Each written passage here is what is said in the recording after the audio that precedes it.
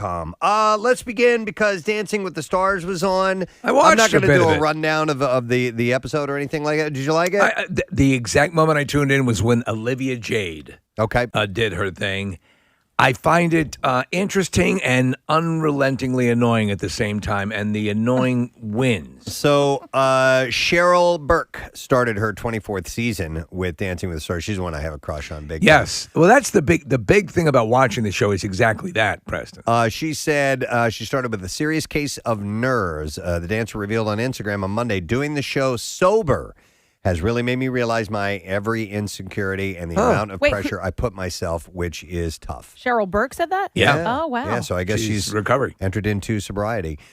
She added, just want to be honest with you all because I know sometimes that it can look like this stuff is easy for us, but that wouldn't be real. Burke and Peloton instructor Cody Rigsby danced tango on Monday night's episode of Dancing with the Stars, and they received a score of 24, by the way. I saw a headline that said Dancing with the Stars, this couple made history. JoJo Siwa had to be, right? I don't know. She danced same-sex couple. Oh, that's what it was. Okay. So that's what it was, I believe. Right. I have to say, Olivia Jade was good.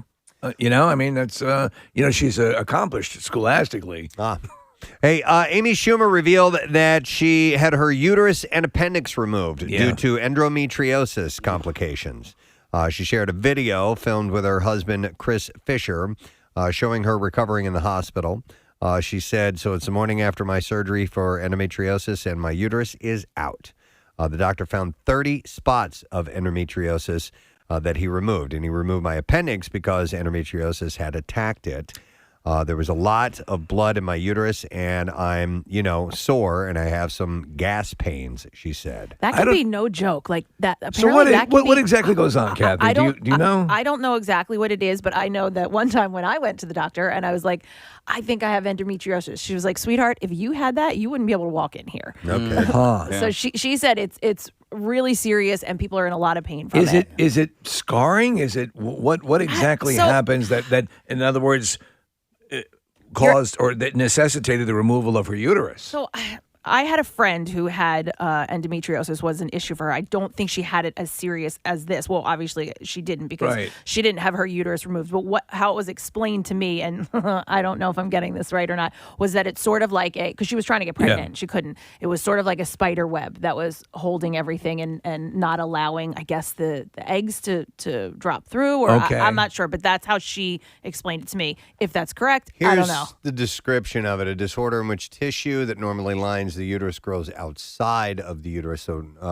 with endometriosis, the tissue can be found on the ovaries, fallopian tubes, and the intestines. So the most common symptoms are pain and menstrual irregularities, I guess severe pain. Yeah. Right. Yeah. Wow. That's what the doctor explained to me, that it was Poor very Amy. painful. She's had all kinds of problems. Yeah. She has, yeah. She had difficulties with pregnancy and all that. So several pals, including Olivia Culpo, who have had endometriosis, shared their support with hearts and comments. So do you want me to go to Zach here real quick? Yeah. A quick explanation.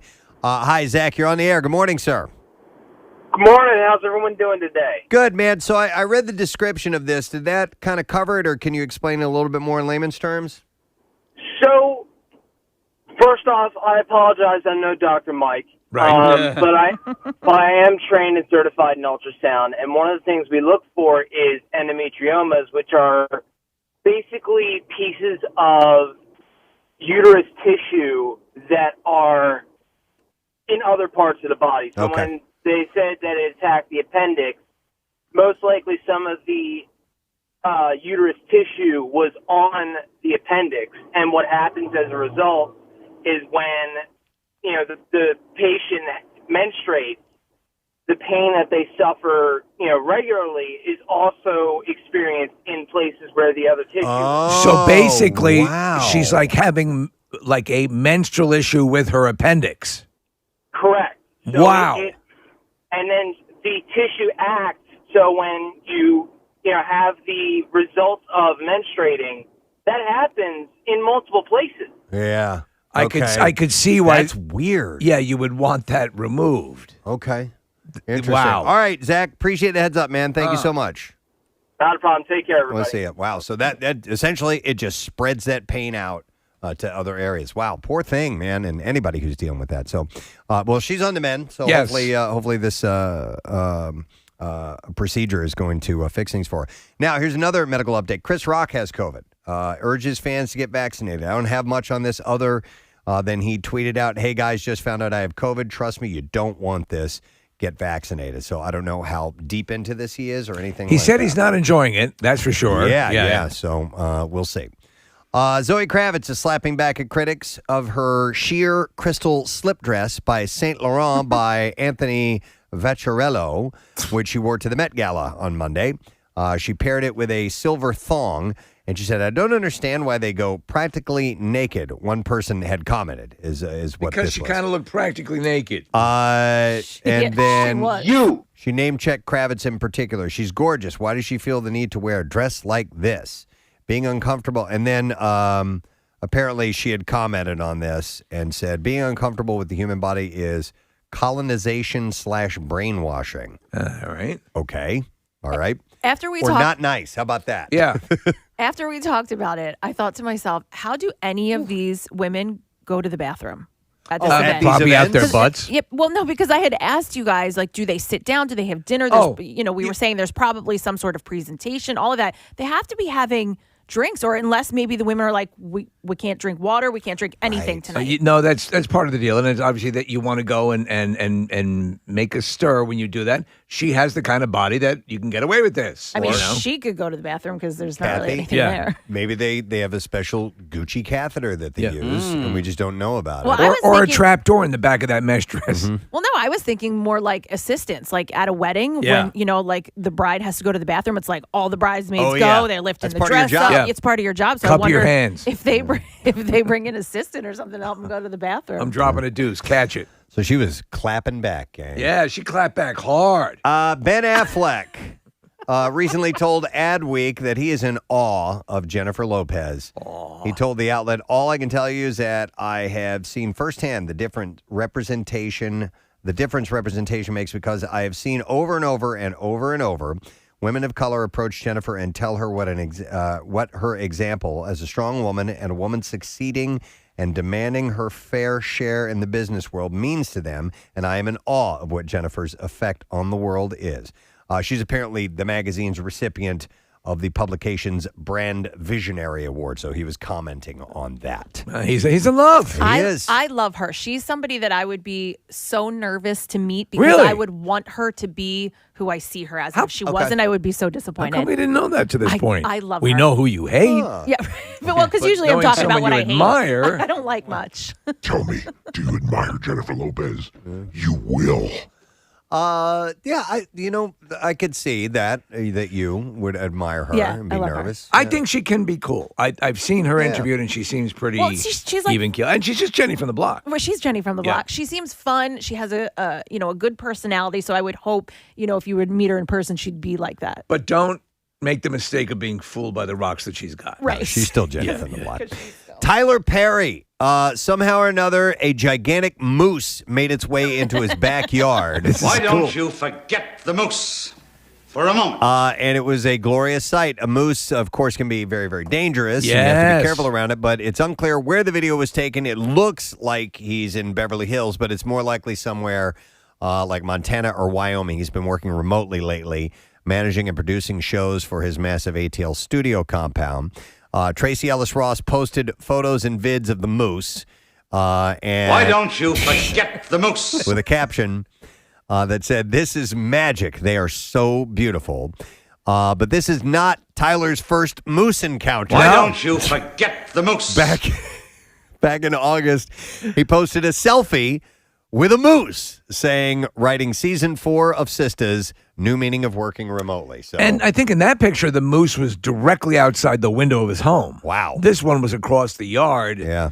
playing with the lawn furniture. okay, so he's having fun with the Mises. Why don't you forget the moose? Here, For a Preston, moment. look, here's For the a picture. moment. Oh, wow. Yeah. It's a big one, too. It's a big one right up to the house. Yeah. All right, I love this. The Duke of Cambridge, Prince William, Yes, gold. has revealed one of the Duke of Edinburgh's favorite games. And The Duke is going to reveal the Prince's favorite game. and Apparently, Is it Catan? the Duke of Edinburgh is. The Duke of Edinburgh. That's Prince Philip, Prince by the way. Philip, by the way. One of his favorite games was getting his grandchildren to squirt mustard all over the ceiling. He loves squirters. Yes. Prince William said he used to take the lid off of the tube. That's pretty funny. Put it in your hands, and then he would squish your hands together and fire the mustard onto the ceiling. You know why he loved They'll that? get the house staff to clean it and whip them if they don't.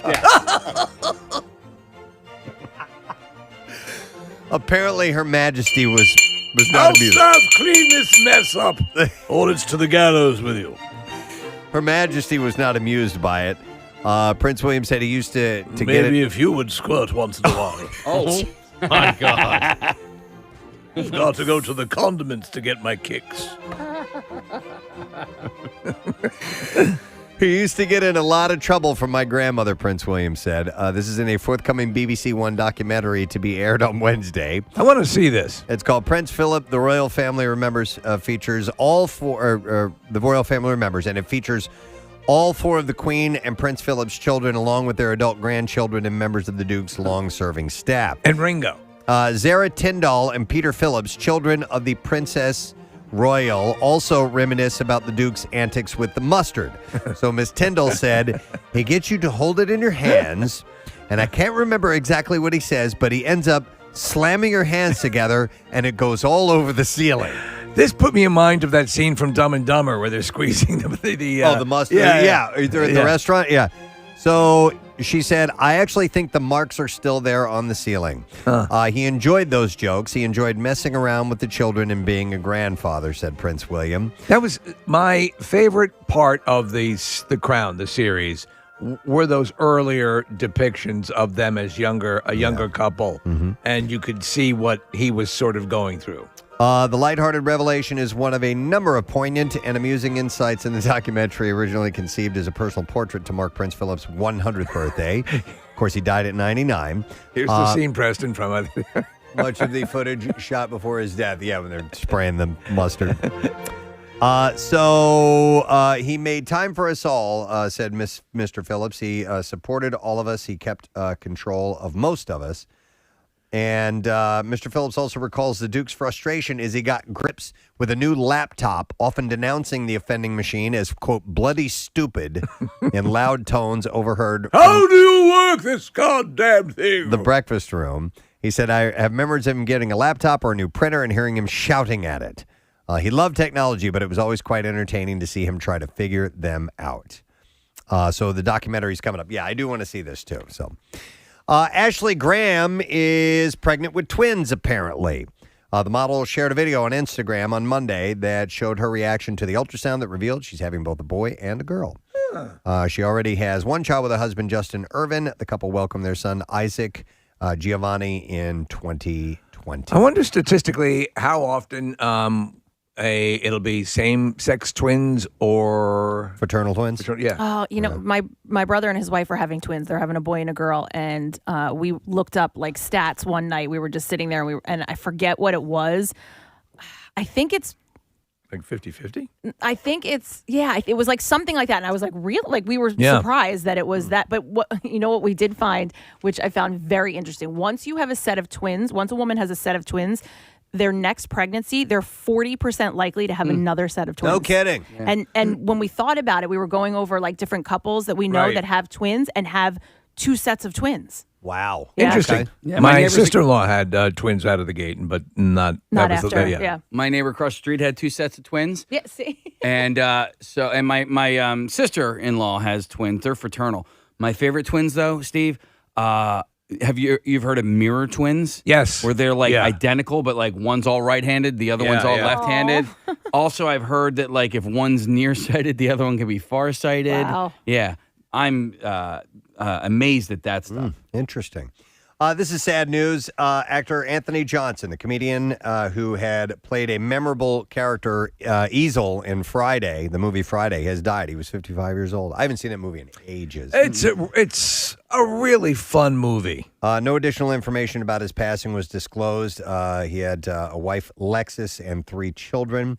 Sometimes credited as A.J. Johnson, the actor appeared in several television shows and films, including House Party, Menace to Society, and Lethal Weapon 3, but he's probably best known for his hilarious performance of Easel in 1995's Friday, a character that in the Ice Cube and Chris Tucker classic, who was usually stealing or scheming for a quick buck. I think we have an audio clip. Yes. He had a fake slip and fall in the corner store. Oh, that's him? Yeah, that's him. Yeah. All right, so here's the clip. Hang on a second. I'm suing y'all. Oh, I'm hurt. Oh, my neck, my back, my neck and my back. Oh, I want 150,000. But we can settle out of court right now for $20. Man, get your punk ass up. It ain't even wet over here. Hey, well, look here, man. Just give me $10 and I won't say. Ice Cube said via Twitter, sad to wake up to the news about A.J. Johnson passing away. Naturally funny dude who was straight out of Compton at the same time. Sorry I couldn't bring your character Easel back to the screen in last Friday. So no information about how he passed or anything like that. But he was only 55. That's sad. Terrible. All right, Steve, I know you've been following this story. The Real co-host, Jeannie Mai, Oh, yeah. has announced that she is pregnant by husband and rapper Jeezy. Jeezy. Jeezy? In the past. Is it G-Eazy or Jeezy? It says Jeezy. I'm not familiar with Jeezy. In the past. I don't know everything about this woman. The talk show host was open about the fact that she never wanted children, which put a strain on her marriage to her first husband, Freddie. So Freddie didn't get a kid. Jeezy's getting a kid. What the hell? During yesterday's episode of The Real, she said, Jeezy and I have been kind of saving this and hiding this for 5 months, so we're relieved to finally share the news. Girl. On what changed her mind about becoming a mom, she said, I was like, I know exactly what I want. I know exactly what kind of woman I want to be, and I always said I'd never be a mom. And there's so many reasons now that are coming to fruition as to why I would have said that then, but I do know that you never say never and that love can really change you. She said, I think the reason why it's such a big deal was because Jeezy made me feel made me realize that I've never really felt safe in my life. You know, I've never really truly felt safe. And of course, it had to do with things that happened when I was younger. Apparently, she was a child abuse survivor. Oh, well, there you go. She went on to say, but when you know what feeling unsafe is like, that becomes your world. And falling in love with Jeezy, meeting someone who also didn't feel safe in their life, we began to really create a place where our happiness spelled out what safe looked like around us. Word. So as soon as you feel safe in a healthy relationship, all of a sudden you start having visions and dreams. And for both of us at the same time, it would be becoming parents and having kids. All right. So you know this woman, by the way. Yes, she's very attractive. Okay. Yeah. If you That's how you know her because she's very attractive. That's yeah, she's hot, so you it's know not her. what everything is predicated on, but I've heard you remark on how you are familiar with her and think she's very attractive. The Real. So Jeezy and Jeannie Mai. Well, that's great news. Yeah. Olivia Munn hit up on social media on Friday for ad work for her new partnership with Petco that got overshadowed by her baby bump, which is showing. Munn and her newish love, John Mulaney, confirmed that they were expecting this month. Last week, she told Access Daily, I'm feeling really good, and just the outpouring of love and support has been really amazing. There's been a really big mom tribe rat rotten. Wrong one. that comes up. Mulaney was the first to spill the beans during an appearance on Late Night with Seth Meyers. She said, or he had said, I went to Los Angeles and met and started to date a wonderful woman named Olivia, and we're having a baby together. So that's how they opened up about it. But now, so you can clearly see that she's got a bun in the oven. And she signed a big fat contract with Petco? I guess so. Okay. She started an ad campaign. Yeah. All right. She's done a little too much tinkering, I think. Yeah. Just a bit. Plastic surgery-wise, you mean? Yeah. Kevin Bacon revealed a picture of his wife's lacy blue thong I saw Instagram this on Sunday. I have not seen this. Yeah, it's there. You don't see anything except for the underwear, but you know who the underwear goes on, and you're like, holy crap, this is pretty hot. The Footloose actor wrote, sometimes doing laundry can be fun and full of surprises, next to a shot of the panties bedazzled with I Heart KB in rhinestones. Keira Cedric made sure to jump in on the comments and say, thanks for airing my dirty laundry. Hey-o. Next to a winky face emoji and a red heart. Do you think they walk around the house naked a lot? They seem very... Why not? Yeah. They seem to be one of the best couples ever. Yeah. You know, they've sure. they've been together for a long time, and they show no signs of slowing down their affection for each other. Nope. I love seeing that, and we think Kevin's awesome, so that's really cool. Hey, Jimmy Kimmel's oldest daughter, Katie Kimmel, married musician Will Logsdon on Saturday. According to Page Six, an Instagram story showed the father-daughter dance to My Girl by The Temptations. An additional video shared to the groom's account showed the happy couple sharing their first dance to Elvis Presley's Can't Help Falling in Love. I always forget. So with this must be with his first wife, Kimmel's first wife, because he had a son, I remember, who's now got to be in his 20s, if not 30s. And I always forget about that part of his life. Right. Around the Man Show time. Yeah, and then he was with Sarah Silverman for a little bit, right? Right, yes. Yeah. And then married this woman who's one of the writers and producers on the Jimmy Kimmel Show. What are you shaking your head about? Because I have a song here labeled My Girl. I assumed it was My Girl, and it's this. Which I assume... My girl. I think that's a bed we used to use. Yeah.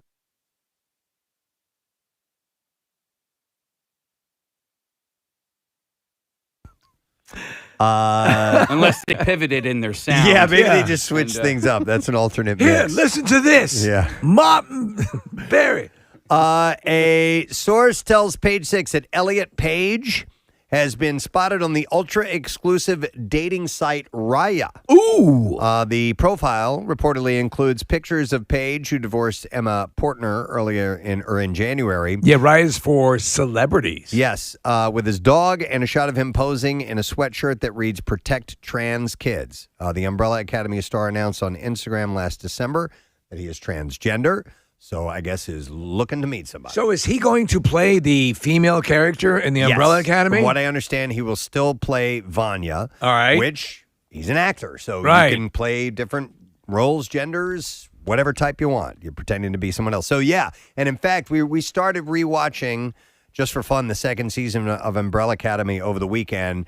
And he's billed as Elliot Page, even though at the time... filming the Umbrella Academy. So in that second season, it was Elliot Page? Yeah, well, it is now. They've retroactively changed it. So they've gone back and changed it. So my daughter thought that was really cool. Jennifer Aniston sent a sweet message to her ex, Justin Theroux, on Instagram on Sunday. Go to hell. The Friends star wrote a supportive note over a photo of her ex and his pup, Kuma, in her story. Love what these two are doing to help people who help pups who help people. She said they have saved 60 dogs at the Austin Pets Alive yesterday. Austin Pets Alive is an organization that helps save pets located in the Austin, Texas area. So that's her just doing a nice thing to her ex. Is Jennifer Aniston just one of the... And there are people who just kind of... don't need to have someone in their lives all the time. That can be just in a very casual dating relationship. Yeah. Do you think Jennifer Aniston's one of those people? Probably. Yeah. I mean, like, Clooney was that way for a while. And then he met... eventually, Amal. Something happened. So maybe she's just still waiting for somebody... Mr. Right. Her forever person. You know what I'd like to see her get with? Matt LeBlanc, but he's already married. Yeah. Christina Hack, she's engaged... only 3 months after finalizing her divorce from Aunt Anstead. Man. The Flipper Flop star confirmed the news on her Instagram page on Monday by adding a ring emoji next to the name Josh Hall. She also posted several photos of their recent trip to Montage Los Cabos with a heart, lock, key, and engagement ring emoji. I would give it at least a couple, maybe a long weekend before you decide to get married, you know? Yeah. I mean, they just turn right around and... let's take another crack at it. There's so many stories of these people that are going through these multiple engagements and marriages, and it's just like, man, what's the rush? Yeah. You know, to jump right back into another one. Give it a little bit of time. Okay, this is kind of a hair story. Oh. It's not really a hair change. It's a hair flashback, but I think we can use our sounder.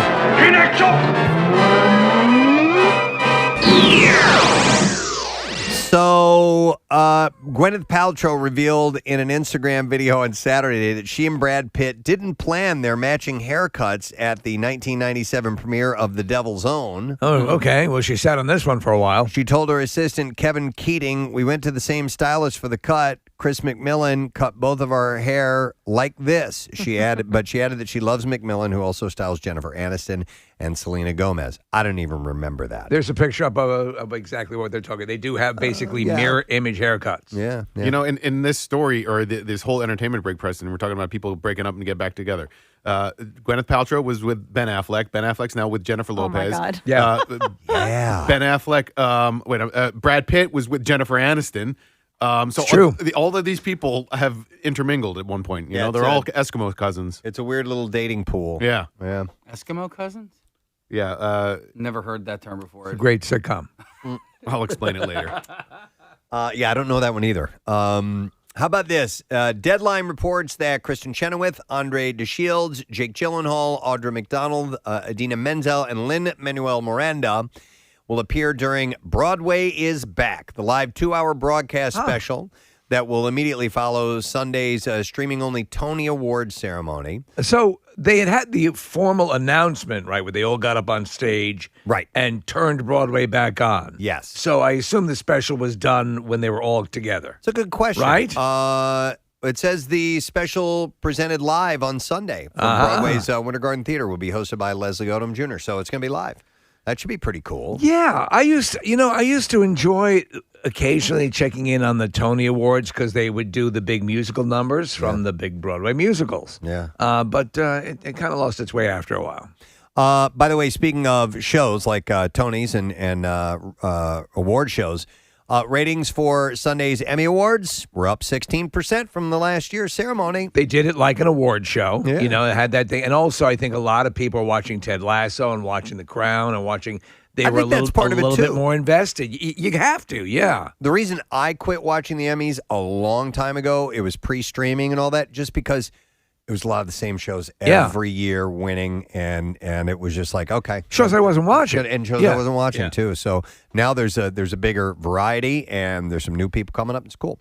According to Deadline, the award show earned 7.4 million viewers, up from 6.4 last year. However, it was still the third least watched ceremony of all time. So they got some ground to make up. We're number 3.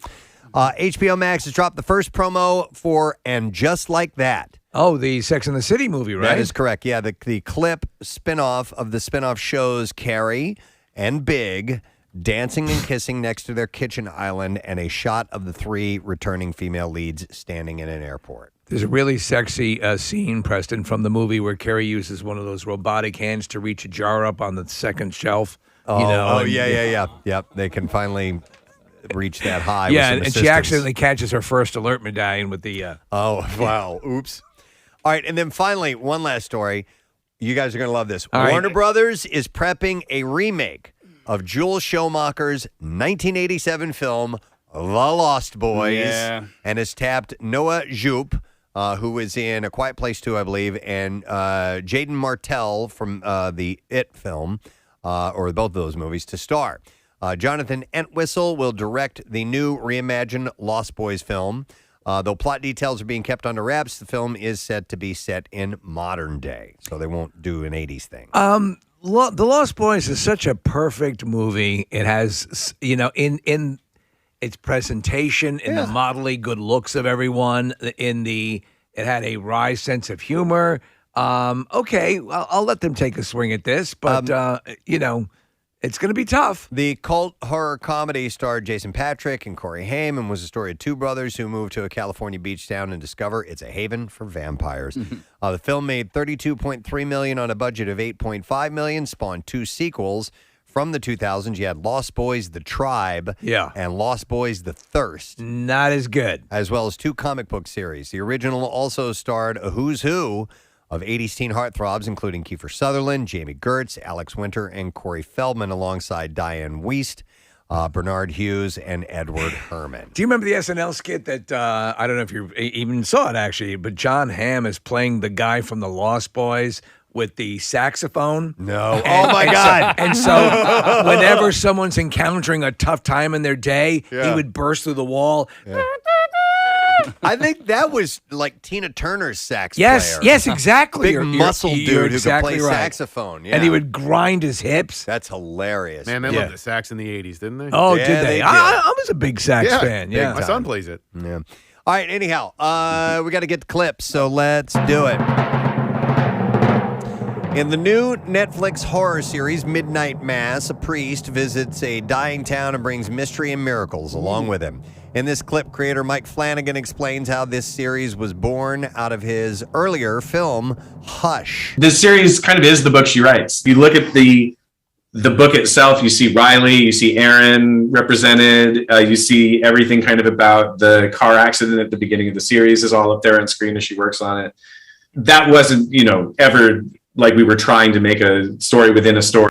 I'm scared. Midnight Mass begins streaming on Netflix this Friday. Next clip. Star Wars Visions features several short films created by Japanese animation studios making their own take on the franchise. And in this clip, producer James Waugh explains the thought process behind the show. We really wanted to kind of let each of these studios explore Star Wars elements that inspired them over the years. We didn't want to say to these studios, here's the point in the timeline that we really think you should be focused on. It was more all the 40 years of things that have inspired you. Yeah. Star Wars Visions will be streaming on Disney Plus tomorrow. And there you go, your entertainment report. Big beefy one for you this morning. I have stuff left over I'll have to get to tomorrow, so we will do that. Let's take a quick break. Come back in a second. We got money clips, cash to give away. Daniel Sloss, who's going to be coming to the Miriam Theater in October, is going to be checking in as well, and some goodies to give to you just for hanging out. We'll be back in a moment. After splitting from Kristen Cavallari after 10 years together, sources tell E.T. That Jay Cutler is on the celeb dating app called Raya. This just in, Jay Cutler's on the dating app Soraya. Psoriasis. Raya. No. Psoriasis? It's for people looking for other people with skin conditions. That's cool. Let's meet for some drinks and chafe together. Let's flake together. Yeah. And then I am on a site for people with vitiligo. Oh, let's flake together. Yeah. No, I think it's like one that you have to be accepted into. Raya? Is it one of these where you need... Like some you sort have of to be somebody. Yeah, like notoriety. Right. Yes, in fact, it is the celebrity notoriety. Raya. I don't know. I don't even know if that's how you pronounce it. Maybe it's Raya, Raya. But who really cares? His profile on Raya says, let's see here. He's here just for friends. Yeah, right. Yeah, whatever, man. Friends will touch your genitals. You can diddle. Yeah. Who gets to decide whether or not you're a celebrity worthy enough to be on this website? I think they have actually a vetting committee. Yeah. Really? Yeah, I believe that's the way it goes. And they will determine. Think of it as there's like a Steve Rubel standing in front of Studio 54. Right. And they decide whether you're appropriate for this website. So, well, listen, in honor of, was it International Geek Day? Or? It's just Geek Pride Day. Geek Pride Day. Yeah. I'd been working on an impression. You guys want to hear it? So, Steve, you do your Batman impression, but you have that... processor. You have the processor. Okay. I don't have a processor. Are we supposed to guess what this impression is? No, it's Batman. It's Batman. Okay, go ahead. All right, you ready? Okay, yeah. Please, keep that kryptonite away from me. Is that a line he says in the movie? No, please keep that kryptonite away from me. You sound like Cookie Monster. Yeah. Oh. It sounds like it hurts when you do that. No. Please keep that cookies away from me. Because it's a Superman impression? Thank you so much. I appreciate that. I've been working on it. It's really good. It's really good. I got it. So it's a Superman impression. I was confused why the whole kryptonite thing. It's a terrible joke that I heard with Chuck over the weekend. You say this is Batman, but you obviously say Superman line, and then somebody says, that's Superman. And then you go, thank you so much. I appreciate that. Like, that's Superman. I told Chuck, I said, dude, I'm going to hang myself out to dry next week. Yeah. But you did it, man. You took the bullet.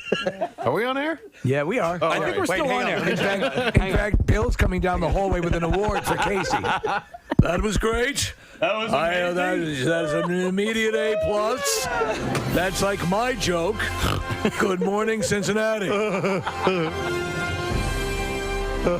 He knows funny. Yeah. Wow. Please, keep that kryptonite. Just don't do one that sounds like Cookie Monster. Cookie Monster. Like the thanks man thing, I was like, I didn't even get that part of it. So, sorry, man. Nick got it. He was following. I know. I enjoyed every second of it. And Bill's has that award in his hands. Yep. By the way, somebody said we should make Bad Dad Joke Cookie Monster a character. So you have to do all the dad jokes. What was the last one I just did off air? The thing is that it was not attempting a Cookie Monster, but that became your default. Take that tonight away from me. Tell me, do you like cookies? Me too. Me too. Tonight, when you go back home, turn off the cookie light. Tell me, do you like to eat cookies? Me too. Did you know that Mortal Kombat was it from Finland? No. What was the joke? I forget. It's something like... My mother was born in Iceland, and my father was born in Cuba. That makes me an ice cube. Mortal Kombat was based off of a Scandinavian song. It was a Finnish hymn. You get it? Finish him. All right, I like Bad Dad Joke Cookie Monster. Oh, man. It's a thing now, Kat. Yeah. Kathy! Wow. Oh, God. Anything to make you cringe, Kath. Anything. Pizza Hut seems to be trying to bring in new customers by reviving old menu items, and the latest is what they call the Edge. Part of the chain's nostalgia campaign. My name is Bono, and I'd like to introduce a new pizza sensation to you. It's called The Edge. Some people say this is a revolutionary pizza, but it's not. It's a pizza that's been here before, probably in your own big fat belly. Remember what we say here, avoid the noid. That's Domino's. This is Pizza Hut. All right, so it's called The Edge, and it's called The Edge. Pizza Hut considers The Edge. It was first introduced in 1997, and they call The Edge a tavern-style pizza. Oh yeah. It's cut into 16 squares and comes in a cracker-thin crust. I remember this. Geometrically perfect and a taste sensation that'll rock your world. And it will be available at participating Pizza Hut locations. Order now and receive a mid-sized Coke. Mid-size. It'll be available at participating locations nationwide for about $13. So I did Pizza Hut just not that actually that long ago. It was probably during Lent, and I did it because we had been talking about it. I'm like, I haven't. You're a man of faith. Well, I hadn't had a Pizza Hut pizza in a long time, so I ended up getting a regular pizza, and then I got the stuffed crust pizza. And I know that you guys are all out on stuffed crust. I thought the stuffed crust was. You're a filthy animal. I know, but I thought it was markedly better. I'm not out on stuffed crust, but I just don't order it. You know what I mean? Too much. I know, and I Why don't they just take a fire hose and spray cheese on you as you come in? Right. So this pizza, looking at it, I'm glad thin crust has kind of made its way around the country because I grew up in St. Louis. This pizza called the Emos. You guys know I've talked about it for years. That's what it is. It's just thin crust pizza. Version of The Edge. It's cut in squares. That's the way they've always cut it, and it's been since I was a baby. Essentially that I've had that. So suckling at your mother's teeth. I prefer this type of pizza. I'm glad that it's made its way around. And so I don't actually ever remember this as a menu item. So I don't remember this from Pizza Hut either. I do. I remember Domino's. You do? I do remember this, yeah, and I remember it because of like the way that they were able to cram as much pizza on as thin a crust as possible and get it all the way to the edge. Hence the name. Well, this was kind of. Like you said, 97, right? Yeah. So that was past at least my Pizza Hut days. I think the last time I had Pizza Hut, I was in middle school. You were not in college or ordering pizza. Was the time at downtown Julie Brown. Wubba wubba wubba. No, Nick. Wubba wubba was the battle cry as they took to the pizzas. And the ovens flamed with the fires of edginess. Wubba wubba. So Nick, we had the famous pizza restaurant that we would go to in Westchester. What famous pizza restaurant was it? More's, I think it was called. More. That's Amore's. It's love. We had Oips. College towns always have the the local pizza joints. Yeah, It's fantastic. The one at University of Missouri was Shakespeare's, and it was outstanding. Original Italian pizza, OIPS. Everybody ordered. Yeah, original Italian pizza is what that stood for, and that was the college town pizza. Yeah, so but you wouldn't order from OIP. You'd from OIPS. That's I like OIPS. that. Yeah. All right, let me move on to something else. You had mentioned your mustard, Nick. Yes. You may want to try that on watermelon. It's the latest thing that people have been sampling. Lizzo kind of made a big deal about it on TikTok. So she had she made a video of her doing some funny TikTok things where there's some edits and all of a sudden the watermelon appears and so on. So this to me, Preston, seems like the old thing of putting salt on watermelon. Yeah, I grew up putting salt on watermelon. I don't do it anymore. Yeah. But they had said it was to bring out the sweetness by adding the salt. And I heard that on cantaloupe. Yes. Oh, yeah. Same thing. Yep. Yeah, and I like them. Any melon will do. So here's the thing.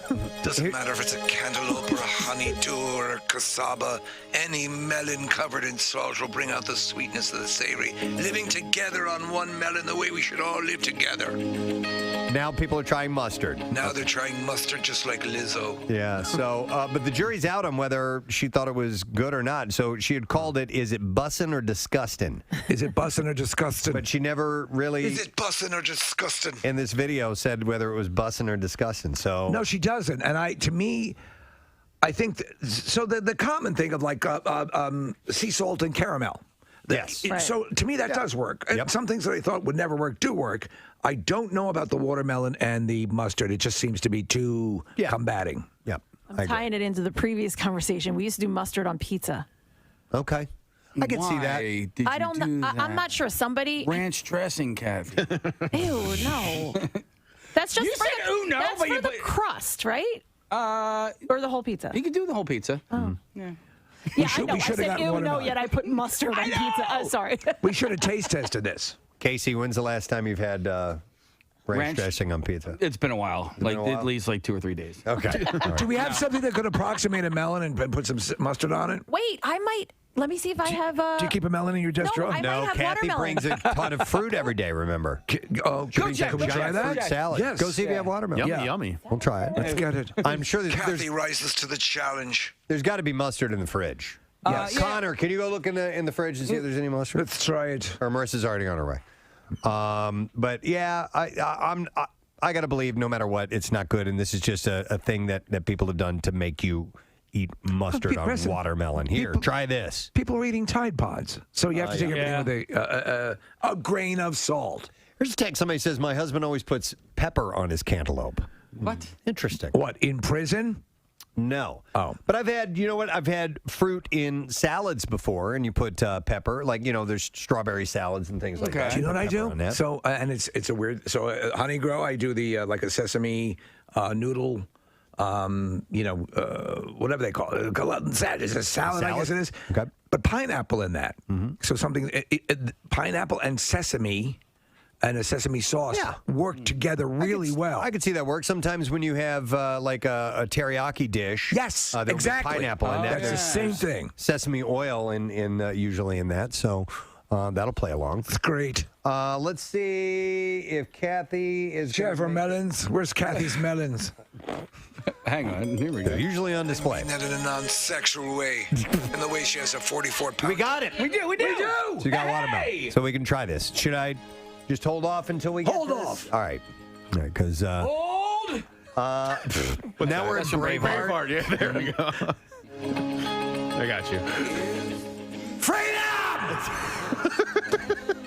Do you want to live in chains, or do you want to live with salt on your watermelon?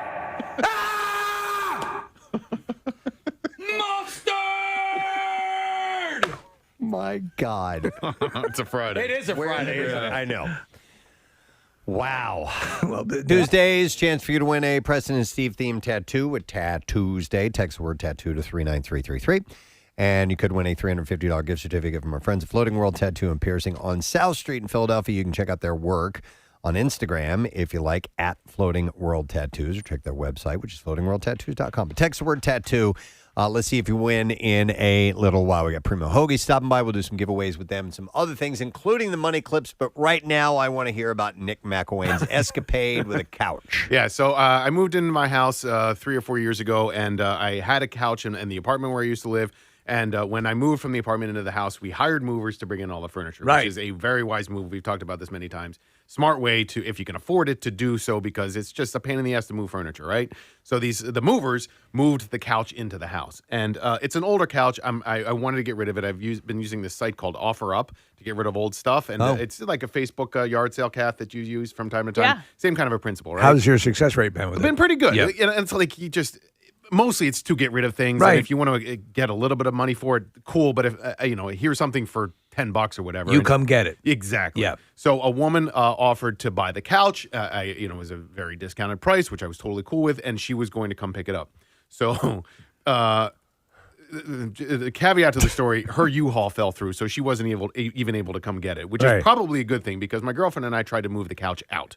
Now, what we should have done in retrospect was hire those movers again, come upstairs and get the couch out. It's not a huge couch. Oh, it's upstairs? It's upstairs, and it's on the second floor, and I live in a house that's like 90 years old or whatever. Right. There's a banister on the rails, and so... Not anymore, right? Dude, I don't know. It was one element of disaster after another. I swear to God, we were going to break up because we were trying to move this damn couch. So we get it out of the TV room, and it's a narrow hallway, and then we tried to jerry-rig it into the bedroom to then shift it so we can go down the stairs. If we can get to the stairs... You need to pivot, right? We need to pivot! Pivot! Here's the big issue. If we can get to the stairs, we have a straight shot out the front door. Right. It's the getting to the stairs portion of this proven to be really difficult. I swear to God, yesterday, I was like, I'm buying a chainsaw. I don't think it's going to pivot anymore. We had to pivot. We couldn't get around the stairs. We couldn't get over the banister. I don't know how the movers got it into the TV room. We took the legs off. Okay, we removed the legs. Is it's a regular? It's not a sectional. It's not a regular, sectional, and it's not even a sleeper couch. Sleeper couches are really heavy. They weigh a ton. Giant pain in the ass to move. But the sleeper couch, which we do own, is on the first floor. Never put that sucker on the second floor. I've moved a sleeper couch up the steps. Yeah. I have moved it down the steps. Yeah. On the way up the steps.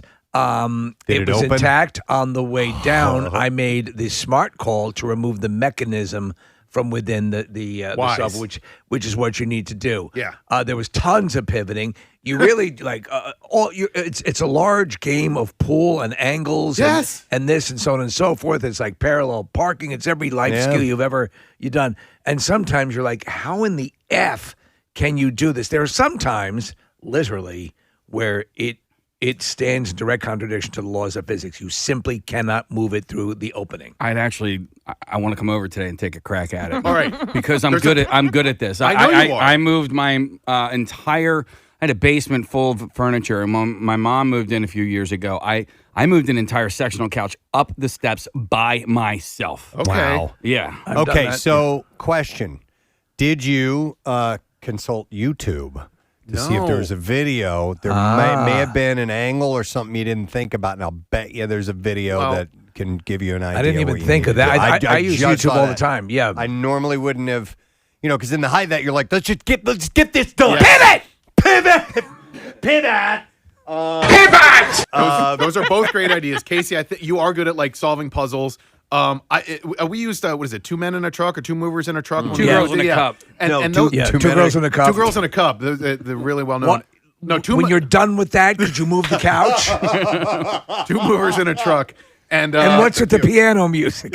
I think that they must have lifted it over the banister in a way that we couldn't. And here's the other thing. I've done, by the way, Nick, just to jump in here quickly.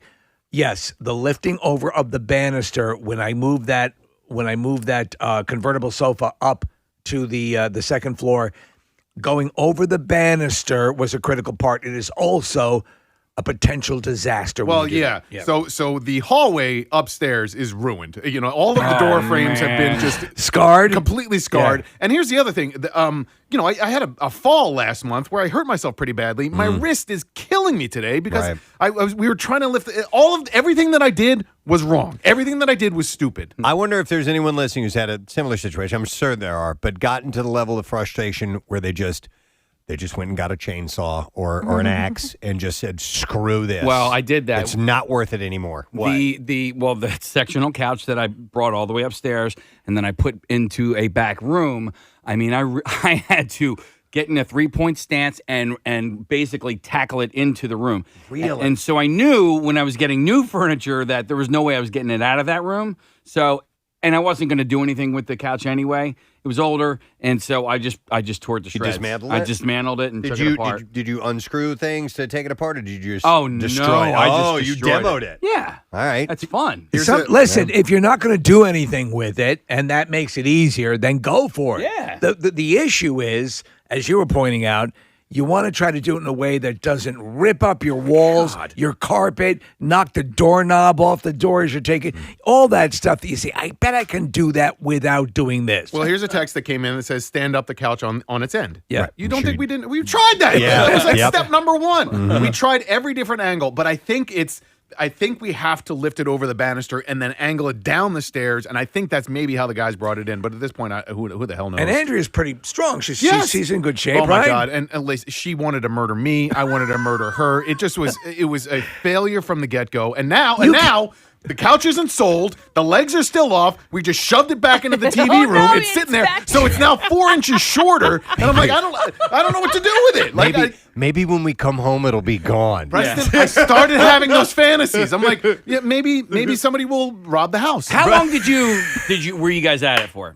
Hour and a half. Did you guys make peace after it? Well, here's because you literally can ruin relationships moving things. I took a walk. Yeah, I went outside. It was a nice day. Remember, outside. she saved your life. Oh my God! No. After Any she pushed issues them. here are not Andrea's. They are all mine. All right. She didn't want to even move it. Like, she's like, "Are you sure we can do this?" And then at some point, she was like, "We should probably call the movers." I was like, "Yeah, I guess you're right." As you were walking down, as you were walking down the street, did you see like a 75-year-old woman pulling a couch out the front door? But so at one point, it was just stuck in the hallway at the top of the steps, so he couldn't even get back upstairs at all. All right, calls. They're coming in fast and furious. Let's go to Colin. Hey, Colin, good morning. Gadzooks, dude. What's up? So we had just moved into a house, and we had furniture there, and we were trying to get it down to the basement, and I was looking at the door. I told my wife, I was like, listen, we're not going to be able to fit it down there. She's like, can we at least try? I was like, all right, cool. So we tried. It wouldn't go in. She's like, well, come on. You got to just do other things, like take the feet off. So I took the feet off. Still couldn't fit it. I said, all right, well, I don't think it's going to fit. She's like, well, what if we take the door off? And I said, okay, fine, we'll take the door off. So we ended up just getting rid of the furniture, putting it outside and then for the trash, and going to the discount furniture store with a tape measure to make sure that we had enough room to get it that's down a to good the idea. Always do that. Measure your stuff. Thank you, Colin. Give yourself a buffer. Have you ever had to take like the molding off too to get things through? Well, let me go to this call because I've taken doors off, but Rob went a step further. Hey, Rob, good morning. Hey, guys, how you doing? Good. What's up, man? Hey, so my buddy was desperate to find a house, so lo and behold, I found him one. And he was moving from a larger house to a smaller house, and I said, take the measurements, make sure your furniture will fit. And he said, I did, I got it, dude. Like, it'll be no problem. We'll use your truck, blah, blah, blah. All right, yeah. So we get to his house, and I look at the couch, I look at the door, I said, it's not going to go. So we had the whole Friends episode go through. Luckily, I'm a general contractor, so I'm like, Just, listen, we'll take the door off. He said, it's not going to fit, dude. Look, I said, no, Just, we're going to take the whole door off. I took his brick molding off, the door casing off, the inside casing off. And we were down to sheathing. You could see the Tyvek paper as it's rubbing up against this leather couch. And he has the audacity to tell me not to scratch it. That's when you take a claw hammer and beat him to death. I've never wanted to knock a best friend out so bad in my life. Jesus, you did all of that to get it through. You know, it's a good point. Thanks, Rob. It goes to what you said, Casey, too, about if you have a very lush, plush couch with a lot of padding on it. A lot of times, you know, you got to make sure that you have, because you can compact it. and you can have someone there at the door to sort of push the pillowing inside and ram it through, like you said, coming from a 3-point stance. But you'll be surprised how bad people are at measuring things. Now, Nick, obviously, we talk about the Batmobile bed, which was a wonderful gesture. However, there would be no way it'd fit in my room. But you measured. Yeah. Exactly. So here's something you might not have thought of, and I didn't know this until that one couch that I had to tear apart to get out of the room. Right. The furniture that went in, it came in 2 parts, right? So you might actually be able to take the back off of the couch. Yeah, some people are texting that in. I don't think so. I think it's an older couch. That's not even a possibility. But I don't care. When I first started living on my own and moving into apartments and things like that, and over time you start to acquire some furniture. And I was always under the assumption, I'm like, well, they wouldn't make these things if they didn't fit into any kind of domicile at all. Of course. Somebody has How it. idiotic would that That'd be stupid. And all doors and windows are a set size. Right. It's an industry standard. That was adorable. Let me go to Joe. Joe, good morning. Hey, Gadzooks. Hey, Gadzooks, man. What's up, buddy? So my mother-in-law, her late husband, we were moving the stuff out of his old place. She sold everything, 3 pieces of furniture we had to take out. One was a sleeper bed, or a sleeper sofa. The thing would not go out the door. We tried to angle it out of this room, and we couldn't angle it out. I got to the point where I was like, this thing's garbage, right? She's like, yeah. So I laid on it and just fucking kicked it. Sorry. But yeah, just kicked the edge until the whole side arm came off, and the whole thing just collapsed around me. I kicked it into pieces. And then the one part with the metal frame, that still would not go out. It wouldn't close. Dude. So I started taking a screwdriver to it and a hammer and just ripping the pieces off until I got piece by piece. I had about 40 pieces to bring out by the time I was done. The metal frame on an old convertible sofa bed is like iron. It is incredibly. You're right. It's heavy, like you cannot believe. Yeah, it's as solid as you can Mechanism get. is a nightmare, and if you're not careful as you're moving it, it sort of opens up and closes. And I had it close on my hand. Oh, that's a joy, right, man. But yeah, you sometimes hit the point of no return where it's like I'm ripping this thing. Gonna apart. destroy it. Yeah. Well, and for us, because we got it out on the hallway, we're like, well, we've made it this far. We have to be able to get it down the stairs. There's got to be a way to do it. And it turns out, well, no. How close were you to calling a realtor and putting the house up for sale? Or just pouring some gasoline around the first floor. Oh, I like what you did with the sofa on the stairs. A lot of people wouldn't do that. And just make sure the new couch you get for up there that you like forever. Kathy, I was Never just coming thinking, down. like, what am I going to do? How am I going to replace it? And like, yes, you need to buy something that can then go into that room. Yeah. Get an air mattress. Folding chairs, like this umbrella chair. Yeah, all right. I will go to Amy next. Hi, Amy. You're on the air. Good morning. And good morning. Sorry to bother you guys at work. We love it. What's up, Amy? So when we moved into our new house, we got a bedroom set from my father, and it was a queen-size bed. And we could not get the box spring mattress up the stairs. We have the type of stairs where it goes up and then turns, and the ceiling is angled. And we could not get this thing upstairs. My husband tried. All of our friends are trying. Finally, they just got out the circular saw and cut the thing in half. So and they were like, this is just how it is. This is what's going to happen. And then we had to...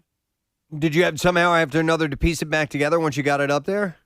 Oh, yeah, we had to jerry-rig it back together so that way if we ever had people staying over, they didn't fall through the mattress. Yeah.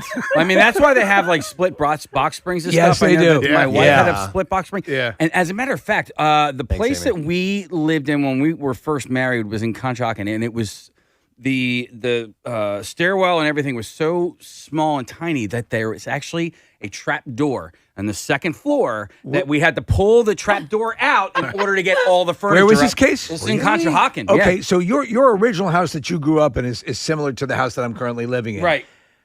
They're not common with stairwells. So there's 3 floors. And so as you start to move things up and throughout the course of your time living there, you're like, oh, this isn't going to make it. Yeah. So the one thing I did do, Preston, I can advise this to anybody. If you can have in your house, if you have multiple staircases, get the hand truck that allows you to tilt it, and then you can pull upstairs. Right. Yep. They have treads on the back of it, Right. Yeah. so that you can pull it up. It makes moving things upstairs so much easier. That's good advice. I helped Michelle Tagey move one time. Michelle used to work in our sales department. She's married to Jackson now, and she used to live in the Elfrith's Alley. And That's right. She had a spiral staircase in the middle of her house. And it's You're effed. Literally the oldest street, I think, in the country, certainly in Philadelphia. And so we had to help her move a couch up and down the spiral staircase. It was vertical the whole time. Oh my God. It's amazing that like they haven't figured this out as far as like when they're designing houses, they have to put they put a lot of furniture in these houses. Yes. Like, why can't they just come up with a better design? Well, a lot of the ones that had, when we were doing our house shopping before we even ended up in Manayunk, a lot of the houses that had the spiral staircases did have a large open like window on the second floor that you could hoist up. And I'm like, that was a compensation. But otherwise, how do you do that? Let me go to Alyssa. She's got a similar story. Alyssa, good morning. Good morning, Gadzooks. Gadzooks. Alyssa, what's up? So my first apartment was, like you were just saying, really narrow steps. I was up on the second floor, so basically to turn into my apartment, there was no space. It was like 4 feet. So we were moving my couch up and just couldn't even get it through the first door. We had to take the whole door off, got it up the steps finally, didn't work. Tried to take the other door off to get it into the actual apartment, didn't work, so we had to bring it all the way down. I was on the second floor, like I said. We had to take my U-Haul all the way around to the back in the mud. We got stuck also. Put the couch on top of the U-Haul, and then the guys that were helping me, we didn't have any, like, pulleys or bungee cords or anything, had to hoist it up into my second floor bedroom window. So you got to get it on top of the U-Haul first, then the guys got to get on top of the U-Haul and start to, oh my Stuck God. in the mud. The window was still a little bit too narrow, so we had to take the off. We got it in, and then I didn't realize that the way out of my bedroom, my laundry room door was in the way, and we couldn't get it through that either. Oh, no. There are countless. I basically had to like wreck my whole brand new apartment just to try and get this piece of garbage couch in there. Wow. And when I moved out, we just left it. I was like, I'm not making you get it. It's yours. There are countless videos of people moving furniture in and out of the house. One of the common methods, Preston, is to get like the 2x4s and have people pulling on a rope that's tied around a couch or whatever. And there's one that always makes the round where the board breaks. They're holding on to the ropes, and the couch swings through the front picture window. Yes, I have seen that. But we had to do that. The opposite, though. I threw my couches out the window when we was moving out of college after graduation. I just didn't feel like moving the couches down because I'm surprised you moved them at all. Because for us in college, couches would just stay behind. Yeah, They'd my be couch was inherit- a little. No, not good. Get rid of that. No. Too many babies in it, among other things. Crabs and various crustacean, pubic living things. Hang on, I'm going to go to Ralph. Hey, Ralph. Good morning. Morning, guys. You guys work. Thank you, buddy. It's good to be working with you. What's up? So, I mean, this is a conglomeration of all these stories, but we were gifted a big overstuffed sleeper sofa for our first apartment. Okay. And, metal door frames, metal hand railings, all the things an apartment would have. We tried to get it up the stairs. We got it stuck kind of catty corner at the top landing, trying to get it in the door.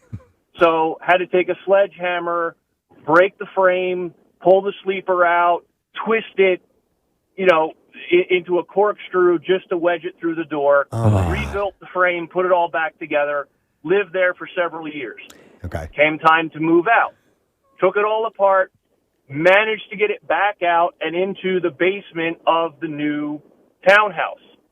All right. When we finally decided to get new furniture, we got the stadium seating. That stuff's great because it's like 3 or 4 separate recliners that you can take down in pieces. Yes. Right. And I said, we are not doing this with this couch again. And I took the sledgehammer and I smashed and beat that thing into 100 pieces, put it in trash bags, and took it out that way. There you go. Yeah, you've been scarred. Yeah, forget it. Yeah. It's not worth the trouble of that, most definitely. All right, thanks, Ralph. Appreciate it, man. I have Brian on the line. Oh, yeah. Brian used to work with Chris Coons. Oh, yeah. Hey, Brian Cunningham. How you doing, man? That's right. Doing good. Good morning. Hey. Hi, Grandma. What's up, buddy? So, let me preface this with my wife is the smartest person I've ever met. She asked me to move a couch on Friday. I said, let's just wait till the weekend. We'll have some time to analyze the situation, take a strategic approach. Friday afternoon, she calls me. She's like, I really need you to come home from work. You really need to help me. I come home, can't find her. She's in the basement. She's lodged the couch in the stairwell through both sides of the hallway of the door. So she has stranded herself in the basement. Oh, my God. She got stuck. This piece of furniture has now blocked her off from the rest of the house, and she's in the basement. Yeah, and her phone was on the top of the basement steps, so she had to shout Siri to call me. Oh my God! To come home. Me being, I probably would have claustrophobia and try to climb out of a basement window, but I came home. I did have to chisel the walls out for the couch to come back down to the basement, and that couch still lives in the basement to this day. So let me ask you. It's a happy ending.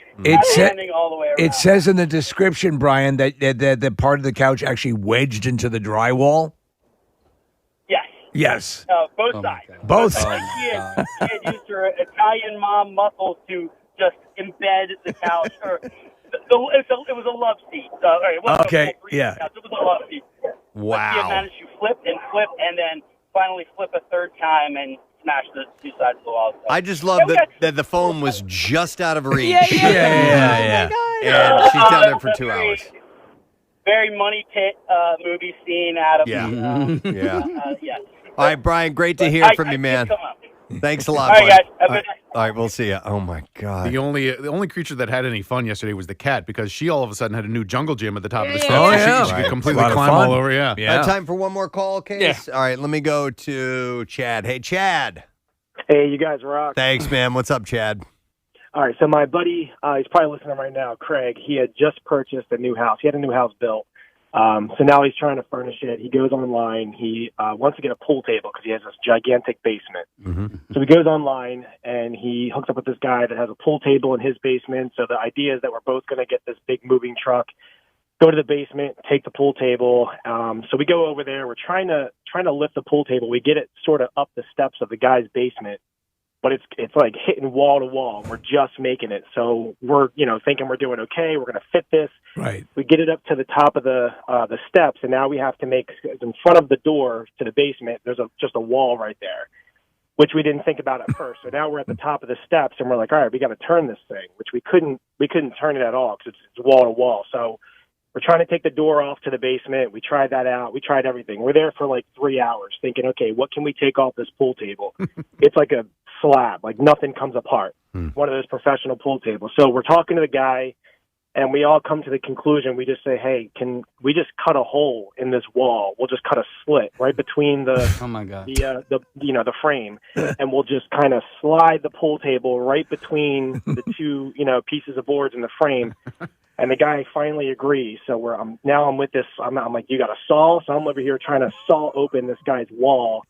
And the spot where we cut open is where his thermostat was. So now to get around. Oh, no. Oh, man. So we finally, after, like I said, hours, we're sliding it through this guy's wall into his dining room just enough to be able to tilt it a little bit so we can slide it back out towards the front door. We get it out there. My friend buys this guy's pool table, buys his, all the chairs that go around the pool table, the pool sticks, all that good stuff. Get it to his house. And then as we go into his house, we realize to get into his basement, the pool table is not going to fit. You have to cut through walls. Oh, dude. So at that point, his wife said, absolutely not. Brand new house, new walls. So that pool table, I think it's been 4 years now, has been kind of just in like on its side, kind of like up against the wall in a spare bedroom, never used. For 4 years. For 4 years, it's been in the spare bedroom. Yeah. And so my buddy, I guess about a month later, the guy calls and now he wants us to go over and fix his wall. The guy was okay with the wall getting cut open, but then after it got cut open, I guess his wife went after him, and now he wants us to come back and fix it. So, oh my what a God, mess. that's too Jesus. funny. All right, thanks, man. Appreciate it. Wow. Yep, you got it. That can be a nightmare. Pivot! Yes. Hey, we have the full clip. Hang on. Pivot! Pivot! Pivot! Pivot! Pivot! Pivot! It's the worst, man. It is the worst. It will put your patience to the test. We are far worse off today than we were yesterday. The couch is not sold. The hallway's all banged up. The legs are missing. And my girlfriend and I had a fun fight during the process. What are you going to do? I don't know. Well, okay. I guess we're just going to hire movers because the movers got it in there in the first place. So we'll get them out of there. In the and then maybe they're contractors. They can fix the damage. Right, yeah. Oh, my God. Bring some All paint. right. Well, thanks for sharing. Yeah, it's we a good appreciate story. it. We got some entertainment out of it, please. All right. We do need to take a break. We're going to come back in a moment when we return. We have the Bizarre File, and also we're going to do the rundown of the set time list for MMRBQ 2021, which is this Saturday, my friend. We'll be back in just a moment. Stay with us. They're making love. They're pounding the actual mustard seeds right now. Pounding the mustard seeds. Pounding them out. 1 mustard seed. 2 mustard seeds. Slapping them down. Slapping them down. Slap at the base. Now we've gone to I Love You, Man. Yes. All right. Here we go. Wow, they eat plates and I don't want it. I don't want to have I will try it. You don't want to, I'm chewing tobacco, so, I'm just trying to be healthy, guys. Thank you, Marissa. That's very I don't want to sully the taste of the tobacco. All right, so we each have a small piece of watermelon, and we have a little dollop of a mustard. Do a dollop. Is this regular yellow mustard, Marissa? All right. Wait. Don't do What? it. Oh, I want to do a countdown. I want to get everybody ready. Okay. Oh, we're all going to do it at the same time? Yeah, just like they do in a temple. I'm going first. I'm sorry. You guys, hang on. That way I can talk while you guys are chewing. All right. In 3. 3. 1, 2, 3. That's disgusting. Yeah, you're not a fan? All right. That's horrible. There's nothing appealing about that at all. Not in the slightest. Well, maybe it was the mustard. Get a different mustard. No. No? No. It doesn't belong on watermelon. Kathy? I do love mustard, though. I don't mind And it. I love watermelon. I think it's two separate things that I like, I but agree. I don't have the reaction that you have that it was disgusting. I think it has to be marketed as two great tastes that are horrible together. There you go. Wait, didn't your son make you like a peanut butter and tuna fish sandwich once because he knew that you liked both? No, it was Gadzooks ice cream and shrimp. They were two of his favorite things, and he said they must taste great together. I let him learn that one on his own. Oh, my God. You know what? Okay, I'm going to bring this up because I don't know when I'll have another opportunity to do so, but Stevie sent me this. Fancy boy. You sent me this article about the best brownies in Philly. And it's essentially just a list, and it's huge. There's about 50 of them. It's way too big to go through. We are in the best of times when it comes to brownies in Philadelphia. Yeah, what I didn't know was how many places are known for their brownies. And there's a lot of them. So there's Cake Life Bake Shop, Second Daughter Baking Company, Franklin Fountain, Dolce, Crust Vegan Bakery, the Frosted Fox Cake Shop. What's that, Kath? What do you love? Franklin Fountain. Yeah, but you got to make sure you're either A, ready to wait in line, or B, get there at a time where there's not a line, because it's really popular. It's fantastic. It's so good. You guys ever been? It's right on. I have not, no. It's on Market, and it's great. It's really Is it a bakery? It's like an ice cream shop, like an old-timey ice cream shop. Yeah, and so you go in and they have really good ice cream and really good dessert treats. So it's worth it. It's just not cheap, and you got to wait. Nick, a friend of mine did her wedding pictures there. Oh, yeah, I could see that. Yeah, it's cute. It's a cool spot. All right. Cookie or brownie? Cookie. Oh. Man. I used to be brownie, but I feel like now I would do a cookie. Okay. I'd do a cookie. If I saw them sitting out, I would go for a brownie anytime. Yeah? Really? Yeah. I think I might go brownie. Wow. Okay. Because I do the chocolate chip cookie is my favorite. However, a well-made brownie. Also there's a company that actually of the companies that do mail order brownies. Fairy Tale Brownies is a great company. If you've ever used them, they have their top level brownies. But yeah, that's neck and neck. Brownies are sensational. Brownie or cupcake? Brownie. Yeah, I'd go with brownie. For your cupcake? Cupcake. Okay. The thing with the brownies, though, I feel like, and I don't know if it's like as I age, my sense of taste gets even more sensitive. I don't know. But like, I feel like if it's not super well made, I can taste like the mix Really? instead of See, after you get a hysterectomy, that goes away. Stop. I hate you. I remember seeing the history of brownies and why they were created, and it was I forgot the name of the place, but it was so that people could, I think, take them to the beach or something like that. Seriously? And so the brownie has a thicker consistency than a piece of cake. Like the cake would be too crumbly and fall apart. It's more cohesive. And yeah, so there's a little more goo to it. Case if you want to have some of that. Goo. It's I need that sound clip from Billy Madison. Yeah, when he notices a kid peed his pants. The thing about a brownie for me is that the cookie is a little more pedestrian, right? Like a cookie is sort of an everyday dessert, whereas the brownie is... All right, fancy boy. Right? Yeah, I feel like a little bit of a fancy boy. You're too good for Like Billy. A fancy Nancy, if you will. When a brownie shows up, I'm like, look at that little treat. Look at Nick with his little waistcoat. Thank you. No, I understand that. I think though that they're easy to make. Brownies, right? Brownies are easy to make. Brownies are super easy to make. They're just as easy as cookies. I'm standing firm on this. Cookies are far superior than brownies. Far superior. Oh, and there's a reason why there's more of them, and it's more because they're better. They're just better. And it's not to say that brownies aren't good. They're good. They're just not as good as cookies. I think they need more of them to make up for the fact that they're not as good as brownies. They say, hey, we have diluted the market with this product, and we're going to try to catch up to the brownie people. I think the tough part about, and the reason there are more cookies is because, and if you're talking like when you go to the grocery store, cookies are more rigid, they're easier to package, you can put more of them together. Yes. Brownies can kind of, there's a shelf life on them. Some cookies can last for a while. Brownies don't have that luxury. No. And even if you do the brownie bites, which I think are sensational, brownie bites do have that preservative taste to them. Let me ask you a question. Why do brownies have to be as thick as they are? You can kind of cut them in half first, right? Before you cut them into their little squares and stuff like that, you could essentially cut the tops and the bottoms like a piece of brownie cake. Yeah. You can do whatever you want with your damn brownie. Yeah. I don't know. Make thinner brownies. Yeah. At your home when you make them. Yeah, our brownies are usually pretty thin anyway. Yeah, okay. You okay? You all right? I'm fine. Everything good? You guys, Steve? What? You cut me deep here, man. How did I cut you deep? Because you went with brownies over cookies.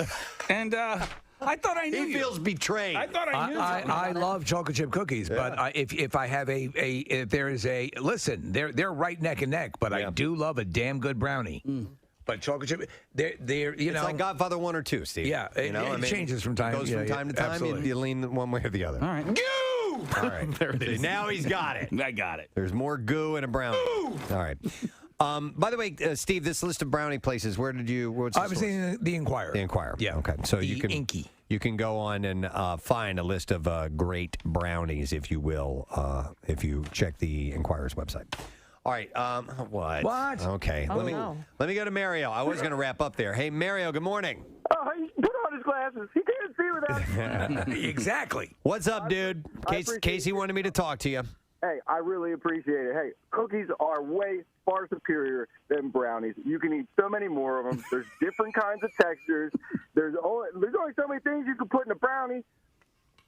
You don't need to. It's perfect. I'll tell you what the deal is, Mario. It's when you see a plate of freshly made brownies and freshly made cookies, you know you're more likely to encounter freshly made chocolate chip cookies. At least I am. But a brownie is like, oh, we don't get brownies a lot. I'm going to go for that first. Look what showed up. Right. Yeah. I will there we agree go. with that. I will agree that it will be like a special little treat. But I will also say that if there's a freshly made plate of cookies or brownies in front of me, I'm going for them cookies first. So I'm going for the brownies because I don't know when I'll get another shot at those brownies. That's right.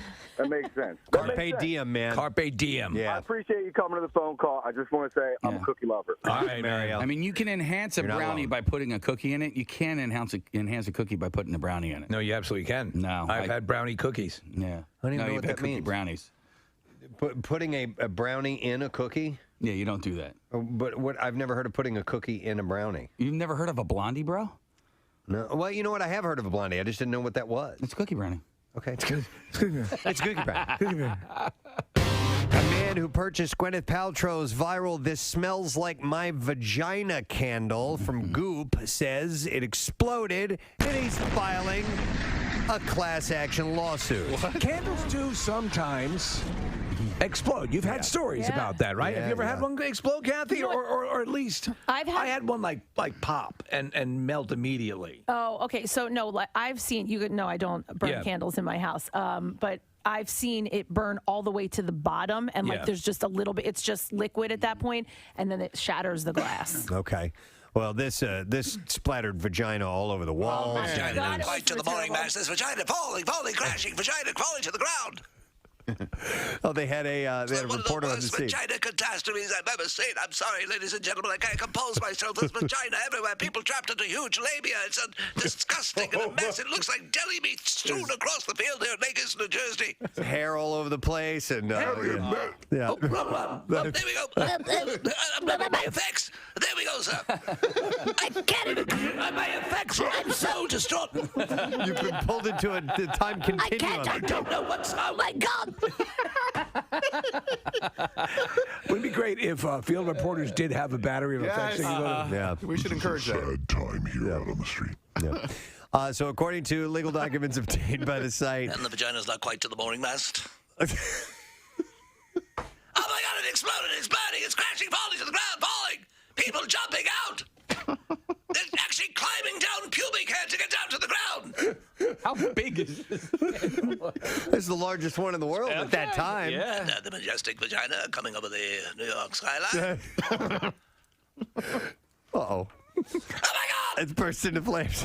Oh my God! It burst into flames! Huge vagina on fire! Over magnificently falling, crashing to the ground! People jumping out, hanging off the pubic hair! Somebody is jumping! Oh, fortunately, a piece of the labia is falling down and slipping as the mat as people jump down!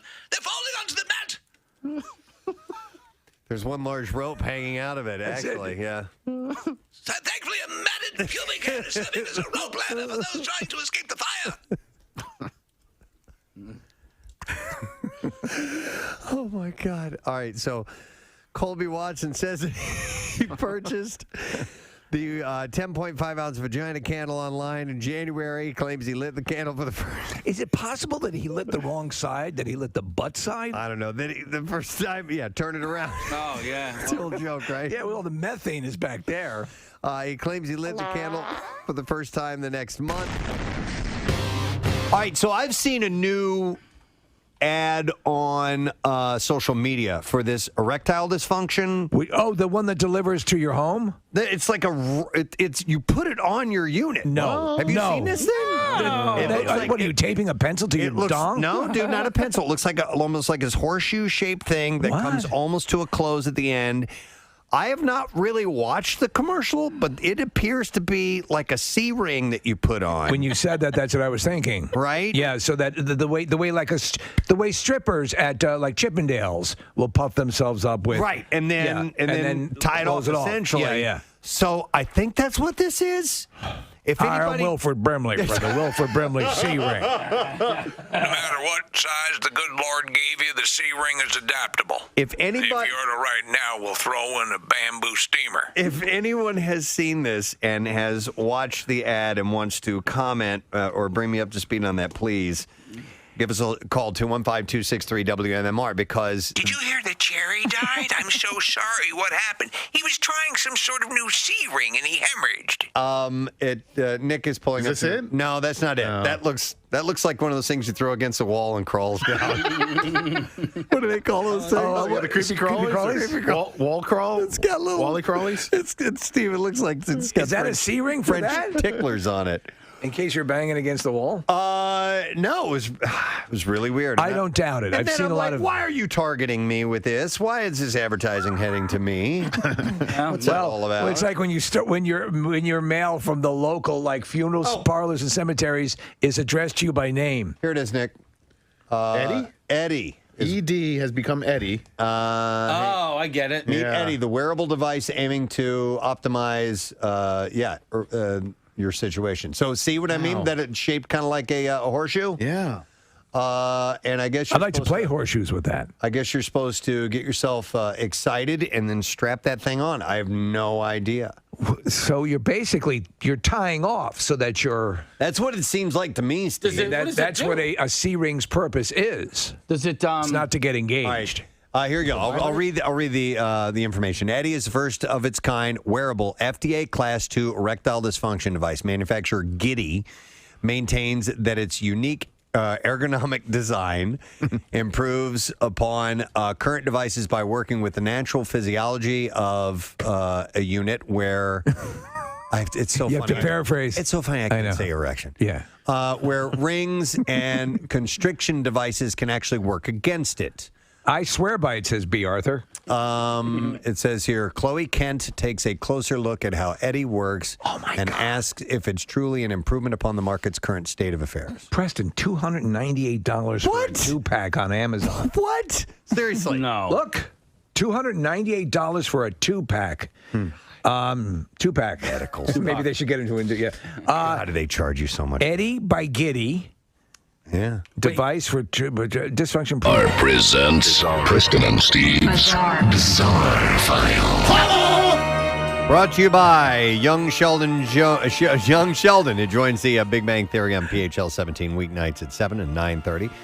Starting September 27th, Family Night. Every night is on PHL 17. All right, we're going to tell you the tale of a 73-year-old man from Massachusetts. He's recovering from injuries that he suffered when his leisurely swim in a remote Franklin County pond turned into a life-or-death fight with an enraged and likely rabid beaver. A beaver? Yeah.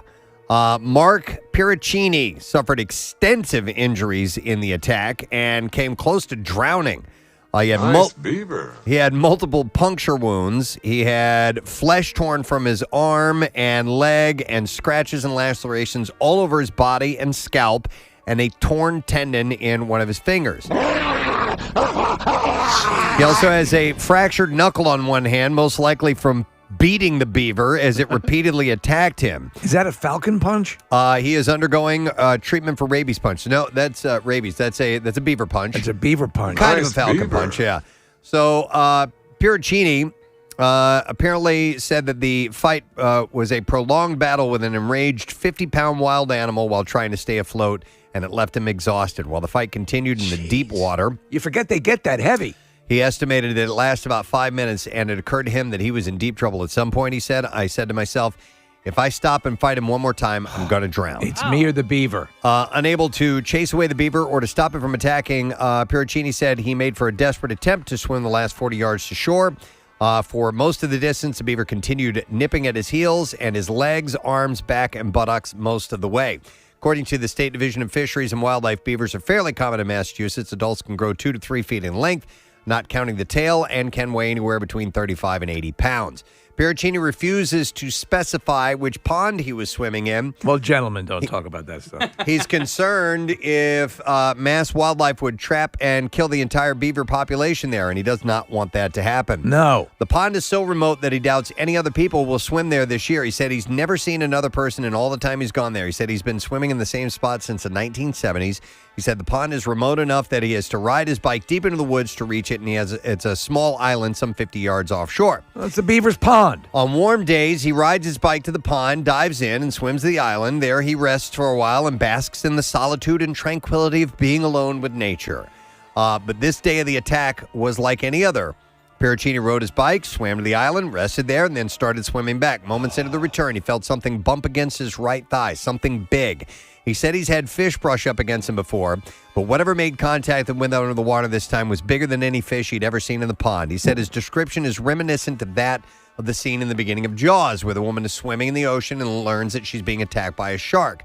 Reminding of the scene, he said that is exactly what it was like. I'll get this beaver for you. He said it'll cost you. He said he punched it to scare it off, but the beaver only got more angry and continued to attack. He said the beaver would swim off, submerge, and then attack again from under the water, and again and again. He swam as fast as he could to get away, but the attacks kept coming. As he got closer to shore, his arms were so fatigued he could barely raise them. When he touched the bottom, his legs were spent, and he could only crawl out of the pond. All right, beaver, you win. When he reached his bike, he collapsed, bleeding heavily. Although the attack had stopped, he wasn't out of the woods. He had to ride his bike 1.5 miles back to his car and then drive to the medical center. He said the doctors and nurses at the emergency room didn't really grasp what he was saying when he told them he had been attacked by a beaver, and he took his clothes off and revealed the extent of his injuries. Hey, listen, do you have her number? Dr. Benjamin Woodard, he said the amount of damage that he sustained in the attack was astonishing and very serious. He said he's lucky he didn't drown. Yeah, we're looking at pictures. He's butchered up. Or bleed to death in the woods, and it could have been very, very bad. But Pecorini says he has no ill will toward the beaver that attacked him. It was probably so far along with rabies at the time they attacked him that it didn't live much longer. So this guy's obviously undergoing rabies treatment as well. So, but this beaver almost killed him. I hear that they're really cantankerous. They can be aggressive. Yes, if they're and defending if they have their rabies, area. Yeah, absolutely. So. Interesting story. It's wild. How about this? A guy named Keith Dalton. He and his crew of high school football referees say they were officiating a game between Grove City High School and Central Crossing High School last Friday when, after the game, they suddenly got locked inside the Grove City locker room. He said, we, as a group, now have filed charges against Grove City. He said that apparently he believes that this action was taken against him and his crew for a controversial call made during the game, after which he says an assistant coach for the Grove City team came onto the field and was flagged for unsportsmanlike conduct. Once the game ended, Dalton and his crew were inside the locker room. They were being evaluated on their performance, and then the door was barricaded from outside with a vending machine. So they blocked him in. So somebody put a vending machine in front of the door. It's like Nick's couch. To block them in there. He said we had to push on the door, 3 of us, to at least get the door wedged open just enough so we could get out. In response to the allegations, the school district said we continue to investigate this incident and have engaged the police to determine who is responsible for this behavior, and they don't condone this type of conduct. Meanwhile, Dalton says both the principal and head coach of Grove City High School issued an apology. He also says the assistant coach who berated them was suspended for a game, but he wants to see more done, especially when it comes to the safety of him and his crew. So they are filing charges. And then we'll do one more story. This is out of Connecticut, Berlin, Connecticut. A woman has been arrested after being accused of assaulting a Navy sailor at a pizza restaurant.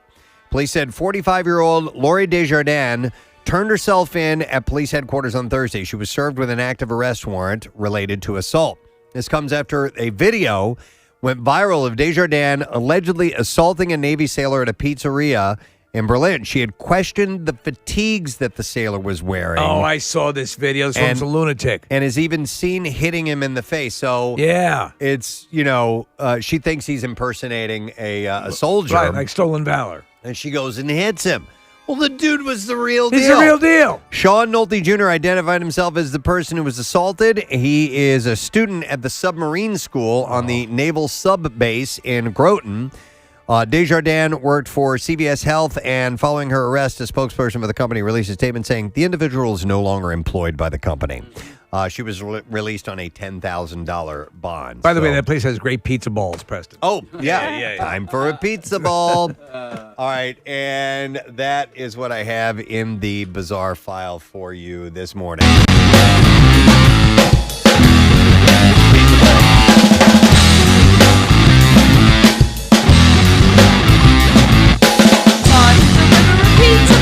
There it is. That took a while.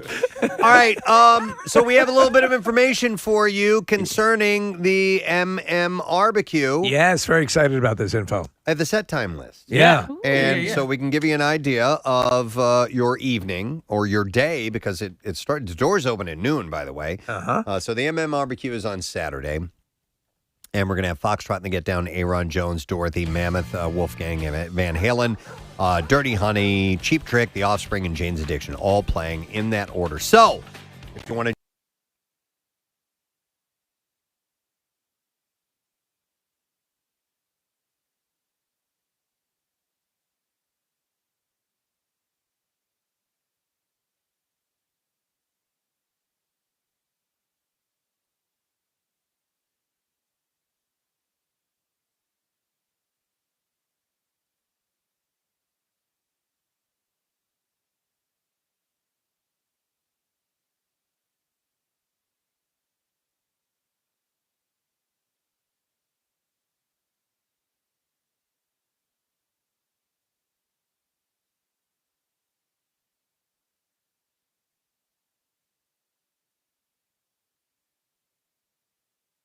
an effective, no pills, comfortable design, medical grade construction. Well, you need that. All right. Is it all right, hang on. You have to nail it on. Well, no. Is it a one-time use only, or That's what I don't know. 'Cause No. It was $298. There's no way, dude. Does it say washable anywhere? That has to be if you've multiple use. That's the kind of thing you can go halvesies on, Nick. From the Red Hot Chili Peppers, please welcome Mr. Chad Smith. To the show. Good morning, Chad. There we go. Yeah, just people in there just hired just to clap loudly. That's what I do. That's it. Yeah. That's us. Yeah. Gotta have That's my clappers, man. gig. Yep. How do I get that gig? Hey, Chad, I wanted to ask you, man. So Stone Harbor is where this is going to be. There have been sightings of you at the Jersey Shore before. No? What do you mean, no? I've never been to the Jersey. Tell me about the sightings. This sounds good. Are you serious? We have heard there's somebody that looks like It you, has to be. that people have sworn up and down that Chad Smith haunts. Well, we all know who that is now, don't we? Will Ferrell out there? Some other dude, some other really good-looking guys out there too. I have not been to the infamous Jersey Shore. This is my virgin experience. So, yeah, what should I expect? Well, it's beautiful. Stone Harbor's a gorgeous area, first of all, that you're going to be in. And it's just, you're going to be down there for Memorial Day weekend. So, in fact, that part of the state actually weighs more than any other part of the state this time of year because everybody's going to be flooding down that way. But it's just people dying to get out and enjoy summertime. So that's the kind of vibe you're going to be digging on. Beginning of summer. And what a summer to start beginning, right? Yeah. Well, you're also dealing with the fact that restrictions are getting relaxed, and people are, as the vaccinations are going out and things are becoming more normal. I think you're going to get a very exuberant response from your art collection. And how long has this been a thing for you? Because obviously you have the artistic outlet of the music, but a lot of times, people like to dabble in other stuff. How long has this part of your life existed? Well, I would say I've been doing this particular thing about 5 years now. And this company called Scene 4 in Los Angeles approached me, and it was really their kind of idea saying, look, here's how they presented it to me. We would like to put you in a dark room, completely dark, with these light-up fluorescent drumsticks of different color, and have you improvise a solo or do whatever you want on the drums, and we're going to photograph you at different angles with different shutter speeds. And people that know about photography, the shutter speeds, slower and faster, make things blurry, and all that kind of stuff. And then after that, you can change the color and you can manipulate it on different canvases and do all kinds of modern post-production stuff. And, how does that sound to you? And I was like, it sounds pretty cool. It sounds psychedelic, and it's a connection for me from music and drumming, which is obviously my passion and the first thing that I've been doing since I was a little kid. And so it made sense to me in that way. So, that's what we did. And that was about 5 years ago. And then I have a second collection. It was so much fun. I did it again. And this time, though, I started adding afterwards in post-production. I really wanted the power and the energy and explosiveness of how I was trying to portray the drumming to pop out on a flat surface, which is really the challenge, because music and drumming is so physical and obviously, it's a audio experience, but to try to get that, translate that onto a flat surface is something I was interested in. So I've been adding things to it to embellish it, to bring out those feelings that I want to convey on the canvas, and it's been a lot of fun, and I'm just going for it. There's no art police that's going to come and say, hey, you can't do that. That's against the rules. You're supposed supposed to do, whatever. And so I don't really, I'm not really concerned with that. I just, if it touches people emotionally or whatever sort of, reaction you can get from art, any kind of art, right? I'm down. So it's really, I'm using my drumsticks as brushes, and actually there are brushes that people use on the drums, and the drums are my canvas, and I can express myself any way I want. That's wild. We've had a few other rock stars by here that have taken to artistic and oil paints and various mediums, and a couple of them actually have been drummers. We have Mickey Hart of the Dead, Rick Allen of Def Leppard as well. Do you guys? Is this a community, drummers who go into art? Like a drum circle, or a paint circle, or an art circle, or whatever. Stuart Copeland does it. Bill Ward from Black Sabbath. There's a drummer from Journey. A lot of people. I don't know. Maybe it's a drumming thing. I know. I asked Mickey about it actually because I saw that he did it, and I asked, and he's with the same company that I did. And obviously, our thing is always very different, but just to get a feel for it and how the people were to work with and all that. And he was very positive about it. So, yeah, I don't. Yeah, I guess it's a thing. Who knows? You know what's interesting though is because you talk about that there's no art police, and I think as a musician, and this is your livelihood and so on and so forth, and albums and songs get critical reviews and so on and so forth. It's sort of liberating in a way to tie into an aspect of what you do and have that. And I don't give a rat's ass aspect to it, to just be purely something you feel at the moment. And no, I don't care how it's judged. This is what I want. If you make art and you're worried about what other people think and you're making it for someone else than yourself, I mean, it sounds selfish, but you really, you have to be okay. You have to love it. And you don't always love everything you do, but you have to do it for yourself and come from the heart. And that's authentic. Yeah. And if you're making it for other people or what other people think, music, film, photography, whatever it is, art, then you're already out in a different place. And that's not where I'm coming from. So no, I mean, do I want people to like it? Sure. Do I want some people to hate it? Yes. I want action. I don't want, all right. You don't want that as an artist. You want people to love it, or they at least for me, I want a reaction. So I think that's good, and you take a risk and you grow and change as an artist. That's really important, and I'm just doing that. And people don't like it, fuck them. I have to dump out on the F-bomb. But listen, Chad, I have a question about that and the difference between creating music and creating this as tangible art that you can hold and touch and really take in. Now, if you create something, a piece of music, it goes out into the world, people purchase it, that's great. But you still have that. When you have a piece of art, if you create something that you really love, do you want someone to buy that and have them appreciate it, or is that something you want to keep for yourself? Is it hard to let go of something that you've created that you really, really like? Yeah, that's a good point. And also I can use the music analogy. It's like you make your songs in your garage or wherever you're at, and you write these songs, and with our situation, there's 4 people in a room, and you come up with something, and if it's really great, it touches people and people connect to it. And then it's theirs. You know what I mean? It's really no longer yours. Once you put it out into the world, it's for everybody.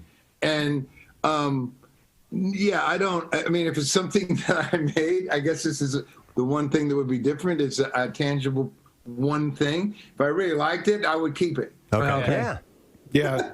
That makes sense, right? If I was like, I want to have it. I want it. But for most things, it's like, I'm doing it to express myself and share it with other people. So, yeah, Chad, my girlfriend's a painter, and occasionally she'll paint something and keep it for herself. Who are you? I'm on the show as well. My name's Nick. Nice to meet you. And listen, the GIMP, did they keep you in the club? That's right. Well, today they let me take the leather mask off, but normally I'm in the closet. But She's an artist and she's a painter and she loves to occasionally keep a painting for herself. But listen, the reason I wanted to bring a chat just for a second is I don't want to alarm you, but we're zooming with you. There's a window behind you, and I just saw somebody wandering behind you.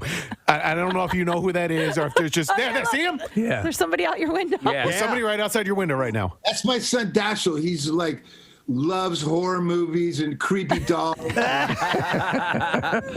on his bike right now. Okay. You guys are talking about you. Oh, that's funny. Yeah, if he's a horror guy, we can have a conversation. He's quite a character. Chad, I've got to ask you, one of my favorite places in our country is somewhere I've been visiting since I was a kid, Montauk, New York. And I was there a couple years ago. And apparently, now hopefully we get this rumor right, but apparently I just missed you at Swallow East. You jumped on stage, this was the story, to play with the band that was there. Probably, yeah, that sounds about right. I'm in Montauk right now. Oh, you are? Yeah. Oh, Yeah. I love it there. Yeah, it's great. Dashiell, they're just talking about how creepy you are behind you. He's going to put his son on with us. Let's say to Dashiell. Hey! What's up, dude?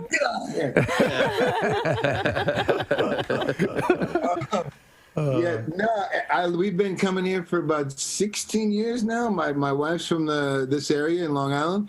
A little bit, not quite as far, but we're here and we come in the summer whenever we can and when I'm not working. And I'm sure I've been Talk House, Surf Lodge, you name it. If there's a drum set, I'm showing up. I'm getting up. I love it. That's cool. Do you go to Do you go to Lynn's Hula Hut, the little hut in the parking lot? If you haven't, you have to go there. I'm taking any gigs. I'm taking the Hula Hut in Montauk. Yeah. So does that mean will you go back there instead of staying in Stone Harbor over the weekend, or are I'm just coming in? Actually, I'm doing. There's a thing at the World Trade Center at the Oculus where you walk through it. That's right. And I have a thing there on Friday, and it's running through the weekend, but I have to go down for Friday. Look over your right shoulder. Really trippy. It's like 2 football fields long, giant digital screens, and my art and a bunch of other people. Chad, turn around. Turn around. Yeah, I just ran away. He was up on the windowsill. Oh, encourage him. Oh my God, that was so funny. It's a rascal. I'm getting payback big time. Hey, does he play? Does he play drums? He used to really like the guitar when he was younger. I thought he was going to be the next Jimi Hendrix, but he kind of gave it up. He likes skateboarding and just wreaking havoc with his parents. So now he's riding his bike, and but my middle one, my 12-year-old plays the drums actually, and it's a room full of drums in here. Nice, beautiful. Yeah. Hey, I have a drum question for you. Bed and 3 drum sets. I have a drum question for you. I'm a lifelong drummer. I'm 53 years old. I quit for a long stretch. I have some hearing issues. I have tinnitus. I played in a band. I did the damage. It's over. But I've been getting back into it the last few years. Bought a great Roland electronic kit. And I've decided to crack down and work on the fundamentals, things that I should have done that I really wasn't paying attention to when I was in marching band and so on. And so I'm really working hard, and I'm doing it just for me. I'm not going to play in a band or anything like that. I just want to be a great drummer just to entertain myself and to satisfy myself. And so I've been working hard. I've been seeing a lot of progress. I'm feeling really, really good about it. And then, boom, all of a sudden, I got this wicked case of tendonitis in my left elbow. And I went to an orthopedic, and he's like, you got to stop playing for a while. But, dude, my momentum is, I'm tearing it up. I'm improving so much. And I don't know if I should listen to the doctor or I should follow my heart and keep on practicing hard, Man, is it have anything to do with the Roland kit, like how you're hitting? Is that because they don't have a lot of? Do they have a lot of give? No, they did. You know what? Actually, where I initially heard it is I was doing it on a pillow, to work on my rebound a little bit, and I think I went a little too hard on that. So it was my own doing, I think. I mean, I feel you, brother, when you want to do it, and then it's like. you can't, or you're not supposed to. Is it inflammation or is it tendonitis? No, it's like it might be like a little tear in there. So, Okay. Yeah. But I mean, you've played for as hard as you guys play, especially when you're touring. Do you ever have these things pop up where it's like, oh man, what am I going to do? Yeah. Absolutely. It's more. I don't think that I've had tendonitis. Yeah. But I get inflammation in my joints and my wrist and my elbow. I mean, it's not normal to do this, right? Man like me. So it's like it's going to catch up to you. Yeah. So you really, it's a funny thing. I tell people it's like it's no longer like, you party all night and get all wasted and whatever till 4 a.m, sleep for 2 hours, get up. I mean, it's literally now it's what you got to do to take care of yourself so you can be healthy to perform at the level that you want to. Right. And so it's a whole different thing. It's really like taking care of yourself, eating right, getting enough sleep. Sounds so boring, but yeah, it's inflammation is the thing that gets me. Okay. And so I have to when after we play, if anything hurts or not, I just ice. Yeah. I ice my wrists. It's mainly my wrists that tend to get, sticky, as I like to call it, and that really helps. But tendonitis, man, that's Yeah. I should probably listen to the doctor. I don't know. I'll work it out later. But speaking of the music, I did hear a whisper recently that you and the Red Hot Chili Peppers are starting to get ideas together for a new record. Any truth to that? There's truth to that. Yes, you heard correct. We're making a record, and we're almost done with it. Wow. And then when it's the pandemic thing is There's a new Daily Rush concerts, video so that just we became available for your viewing consumption, and the title of our Daily Rush video is Pussy Island. Pussy Island. It is. It's a movie. It's a title of a movie with Channing Tatum, and maybe it's about cats. We don't know, but it's called Pussy Island, and you can see our segment right now. Go to WMMR.com or just follow us on Instagram, and we send you that video right to you. You're good to go. It's sponsored by Xfinity's Gig Speed Internet, and you can learn more at xfinity.com. You know what I did? I went and noticed a couple of things. Yes. Oh, man, the noticer's back, and he's been noticing. He noticed earlier, and now he's noticing again. You can't stop him. Can't. He's a noticing mofo. So I noticed today. What does the noticer notice for today? I noticed. Will he tell us? On the calendar. We're waiting to find out. Today is Only the noticer can impart this kind of information that we can use.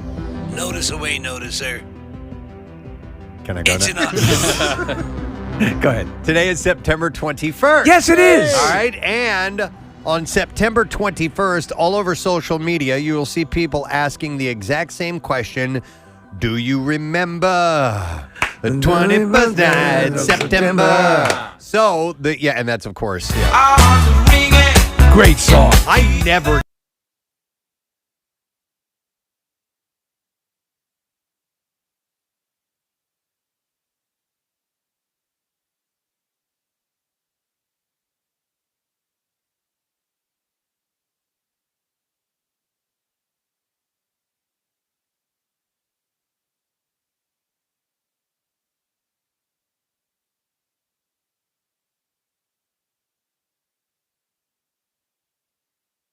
That's when Jesus was born. The song goes on to say, love was changing the minds of pretenders while chasing.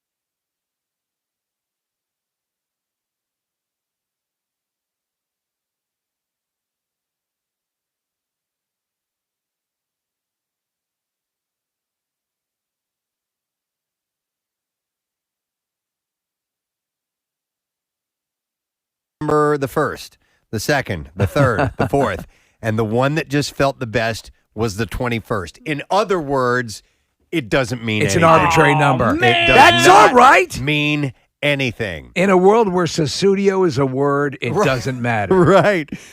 She said, I constantly have people coming up to me, and they get so excited to know what the significance was, and there is no significance beyond it just sang better than any of the other dates, and she said, so sorry. If it's an important day to Earth, Wind, and Fire, that's good enough for me.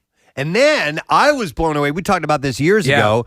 Was the chorus, which we thought was we were misunderstanding. I thought that's Philip Bailey, and I thought he was singing "Party Yeah. On." Yeah. But it's not. You remember "Party On" because it's a party song. Yeah. He's saying "Body Ya." That's it. Which is just like Goo Goo Gachoo. It's like Goo Goo Gachoo. Yeah, it's just. But I guarantee you that if he heard you saying "Party On," he probably would have gone. Oh, I should have. Why didn't I think of it? I should have sang "Party On." Party on. It's your cousin Marvin Bailey. Listen to what this DJ's saying. Party on. So it's that's a little bit of it's just songwriting. I mean they were writing, they were just cranking out a tune that would be catchy and fun. Yes. And they went with that date arbitrarily, like you said. And you know the thing with Earth, Wind, and Fire? They were always, to me, and they still exist, obviously, it's okay to simply feel good. Oh, my God, yes. With their music. Yeah. Absolutely. Great songs from them. I love Shining Stars. Oh, my God. Such a good song. Favorite song. No. September, shining stars. Is that how it goes? No. No? Oh. Because you're a shining star. No matter who you are, shining bright to see what you could truly be. What you could truly be. Shining star for You don't know that song? to see. No. What that work can truly be. I'm going to plug that in right now for you, All dude. right. Shining Thank you. star. I'm going to get you some iTunes action. I bet you I do know it. That's the quote, I love you, man. All right, Shining Star. Here we go. Hang on. I got to plug it in. Put it out.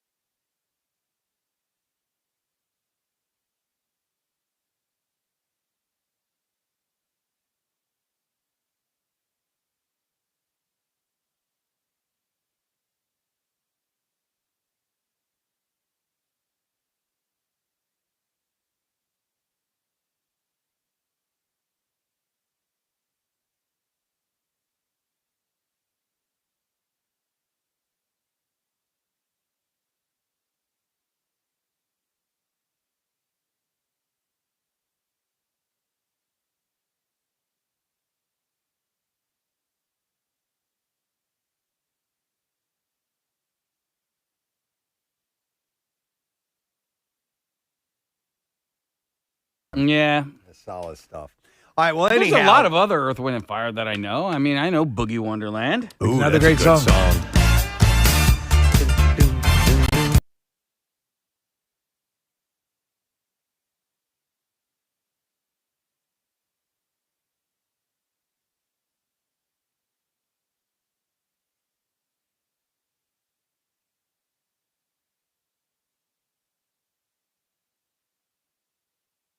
Right, I noticed other things, by the way, other than just boogieing out like It's going that. to be kind of sad to leave Earth, Wind, and Fire, but other things need to be noticed. Let's stick with some music for a moment, though, okay? Apparently, singing and driving can be dangerous. Brunel University researchers put participants in driving simulations and found that listening to music that was loud or had lyrics led to higher levels of emotional arousal compared to listening to soft, non-lyrical music. Past studies have found that loud music with lyrics can elevate levels of aggression and encourage overconfidence. Yeah. Particularly among younger drivers. I'm sorry, it's not going to stop. You're listening to music while Yeah. driving is always going to be a thing. That's what you do. Sorry. Researchers and psychologists Kostas Karagougouris. Kostas Karagougouris? Yeah, said... My name is Costas Gagarugas. The most important thing to consider when listening to music while driving is to ensure that you are not mentally overloaded. One of the easiest things to control is our choice of auditory stimulation, whether it be talk radio, podcast, or music. Yes, listen to us. Through minimizing distractions, motorists are much better able to focus on the road and therefore stand a better chance of identifying potential hazards in time. Casey, do you know what they say the safest music to listen to is? Earth, Wind, and Fire! No way! I got pizza ball already. Oh, sorry. Well, yeah. I've been listening to the book Project Hail Mary because Preston told me about it, and I find it to be extremely distracting. However, I am loving the book. I'm pretty close to finishing it. I have found actually because I listen to mainly audiobooks. We do radio for a living. Yes. When we're not on the air here, I am listening to the radio, so I get plenty of radio time, so I need a different kind of distraction. So I listen to audiobooks. And I find that the driving distracts me from the story more than the story distracts me from the driving. Yeah, it's a weird dance. Yeah. Do you know what I do? I listen to Philip Bailey reading Stephen King. Ooh. Yeah, right? so I'm getting Earth, Wind, and Fire, but I'm getting Stephen King. No matter who you are. Hi, I'm Philip Bailey, and this is Pet Cemetery. It's a niche market. Yeah, it is. You really But cornered it. you have to dig for it, but you'll find it. I got pulled over for driving too fast to a song that really amped me up, and it's a lame song to make me get. Is it We've Got Tonight? It's not. No. Okay. I mean, it's a great song, but Salisbury Hill by Peter Gabriel, for whatever reason, It's a great song. Yes, but is it a drive fast song? It's a drive with the joy of life song. Yeah, and I ended up going like 70.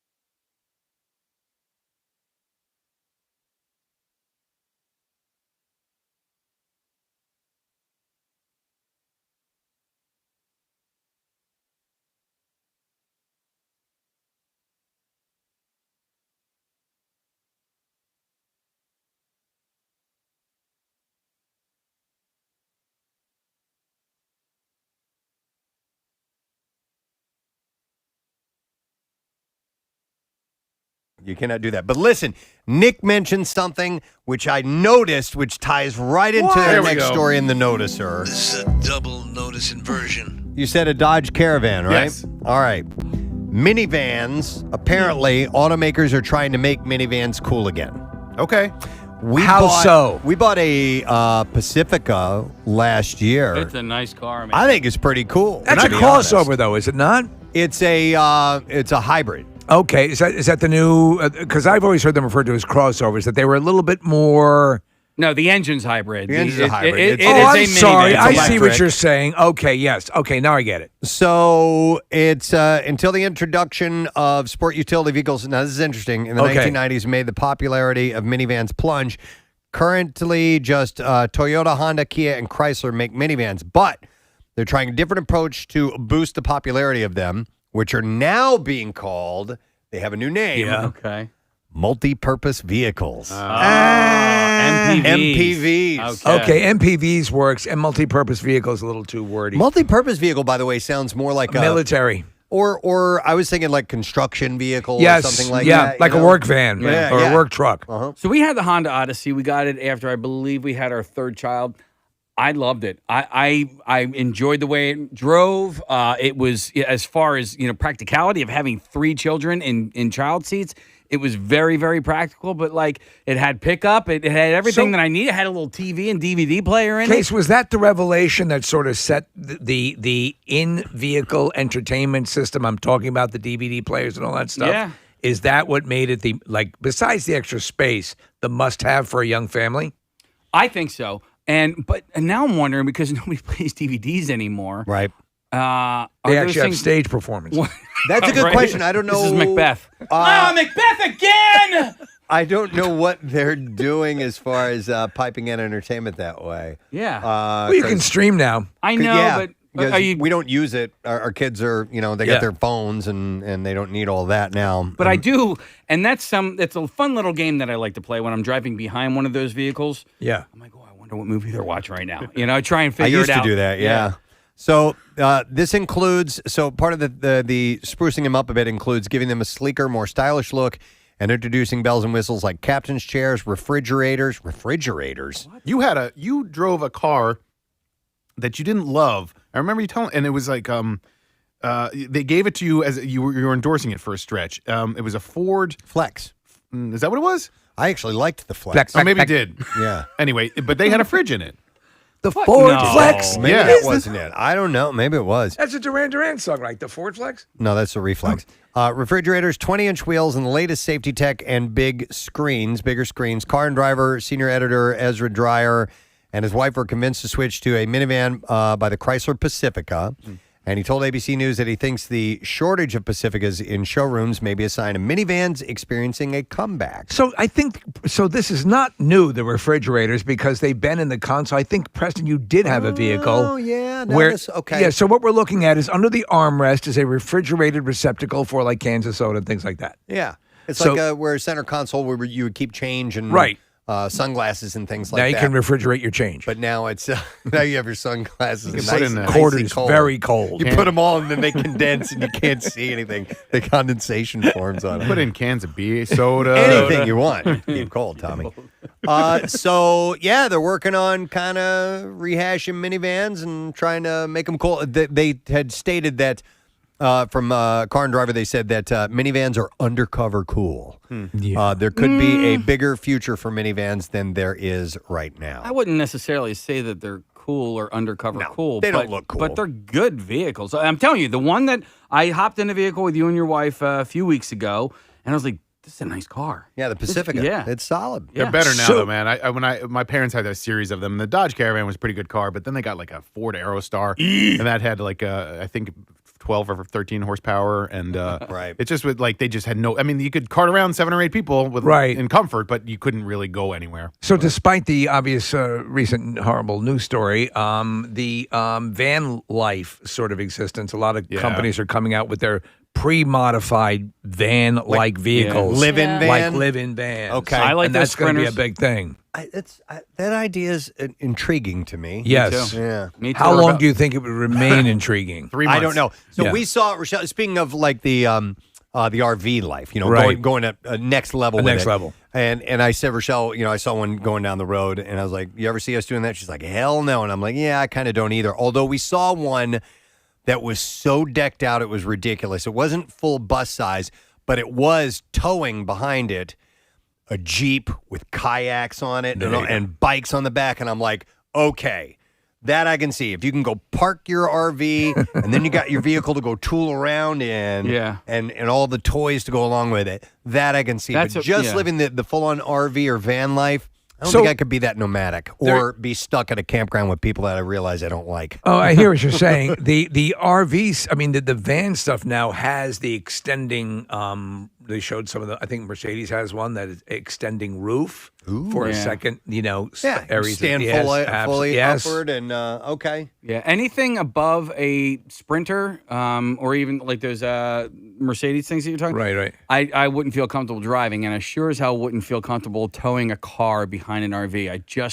I couldn't do that. But so I wouldn't mind being confined to it, like what the van life people are doing. Something like that, to me, I would do in a heartbeat. Okay. Yeah.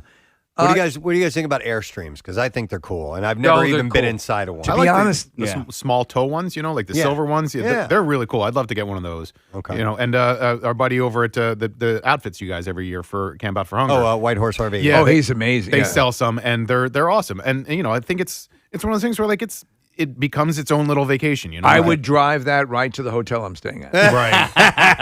Yeah, it's to me, Steve, like the idea of it really is appealing. The practicality of it after a few months, I think, would wear thin after a while. Listen, if you're going to rent something like that and go and there's a specific place that makes sense to you, then I think it'd be great because the amenities that are available in these things are incredible. I did it last year for when travel restrictions were in place, and so my son and I drove to Maine and back in an RV. We rented an RV, and it was awesome, and it was the perfect size for two people. If my girlfriend had come with us, it would have been a little more crowded. But for two people, doing 5 or 6 days on the road was awesome. Yeah, and by the way, our friends that do the van life, who are Jess and Mike, if you want to watch videos of really good-looking people taking showers outside, you can follow them on Instagram because they are super good-looking and very, very nice. They've made it their business. Yeah, Jess messaged me the other day. They're going to be back around the time for Camp Out for Hunger. They're going to try and swing by, and she's got a new business. It's called Seeker, and they're going to make a donation on behalf of her business to Camp Out for Hunger. That's great. Good people and generous as well. Love hearing that. They do chicken right. Yeah. All right. Yep. Maybe. I noticed something else. I never saw the movie Hotel Rwanda. I did. Was it good? It's powerful. Yeah. So on Monday, a Rwandan court found Paul Rusesabagina. Paul. Yeah. The one-time hotel manager portrayed in that movie. They found him guilty of being a part of a group of that was responsible for terrorist attacks. You see this? Oh, no, I did not. So That's judges, very disheartening. Yeah, totally. Judges were still going through a number of other accusations against him and 20 other defendants during a lengthy reading of a verdict. They were expected to pronounce sentence later, I guess, this week.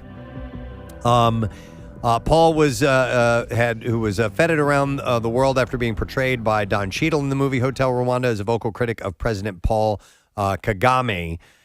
He has denied all charges and said that he was kidnapped from Dubai this year and put on trial. His supporters called the trial a sham and proof of Kagame's ruthless treatment of political opponents. So I guess this guy's a corrupt politician. I don't know. Listen, there's so much deep corruption. You cannot. So in all these cases, you can't believe on first, news anything you're hearing. The corruption is so deeply rooted. It's unbelievable. The movie though is quite amazing. Yeah, he had apparently in the film he's depicted as risking his life to shelter hundreds of people as manager of a luxury hotel in the Rwandan capital during the 100-day genocide. When Hutu ethnic extremists killed more than 800,000 Tutsis and moderate Hutus. Wow. Okay. And by the way, he was so Cheadle was nominated for an Oscar, and Paul, the guy, because I can't say his last name, it's too long, received the Medal of Freedom from George W. Bush in 2005. So he's a hero in our country. Yeah. Wow. Yeah. So I just thought that was a pretty interesting news story. Do we have to wrap up there, Case? You can do another short one if you got one. Oh, man, let me see here. What you got? Okay, yep, I got a short one. I did notice this. Comes equipped with short stories, too. This is a one that we love. I'll never get there because it's in China, but Universal Studios opened its first theme park in China on Monday. Universal Studios Beijing opened under COVID restrictions, and apparently represented at the theme parks are Universal's Jurassic Park, Kung Fu Panda, and the Harry Potter franchises, which are fantastic. Unbelievable. And Minions from Despicable Me. It's the 5th theme park worldwide for Universal Studios. I don't know where the other ones are because they have Florida and California, and now China, and I don't know where the other two. Is there one Antarctica. in Japan? Is there one in Japan? I don't know. I thought there was. Oh, Universal Studios Antarctica? It's amazing.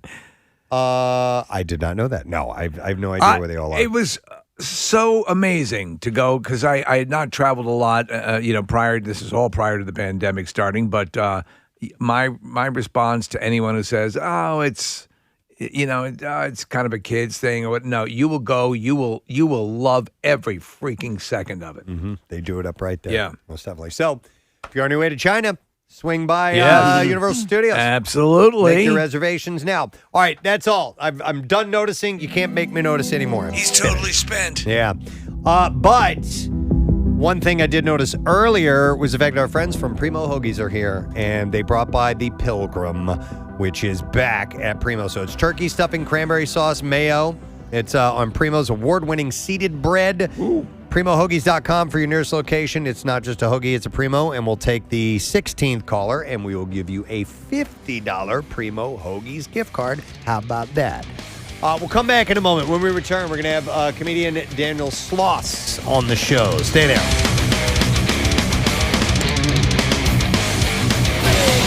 Preston and Steve on 93.3 WMMR. What's new? Glad you asked. Volbeat. Ahead of time, you can reach out and find out what the full, meeting times and all that stuff will be, which is cool. So. I like that idea of visualizing drum playing and then what they're doing with that. It's cool stuff. This guest is one of the more colorful characters through the years of contestants on Jeopardy. So much so, not only a Tournament of Champions winner, but they loved his personality so much, brought him into host. He's been hosting this week the Tournament of Champions. He's been doing a great job. 2021. Buzzy Cohen is joining us. Good morning, Buzzy. Hey, good morning thank to you. Sir. Hey, I got to ask you, man, how was it? I mean, you guys film these things in advance. Was it as surreal as you thought it might be, being up there, standing in Alex's place? Totally. It was like dreaming in a dream, like it was so bizarre, but also so wonderful. It's always great to be back on that stage. I'm a fan first, so anytime I get to be a part of the show, I'm absolutely stoked. But even on the first tape day, we taped 5 shows in a day. So the first week of shows we did in one day.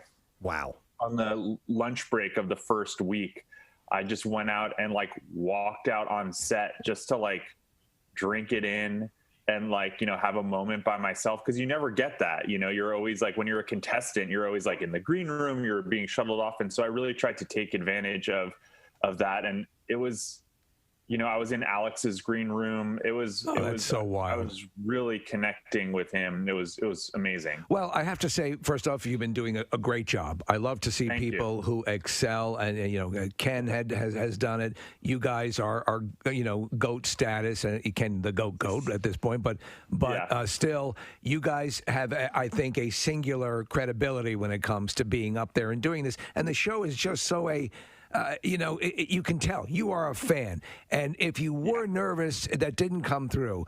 What I do love is the knowledge, and you always sense this with Alex, that there is a wealth of knowledge behind the clue giver who can sort of accentuate a little bit of information that's being, imparted throughout the show. As you're doing it, did you have that moment, though, in that where you're so overwhelmed, where you're like, oh, yeah, I'm actually running this thing? Did you lapse into contestant mode for a nanosecond or observer mode? Well, I spent about 4 weeks getting prepared for this, and I had to I watched a lot of Alex, and I had to totally change the way that I was watching the show to switch. So by the time we got there to the actual tape day, I had my mentality had totally shifted. But one thing that I think it really helped me with is that being a contestant, I kind of understand the way you listen to the clues and hear the clues. Yes. And so it helped me kind of understand where to kind of put a little more emphasis because, like Alex, I want the contestants to get the questions. I'm not here trying to trick them. Well, so there's a perfect example of that. And you make a good point. Last night, there was a clue where this spotted dance, and it was polka. And I would not have known it other than the clue of spotted. I thought, polka dots. Yeah. And so, but that's the genius of the show. And then you asked it. Totally. I think you laid it in there. I got it. They didn't get it, but I got it. And that's what Alex did so brilliantly. Yeah, I think that he was my North Star, and what he always did was he was on the side of the contestants and the show, the integrity of the show. And so that's whenever I had a question about how to approach something, it was how do I keep the integrity of the show as strong as possible, and also make this enjoyable for the contestants. My Tournament of Champions was so fun, and I just wanted to make sure that they were having a good time. For me, that was making sure that the taping and everything went as smoothly as possible. And so I really just wanted to do a great job, not just for myself, but also for them and also for the fans. I wanted them to have a great Tournament of Champions. This is like a highlight of the year. Buzzy, was there anything that you discovered that you didn't realize it was one of Alex's responsibilities as host? Maybe that's kind of not even really even seen. It's just you have to be in that place to go, oh, yeah, he does this as well. Well, the thing that you realize when you start, because when you're getting ready as a contestant, you're sort of ignoring his reads in a way. You're reading the clues faster than him to try to figure out if you know it, and then just listening for him to finish. What I realized is every single clue that he is reading, he approaches like its own thing. He doesn't have like a Alex clue read. Every single clue is its own story. I don't know where that's coming from. It's not a marathon. It's 61 sprints. Each clue, like, he gave its own life. And that, to be able to do that and not just kind of like zone out and get into like, okay, here's my clue read rhythm, is incredible. And I think the other thing he did so well was he could pepper in little bits of color, like, just for fun, like teasing that, oh, you're out of the hole, blah, blah, blah. Doing that when you're in the moment and trying to track what clues happening, all that is not easy. And, you know, I think what was amazing is how effortless he made the entire thing. Preston and I, and we've all discussed those little things like when like encouraging somebody. That's right. Totally. Those little things which seem like, oh, what? He's just simply conversing. That everyone can do that. No.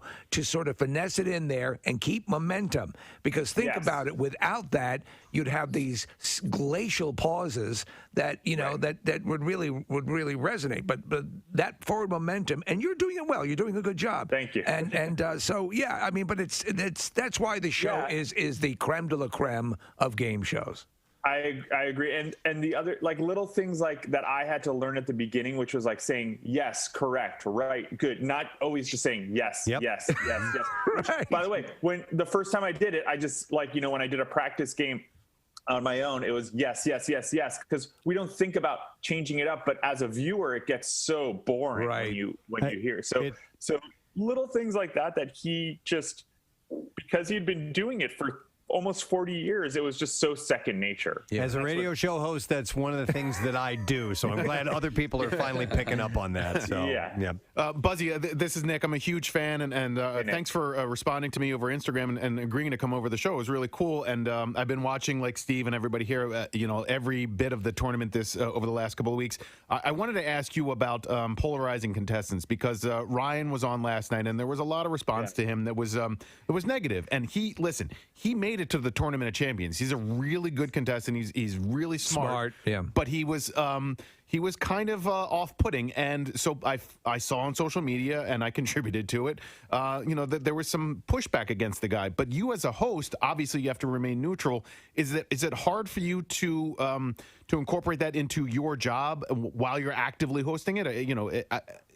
I mean, Ryan was. If you hadn't seen it last, he basically was a bad sport. He was kind of, you know. I'm gonna he read as a bad Ryan's, sport. Yeah. I'm going to come to Ryan's defense here. I've been through this, and I know people who have, like, everyone has a different approach to this, and I think Ryan, he was a great competitor. First of all, he's a great player. Yeah. If you look at, if you take out those daily doubles, he outplayed Veronica last night, right? If just straight clue play. And I think that it's hard to be on. How many of us have to be on camera for like a devastating moment like that? You know what I mean? Yeah. We're not, like, I think, if to compare Jeopardy contestants to professional athletes is not quite fair, because if you're a professional athlete, you've been through like the high school and college, and you've been through this. Like, this is the second time he's lost a game of Jeopardy ever. Okay. He played his heart out, and it just wasn't enough. It's hard to have 4 cameras on you in that moment. And he and the other contestants have a great camaraderie. I don't think it had anything to do with Veronica. I think it's hard to be processing that on camera. I think that different people have different, like, I had a very, like, happy-go-lucky, win-lose, whatever attitude. Not everybody's like that, and I don't think we need to expect that from. The dude made it to the Tournament of Champions semifinals, and I'm sitting there on my couch, and so it's I have no place to judge. I'm a viewer. I'm not a contestant, so I don't want to be harsh on the guy, but it's just got to be. You see people rooting for or against particular contestants, and it makes it difficult for somebody like that, I'm sure, to have to go through. Yeah, and for me, I was like, to be honest, when I saw I think the feeling in the studio was I think a little different than what it came across at home when he missed that daily double and then was like trying so hard to come back. I think everybody suddenly was like, oh man, you got to feel for this guy. Well, like, and that to me read. That even at that point, that read his passion. I got it. I'm like, damn it, I'm off my game. Or like, I just happened to a couple of days ago we were at a golf charity and I'm seeing people respond who are hitting bad shots. Like you see that same frustration. I got that. Yeah. At the end, you would like to think though. And again, you're right. It's a unique circumstance. Everything's on the line, and I get it because I think he's normally a likable guy. It just seemed like there was. It was her moment. You lost, and he's. I think that's what a lot of people read and saw. I was like, wow, man, you not even an acknowledgement or something, and that's what it is. And also you have to remember there's editing, like those after. True. That after game chat is much longer than what you get on TV. So I think everyone's got to give game show contestants a lot more. I mean, people thought I was an arrogant asshole when I was on the show. Am I allowed to say that? No. We'll let it go. You can say ass. Arrogant ass. Yeah, but but you were. But I was just having fun. You know what I mean? Yeah. So I think that it's very easy for us to like project a lot of stuff. The other thing to remember too is like this is very different. The experience of taping because of COVID, the studio is very empty. It's just like other players and a couple of producers in the audience. So I think you're less self-conscious, right, about how you are presenting yourself when you're up there. Buzzy, I wanted to ask from a contestant's perspective, and one who especially gets on a roll like you and wins multiple nights, because you don't know what the categories are going to be. How do you bone up? How do you prepare for that? Do you dive into? Do you research the things that you're weakest at, or do you take the history of categories and what likely might be on there? Like, I don't know, Shakespeare is my Achilles heel. It's terrible. So if I were to head into the show, would it be a good idea to bone up on my Shakespeare? Yes, it would. Shakespeare, rivers, capitals, classical music. But the thing to remember is I actually wrote an audiobook called Get Ready, available on Audible. Sorry for the plug. No, absolutely. That is about kind of how I got ready for the show. And what you realize is that Jeopardy has certain subjects it likes to cover, and it is a piece of mass market entertainment. So they're not going to pick something completely obscure, right? So there's sort of a depth of information that they're going to go for. And so for me on that stuff, I really looked at not just what the show has asked before, but the types of things that they've asked before. So for instance, like, if there's Pulitzer Prize winners, you don't have to know every book ever published, but there's notable books to know, yes, right? No, that's absolutely true. With Shakespeare, you don't need to know every single plot point, but it would be good to be able to connect either a place or the main characters to the show, because every Shakespeare clue is going to have a character's name in it. So if you know that Cordelia is King Lear, that's all you need to know. You know what I mean? You don't need to know you don't need to read King Lear. And so there's all these. All right, thank you very much, Kath. Our next guest is going to be at the Miriam Theater October 16th. There are tickets available as we speak for this show, and I think this is the first time we've done a Zoom from Scotland. Yeah, I'm digging this. So he is coming to us live from there. Please welcome Mr. Daniel Sloss. Hey! Good morning, Daniel. We can't hear him. Hang on a second. You muted yourself again, I think, maybe. He was muted a moment ago. We will get him. We see him. He's or is that you, Casey? He's waving. Says Daniel. Oh, it should be there. There we go. We got you. Daniel Sloss. Good morning. Good morning, man. Sorry about that. It's all very complicated on this end, I assure you. It's nothing to do with my stupidity and just the machine itself. It is. Listen, it's tough, but we are thrilled to be talking to someone directly from Scotland. We know that you're up. That's good. Yep. And how is everything in Scotland?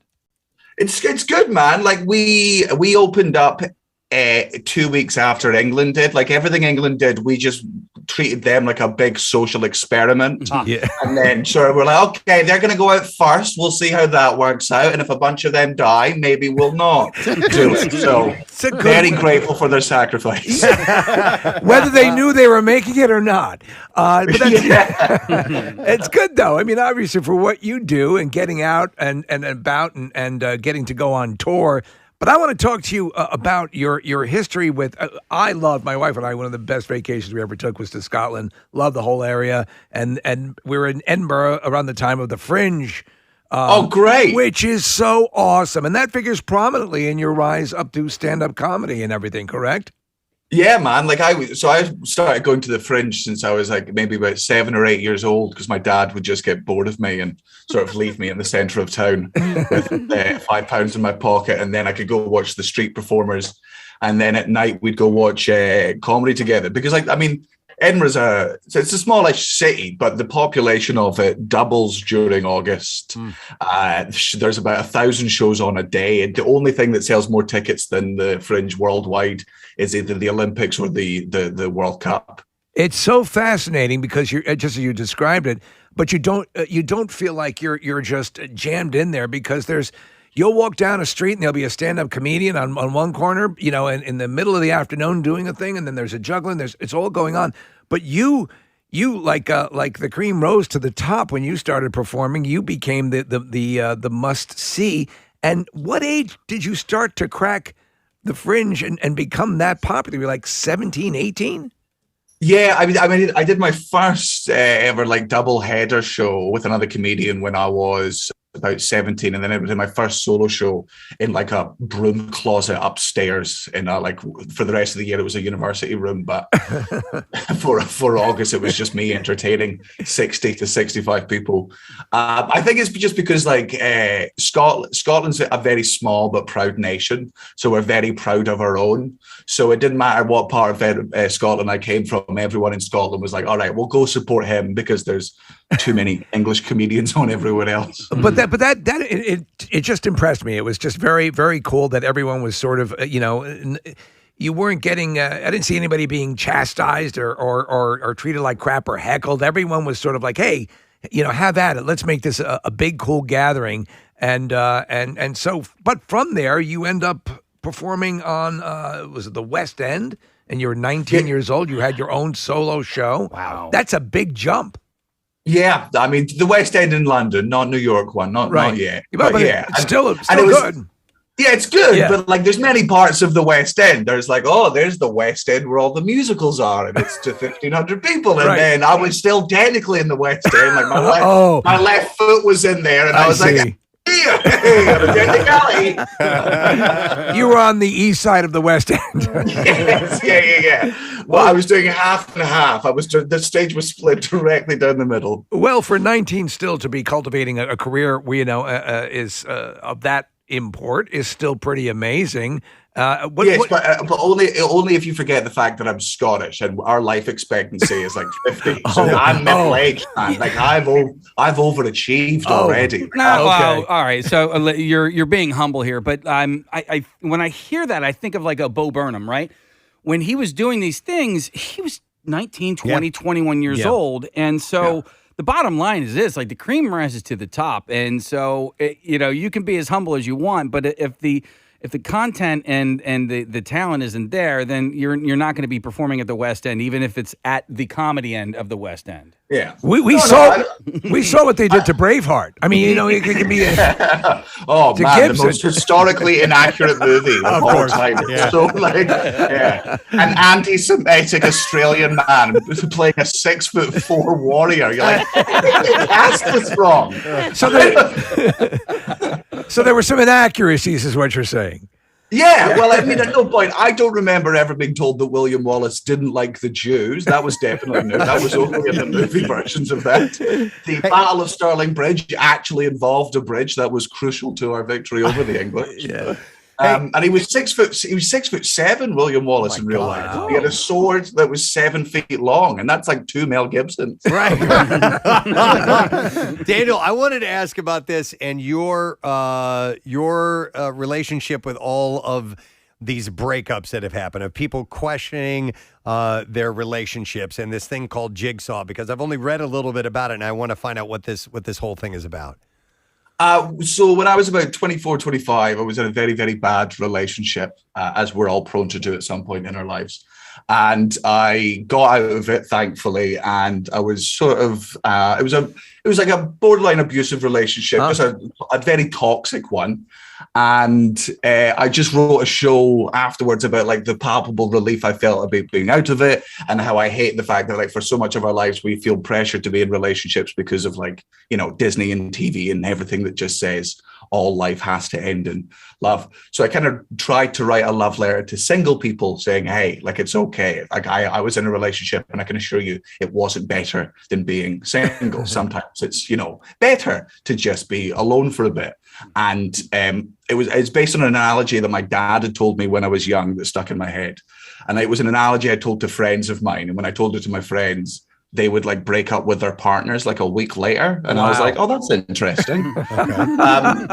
And then I started to do it on stage during the Edinburgh Festival. And like, I would get tweets after the show where people would come up to me in the street and be like, hey, I broke up with my partner because of you last week. Or, you know, I saw this. And I started keeping like a tally of it. And it got up to like 50 or 60 or 70 or whatever. And then I toured it around Europe, and it got like I think up to about 200 maybe, and then Netflix came out, and like overnight everything changed. I think I had to stop counting because I just couldn't go through my. The DM number anymore. that I read was 120,000 couples and over 300 divorces.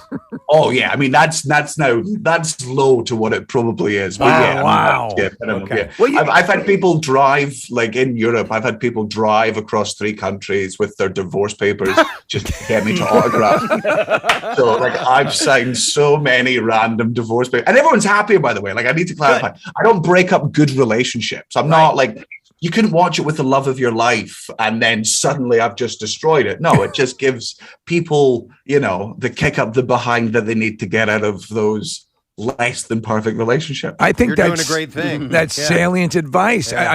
I've always said this, is that to the aspect of being single and being happy about it, if you can have a good time being single and do single things and go like to a movie by yourself or whatever, you're less likely to get involved in a relationship simply because you want company, right? Yeah, exactly. And you will find the right person then. Yeah, and also you just you know, you don't. It takes the world's massive. Like most relationships end in divorce is because everyone married somebody they went to high school with. Nobody's traveled. Nobody's experienced, you know, the rest what there is to offer out there. Yeah, no, it is a very, very good advice. Now, when have you ever been given copies of divorce papers? Do you keep any as keepsakes from all of these busted up relationships? No, I do always. It's the only time I ask my fans for the photo. Like, it's like they'll come up and be like, "Can you sign this?" And I'm like, "Yeah, but only if I can get a photo of me doing this, just because it feels incredibly powerful." Wow. Now, I wanted to ask you. So you have that going. You are also. Did you appear on the Scottish version of Robot Wars as well? Oh, yeah. When I was very young, I always loved that show, and it's the best. Yeah, it's the best. So, how much into robotics were you? Oh, not at all, man. I am as dumb as a doorknob. Like, I'm not an intelligent person. Yeah, but my dad is incredibly good with robots and computers and stuff. He does it as like a hobby. So basically, him and a bunch of his nerd friends from his work. We'd meet up every Saturday and just start building a robot in their basement because they loved the show in the UK. And then they entered it onto the show and they got through to like the finals and stuff. And I was 10 years old and I loved the show and I was desperate for attention. And I was like, I'll come on too. And then we got beat and I think I cried on national television. I think that was the first time I was on TV and it didn't go well. Oh, all right. Daniel, what does your dad do or did he do for a living? He does. He's a computer programmer. Okay. What did he think about you pursuing comedy as a career? Oh, he was thrilled. He was thrilled to begin with because he's always been a massive nerd. Like he got a computer when he was 10 years old. He learned how to program it himself. And I was his first son. So I think he was expecting me to turn out to be a nerd. But then I really liked sports. I was really into like football, soccer, and like going outside and playing. And he was trying to force comic books on me, so it was like the opposite relationship that you're used to. Yeah, he's like, come on, stay inside, be a dweeb, come on. But you still retain. I know you're a gamer, right? You are. I do. Okay. Yeah. So are you? Is it an unhealthy level of gaming that you're doing, or can you meter it and mitigate it a bit? Well, it became unhealthy during all of the lockdowns, but then again, nobody did anything healthy during those times. Nothing counts. So he got me into computer games eventually. But my parents are huge comedy fans. Like before they even conceived me, when they were going on date nights, they would go to a comedy club in London, which was hosted by comedians that are still going to this day. So I watched comedy since I was 5 years old with my parents. So when I started doing comedy, my parents were like, they were both like, you need to get into university. Like, this can't be your main focus, but you can, certainly give it a go for a while and let's see what happens. Having the encouragement does make a difference. Both my mother and father, when I was there, I always knew I wanted to make my living somehow attached to comedy in some way. And fortunately, I've been able to do that. But, I like streaming upstream, if you were catching all sorts of guff from your parents, would be a nightmare. The fact that you were encouraged is great. I wanted to ask. It was awkward. You got to remember, my parents would. I couldn't drive for the first 2 years of my career, so my parents would drive me to a comedy club. My mum bought me a fake ID so I could get into some comedy clubs. Oh my god, that's great. And then they would watch me do 10 minutes of material about what 17-year-olds do in the privacy of their own bedroom. Oh my god! And then they would drive me home. And they were like, well, that went well. I'm like, well, this is the most awkward situation I've ever been in my life. Oh, good for them, man. Good for them that they stuck it out. If you're just tuning in, it's Daniel Sloss. He's going to be at the Miriam Theater coming up in October. And Daniel, you said you're a fan of football. We're talking about soccer. And so I saw that you follow Chelsea. And I wasn't sure if you knew this or not, but Christian Pulisic is from this area. So, is he Philly? Yeah. So, well, he's from Hershey, but we've adopted him. So he's like 2 hours outside of Philadelphia. But yeah, he's from our area. So maybe when you get here, you can go and travel through the hills of Hershey and see where he grew up. Yeah. Just go sniff the grass he used to walk on.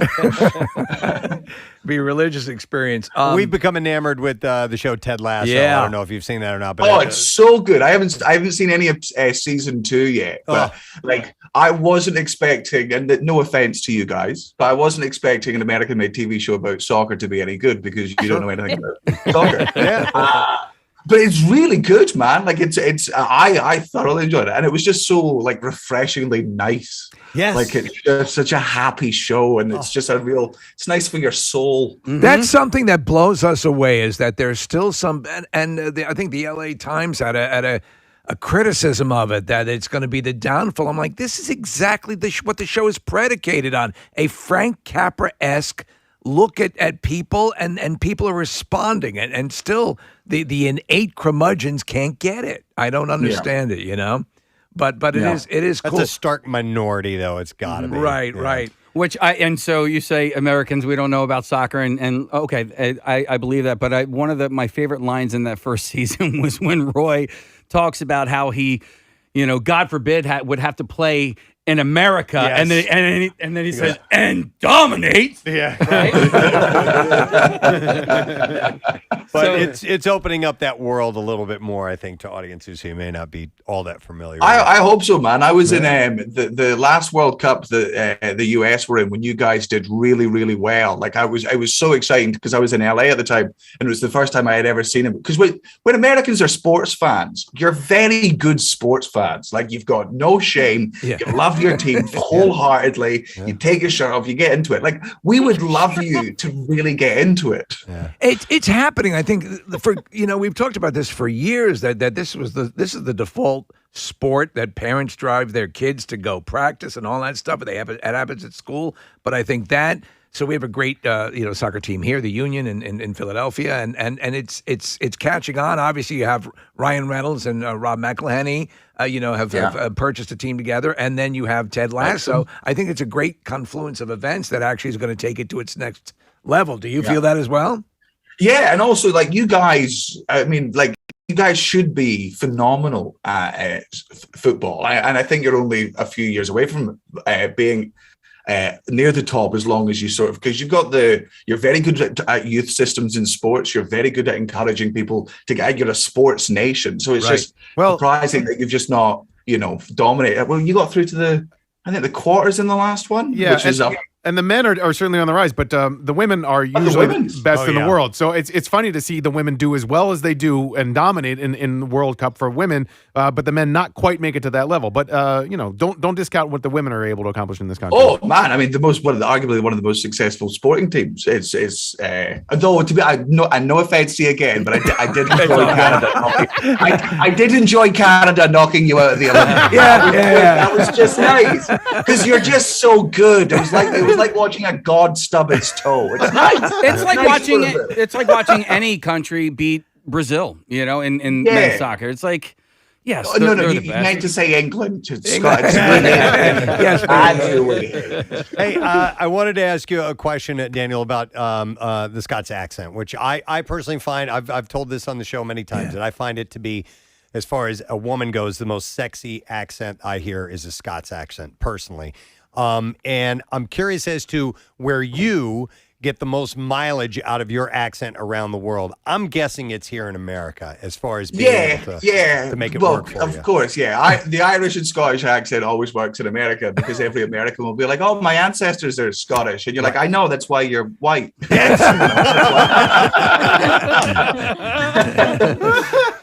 Do you know if you know your own history? But you didn't start off this color.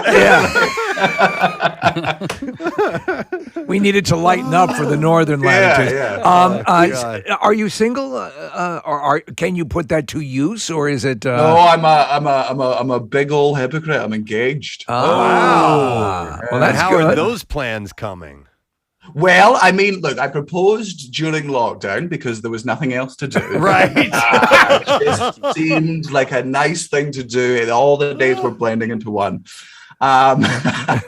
So no, man. I my thing was like, if you were in lockdown every single day with the person, with someone that you're with, and you don't have an argument, and you really get on well, and it's in this intense high pressure. If you can get through that, and it's great, I was like, well, that's it. That's what I'm looking for the rest of my life. And I'm very lucky that she happens to love me as well, and she's very beautiful and smart and all the things that you're meant to say. Daniel, you mentioned spending time in Los Angeles, and I think when foreigners think about this country, a lot of the time they think about LA or New York or even DC. But I'm curious as to, from your perspective, what are your favorite parts of the United States that aren't LA, New York, or DC? Oh, hey! I'll tell you straight. Can I swear on the show? No, depends. Damn hell, crap. Right, okay. Yeah, the ones. Right. Well, in that case, make the translation yourself. LA is a poo hole, an absolute poo hole. It's a soulless poo hole filled with fannies and sharks and bozos. I go to LA because my friends live in LA. But when that earthquake happens, good riddance. Let's say bye forever. Wow. Like it's. My favorite parts are like the middle and the south. I like New York a lot. I like New York. I like the southern parts, the parts that just feel so American, because you are just so American. You're such a stereotype of yourselves. I don't know if you understand how American you all are. The rest of the world, we're quite reserved. Like I know I sound very Scottish to you, but I don't have a blue painted on my face. I'm not drinking whiskey right now. I'm not wearing a kilt down here. But like in America, you're all so American. We'll take that. You wake up, you have a cup of Joe, you sing the national anthem, you punch an eagle. You know. That's it. So I've only punched like 3 eagles in my life. Casey, I overheard you were listening. Was it Dan you were listening to talking about cursing in the United States and all that? So you can't say these certain curse words, and you had a routine where you were just going on about, come on, people. And we are the worst cursers there are, yet we just aren't allowed to do it in open, you know? It's very weird that like the Americans don't enjoy swearing. It's the only place I go to where swearing is such a big problem sometimes. Right? It's I'm doing my radio voice right now, but I've been swearing since I could talk. Like it's a way to express yourself. It adds to that's the language. And also, I like when Americans try to swear, and I don't mean this to sound condescending, but it will sound condescending. But every time an American swears to me, it's like a puppy barking. You're like, oh, you're trying to do the aggressive noise that you've seen other dogs do, but it doesn't sound the same. There's no impact behind it. It's funny because we have, like, in my house, my father always spoke the King's English, but mixed it with the most vile stuff. It's all boys, so we learned that. But if you really want to hear it, I think, are you familiar with the show The Boys? Yes. So Carl Urban, drops the C word like nobody's business, and that's what and that to me, I think that's replaced Mother Effer as the most aggressive curse that you can do. It really cuts through. It cuts through. Mm-hmm. Yeah, it's an attention getter. Although I do. But it's the thing so many Americans don't understand is like the reason these words have power is because you continue to give them power. Like if you guys didn't react that much to that word, I wouldn't enjoy it as much. Like part of the fun is watching you all go, oh, clutching your pearls and then fainting onto a couch behind you. Just think of like a 4-letter, 1-syllable word. It's the closest I've ever felt to being a magician. I do think of rage. I do think the word twat needs to be thrown around a well, little you're more. saying it wrong, apparently, to him. Twat. I thank you very much. Twat. It's not twat. And this is a public service announcement from behalf of your brothers and sisters across the ocean. Twat is not a swear word. Twat is a rejected Teletubby. It is twat. It rhymes with hat. It rhymes with cat. Twat. Right. Well, we have been a fan of. We've been trying to bring the word pud back. Are you familiar with pud? Do you use pud?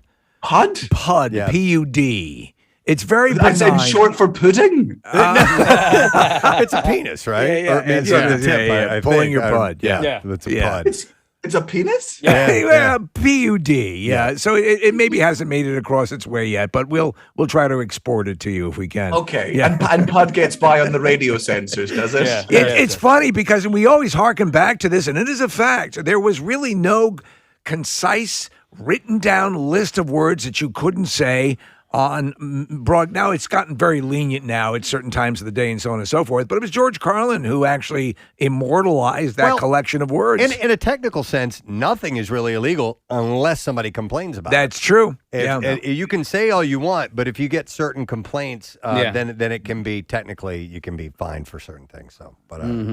Hey, Daniel, you're going to be here in Philly on the 16th, and you have a book coming out on the 12th. I love the title of your book. Can you tell everybody what the title is? Yes, it's a self-help positive book about relationships, and it's called "Everyone You Hate Is Going to Die." It's true. It's true. Yes. Yeah. That should bring you solace, right? Man, it cheers me up every day. It's the first thing I think of. I wake up, I remember who I hate. I know they're going to die. Let's get out of bed.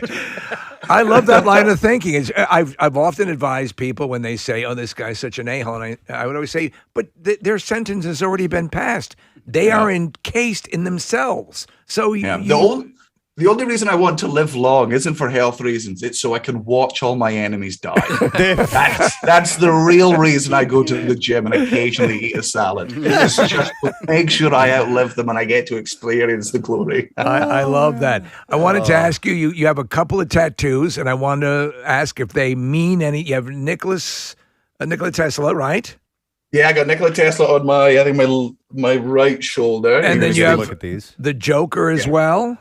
Yeah, I got the Joker on my back, and that's because, and that was before the movie came out. Like, I was a fan of the Joker, like back in like 2000, and I think I got that tattoo when I was about 20, so 2010, and that's because in one of the best Joker graphic novels, The Killing Joke by Alan Moore. It's great. Mm-hmm. Yeah, it's phenomenal. In that, the Joker was a stand-up comedian before he became the Joker, and I think that says a lot about comedians, that we're all just one bad day away from being on this managing psychopath. Mm-hmm. So it really resonated with me. So you're a big Batman fan? Because I am as well. I'm a massive fan. Absolutely, yeah. We've been in a good place that we've become sort of friends with Zack Snyder and oh, sweet. Yeah, and also Michael Giacchino is scoring the Batman, the Matt Reeves movie as well. Oh, great. So it's like the greatest days of our lives are these days currently, where all these different riffs on Batman are occurring and the Joker and all that stuff. It's just great.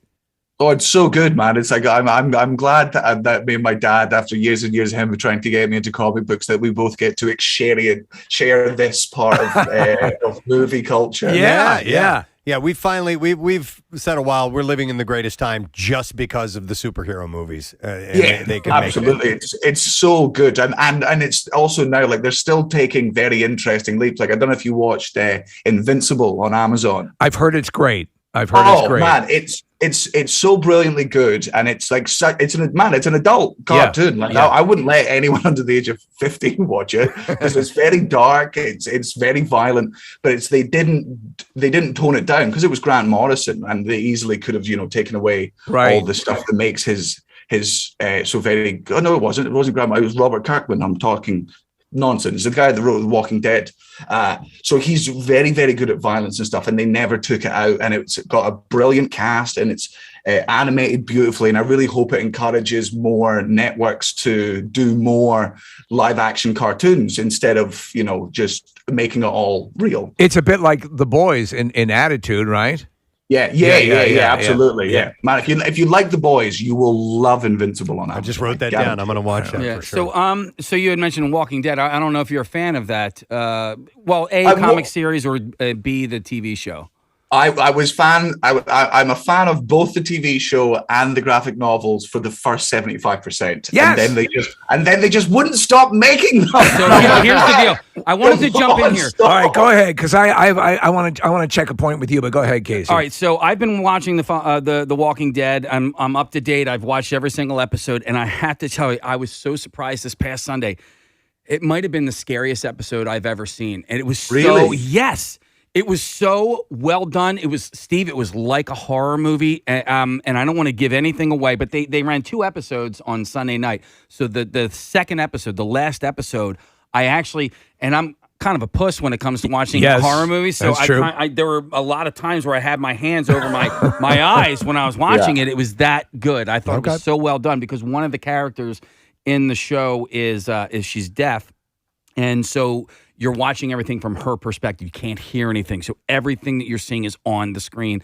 It's really, really well done. So I bet a quiet place. Yeah, that's what I was thinking as well. Yeah, we Preston and I have the point of contention about The Walking Dead, and I love it. I think it's great. And I read the first couple of graphic novels or whatever they put into the collections. Once they let Negan live, I'm like, you have got to be kidding me. Yes. You've got to be kidding me. What do you need to do to establish that you're a sociopath? Yeah. Like it's nice. He named his baseball bat after his dead girlfriend. That's a nice thing. Yeah. He had a heart after all. There you go. Just used it to cave people's heads in. There are many layers to that onion. Yeah, you're right. The one that always annoyed me, because I loved the TV series for so long. I thought Daryl was such an excellent addition. I think Norman Reedus is a phenomenal actor. I'm glad he's been introduced to the world. But when they did like the spin-off series, like the Walking Dead ones, Fear the Walking Dead, I couldn't watch any of them because I cannot watch any zombie movie or TV show where people in it don't know what zombies are. Like it's the most annoying trope when there's just a zombie and it's walking towards you and it's got like organs hanging out of his mouth and the neighbor's like, oh look, Steve's being all weird, let's go close to him. Steve, why is your wife's eyeballs in your mouth? What's going on?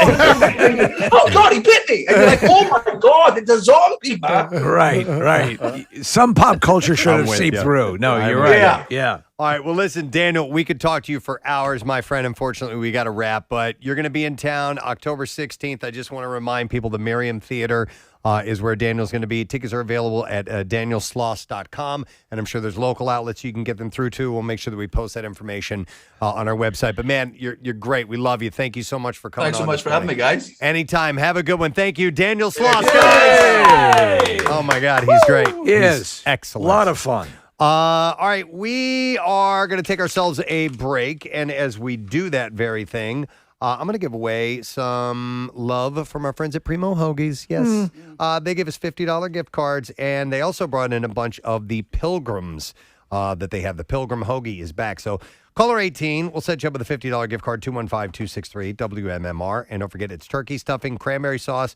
The Pilgrim is back at Primo Hoagies. Pick one up today at your neighborhood Primo's. Locations at primohoagies.com, such as Hoagie Primo. And thank you to Jay and Stacy from the Ardmore location for getting up early and making that food for us this morning. We'll be back in just a moment. The Bizarre File is up next. Hey, and so is the MMR Money Clips. Middleton and Prince William are opening up about their family life and what it's like behind palace walls. We enjoy swinging. The pair joined baking guru Mary Berry for a Berry Royal Christmas. I love her. On the BBC. Do you really? Yes, I do. Oh, okay. Sharing his perspective on how he has been talking to his kids about the causes they champion. William noted that when he drives Prince George and Princess Charlotte to school, they point out homeless people and ask questions. Daddy, run over them. They frighten me. Will do. He said on the school run, I know it sounds a little bit... I killed that one. Got one. Keep score back there. Do you all have a pad and paper and pencils and such? 1-1.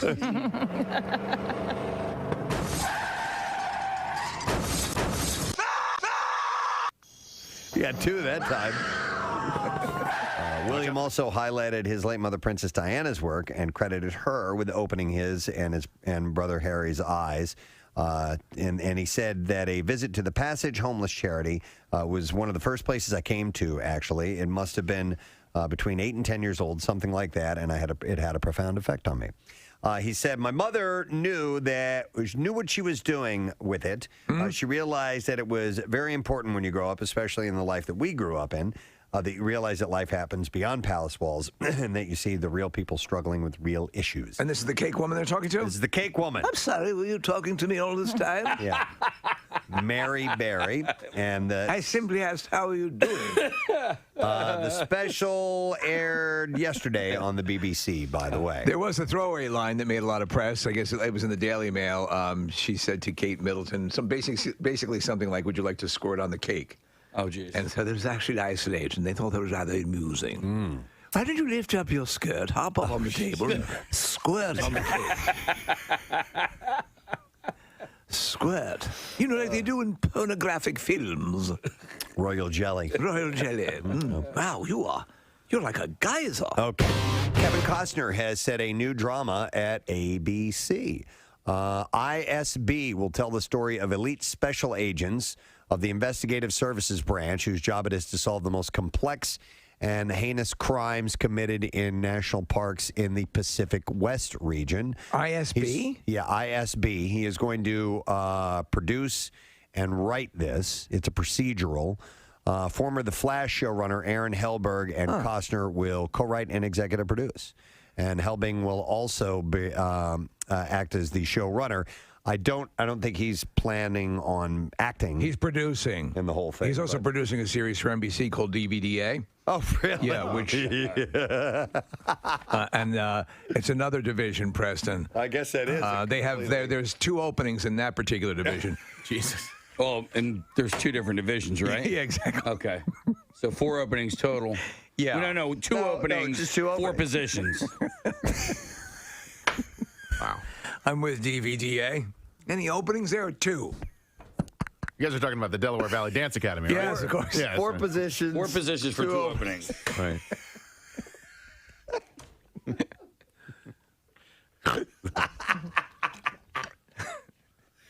I needed Look up that. DVDA. I needed that. Or don't. Yeah.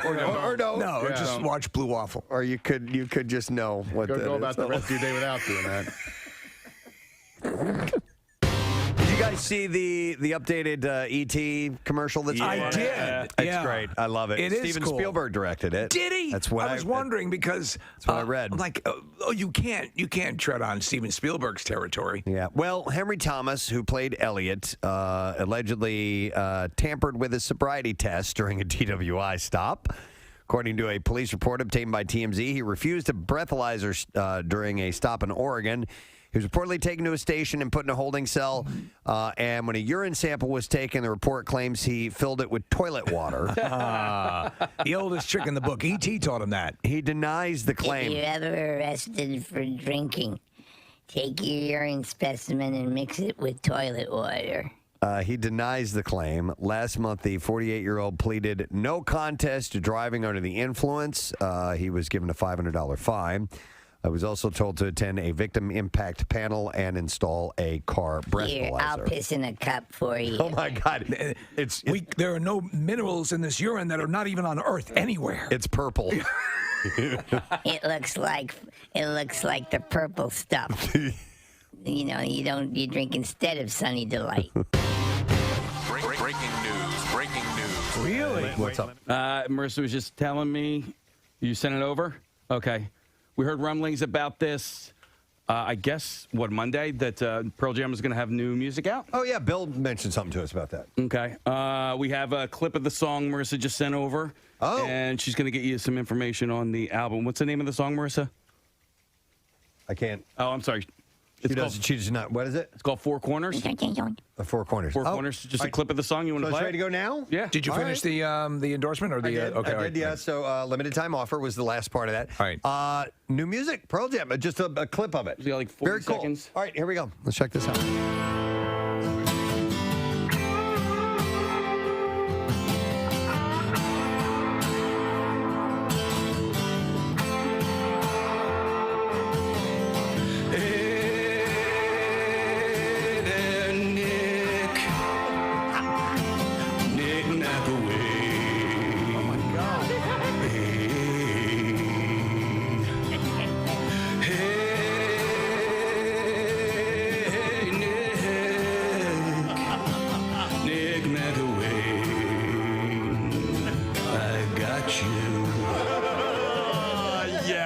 Hook, line, and sinker.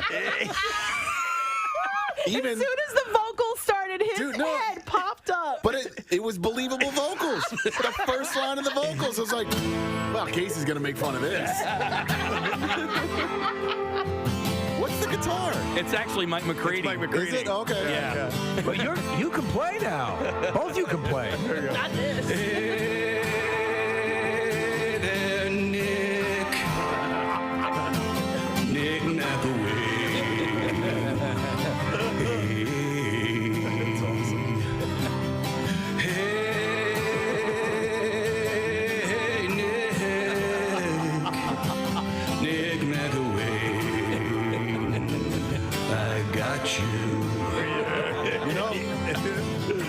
You know how some songs speak to you more than others? Yeah. I think this one hits you where you live. This one speaks to me. That speaks directly to you. Directly Yeah. I mean, it's for crying out Gets loud. me in all the feels, man. Casey was so excited. Oh, he played that for me yesterday. I was even more excited last night when Nick tweeted out you had answered somebody's tweet about Pearl Jam coming out with new music this week. I was like, oh my God, this is so perfect. Well, there's and I saw that you liked that tweet, by the way. There's now we know why he liked that tweet. There's a Pearl Jam account in Italy that actually helps break some Pearl Jam news around the world or whatever. And Pearl Jamma. No, it's Pearl Jam Online Italia. And we've been talking about possible new Pearl Jam music all week because we heard from Bill Weston that there might be some. That's not it. And, well, no, clearly. But the more we talk about it and the less that actual Pearl Jam music shows up, the more nervous I am about actually talking about it on air because it's just been rumors thus far. You know, we haven't actually had any. So then you got me today. I mean,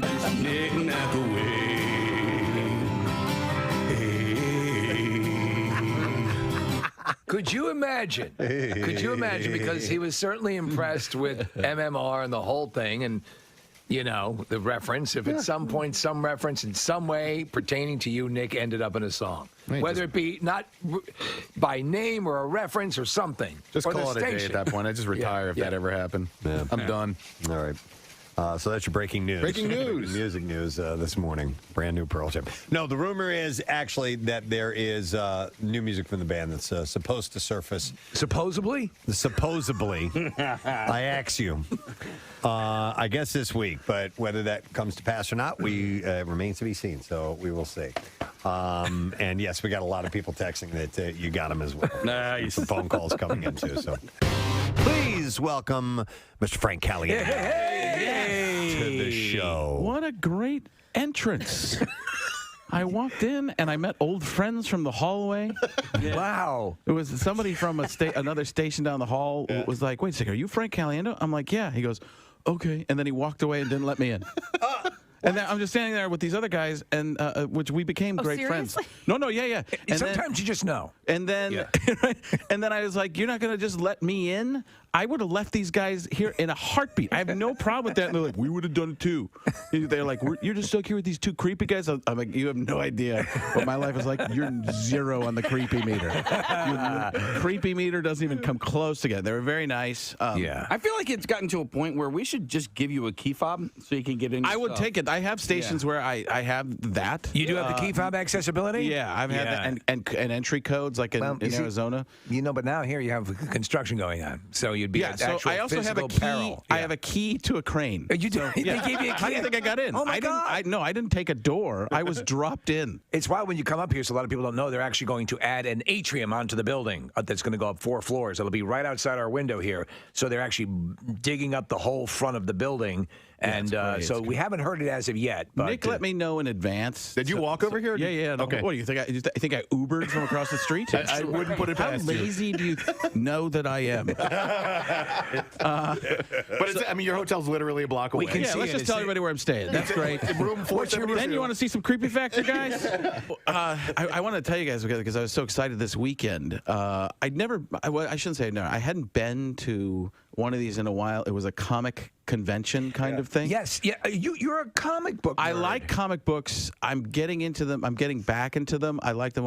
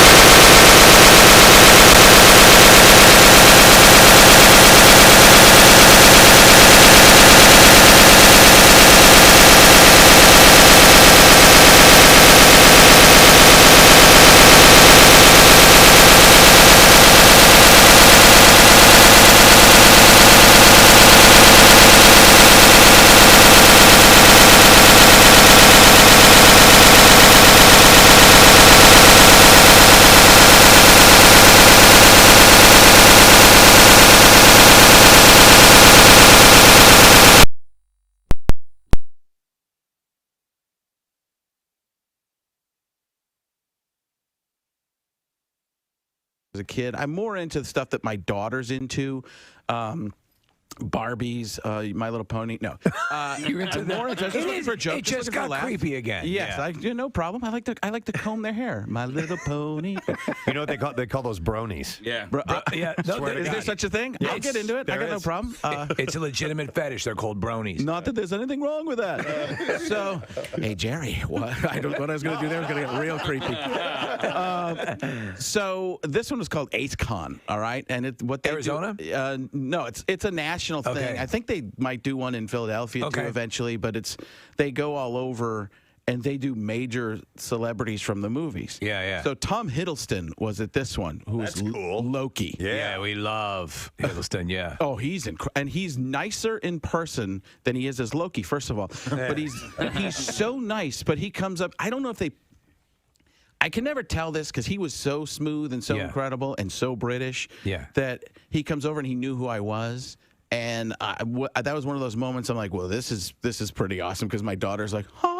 Well, he's an impressionist as well. Oh, he was so great. He's got to know your stuff. Very, very good. Yeah. He comes over and he's talking about, but he has the one-up. Like, he's friends with Jeff Goldblum. So he's talking about Jeff Goldblum. Yes, he's doing this. He's like, he'll come over and he'll be like, how are you? Good. You look great, Tom. You really do. And that's when you meet people, too, it's like that. So we're going back and forth, me and Hiddleston. Tommy, is that like to call him? Yeah. Tommy and I are going back and forth doing Jeff Goldblum. We're doing some Pacino and stuff like that. It's like, whoa, he does more of the Scarface kind. But so we're doing that, and my daughter's like thinking this is the greatest thing in the world. Awesome. And so that wasn't even the end of it. So I want to tell you about this thing too. So they take pictures with people. Like you can pay. It's expensive. Like it can be for a couple $100. Yeah, but you're gonna get a frameable quality More photo. than that, Yeah. it was incredible. People were bringing props. People were bringing birthday cakes, fake birthday cakes, and he was doing all of it because it's an expensive thing. It's like Wizard World here, and the it same is deal. very similar. I think it might be from the people who created It Wizard probably World. is. Yeah. There's something. I'd heard that as a rumor. So they're doing that kind of a thing. We keep running into him. Hiddleston walks up behind me at one point. Who towers over me? I'm 5'6", he's 6'2". He's like, I heard you do a Tom Hiddleston impression. I'm like, no, I don't, but I do the Beatles. That's what it turns into. So then a guy comes in and he goes, Frank! And we're in the back area because originally I was just going to stalk everybody with my daughter. But try and be nice. You know, you guys know what that's like. He's looking at his stalkers here in the studio. No, you do that thing where you respect everybody's space and stuff like that. You do. So we didn't ask for any extra pictures or anything like that outside the times we were supposed to. And this guy comes and he goes, Frank! And it's Todd McFarlane. Oh, wow. Spawn. Yeah. And baseball collector extraordinaire. Yes. Yeah. And he sits down and he starts talking, who's this? This is Juliet. Hey, Juliet. And he starts talking to my daughter. He starts saying, so I actually have this on video. I'll show it to you. I never asked him if I could share it with anybody to play. But he says, I created a character called, you ever hear of him, Venom? So I was drawing, and he tells the whole story of how he created Venom, which is basically, they wanted him to, and I've never heard this story before, they wanted him to draw the black. But the mom didn't like it and came back and complained. Call the police. Come on, lady. You call the fire department for that. That's what you do. Yeah. A drunken reveler with mobility problems caused over $30,000 worth of damage performing an obscene act on top of a statue. Stuart Tomlinson, this is in England, by the way, was ordered to pay about $8,000 in compensation for snapping the head off of the Footy Imp, which is a statue sponsored for charity by Lincoln City Football Club. The court was shown closed-circuit television footage of the jobless father of two twice wrapping his legs around the head of the imp and simulating a sex act as his drunken companions watched. And the fiberglass statue was beheaded on the second occasion. So he's simulating oral sex with he's the humping imp? it. Yeah, he's humping its face. All right. Tomlinson and his friend then kicked the broken pieces around before leaving to continue in an all-day drinking binge. But the magistrate said, so you have reduced mobility and a slipped disc? It's very surprising that you managed to jump up there twice. So this guy's one of those insurance people that says scammers? he's injured and he's up there doing all kinds of things and he's gyrating around, which clearly. And yet you're able to bang the imp. The statue was part of a trail of 30 sculptures on Lincoln High Street to be auctioned off to raise money for hospice. The court heard that Tomlinson said that he had received death threats over the incident. He admitted to criminal damage and was ordered to pay over $8,000. I'm very, very sorry. In damages. All right, one last story. Let's do another snake one. If you recently found yourself without power, a snake could be to blame. Utility officials in North Carolina say more than 1,400 customers in Denton and the surrounding area lost electricity after a snake came into contact with equipment at a substation, sparking a fire. I wonder how often stuff like this happens. It does, because I've heard of squirrels. Remember, we've had stories that this has happened before? Yeah. An energy spokesperson said, this is one of the reasons that we are making electrical grid improvements in the region. The fire department said it did major damage to the substation, and customers might have power restored by a different substation down the road from a different grid. And there you go. That is your bizarre file for you. All right, we got a little over 3 minutes before we get to the money clip word. But I want to thank, I believe this was Jane. It's hard to say it's a signature here. But she was she sent us a care package from Mingle Kathy had mentioned Mingle. Oh yeah, Mingle mocktails. Yeah, I tried both of them. The flavors that she sent, they're really good. Yeah, you know what I like about them? They're not too sweet. No, there's 60 calories a can, which is pretty damn good. Yeah. And like the blueberry Bellini was very good. Nice. You know you're old when you enjoy non-alcoholic Non-alcoholic beverages. mocktail. It's the perfect drink for when you're watching Matlock. But it was really good. My wife doesn't drink, so she likes to drink mocktails. Yeah. So Jane, I believe that's her name. I can't really tell. No, it is not. Is it Jamie? Hold on. Wait a minute. Jamie? Jamie's got a mocktail. Does that say John? Mingle mocktails. Maybe that says John. God, wait. Why can't I Jama. remember her name? Hold on. About Mingle. Wait. Maybe it's Jama. Wait. Thank you, Jama. Jambi. Wait. Mechaleka hi, Mechalini ho. Are we confusing you, Kathy, by talking? I have no, a Laura Taylor here. I think it's Laura. Oh. I think Casey got it. Oh, that's Laura. Oh! That's an L. I thought that was a J. Oh, well, Thank you, Laura. Thank you, Laura. That was or Jorah. Very nice. You're a John. Laura Taylor. Yes. Or Jama. Casey Yes. is correct. Jama. Call her any one of those names today, if you would. You know, I haven't had any alcohol since Labor Day. Really? And Me I don't neither. plan to. So I did take some of these home yesterday, and I'm excited to try them. Are you okay?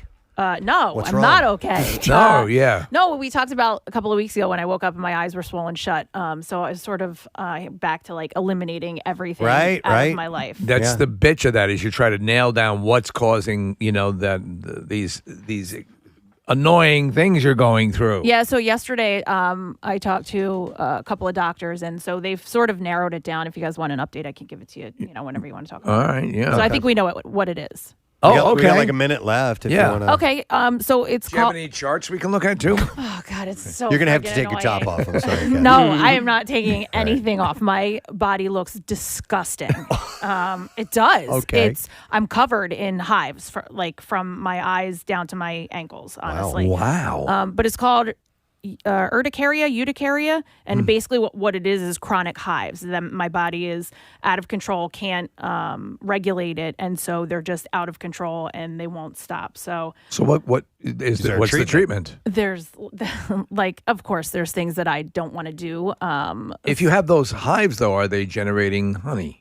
Stop. I wish they were generating something sweet because no, it is not. Yeah, it's like, That's horrible. just red, itchy welts and bumps all over my body. Oh, And man. yeah, the treatments are, things that I am obviously not comfortable with because, me, I'm not comfortable with anything. Right. There's one called phototherapy, which I'm going to try. And apparently there are a lot of people that suffer from this. So if there's anybody out there that has been diagnosed with this, I would love to hear from you if you have anything that helped you because, there's a lot of natural things you can do, like change your diet, which is what I'm doing. Yes. And Up then- to a certain point though, it's like it has to be stuff that you would eat or that you would yeah. And then this phototherapy, I'm going to try at the dermatologist's office. And then there's also a medication. All right, we'll keep our fingers crossed. That sucks, man. A topical medication or No. okay. No. No. All right. Well, good luck. I mean, at least you figured out what it is. Is Yeah. it suppositories? That's what I Totally. said. No, I would almost prefer that. Can't take it orally, darling.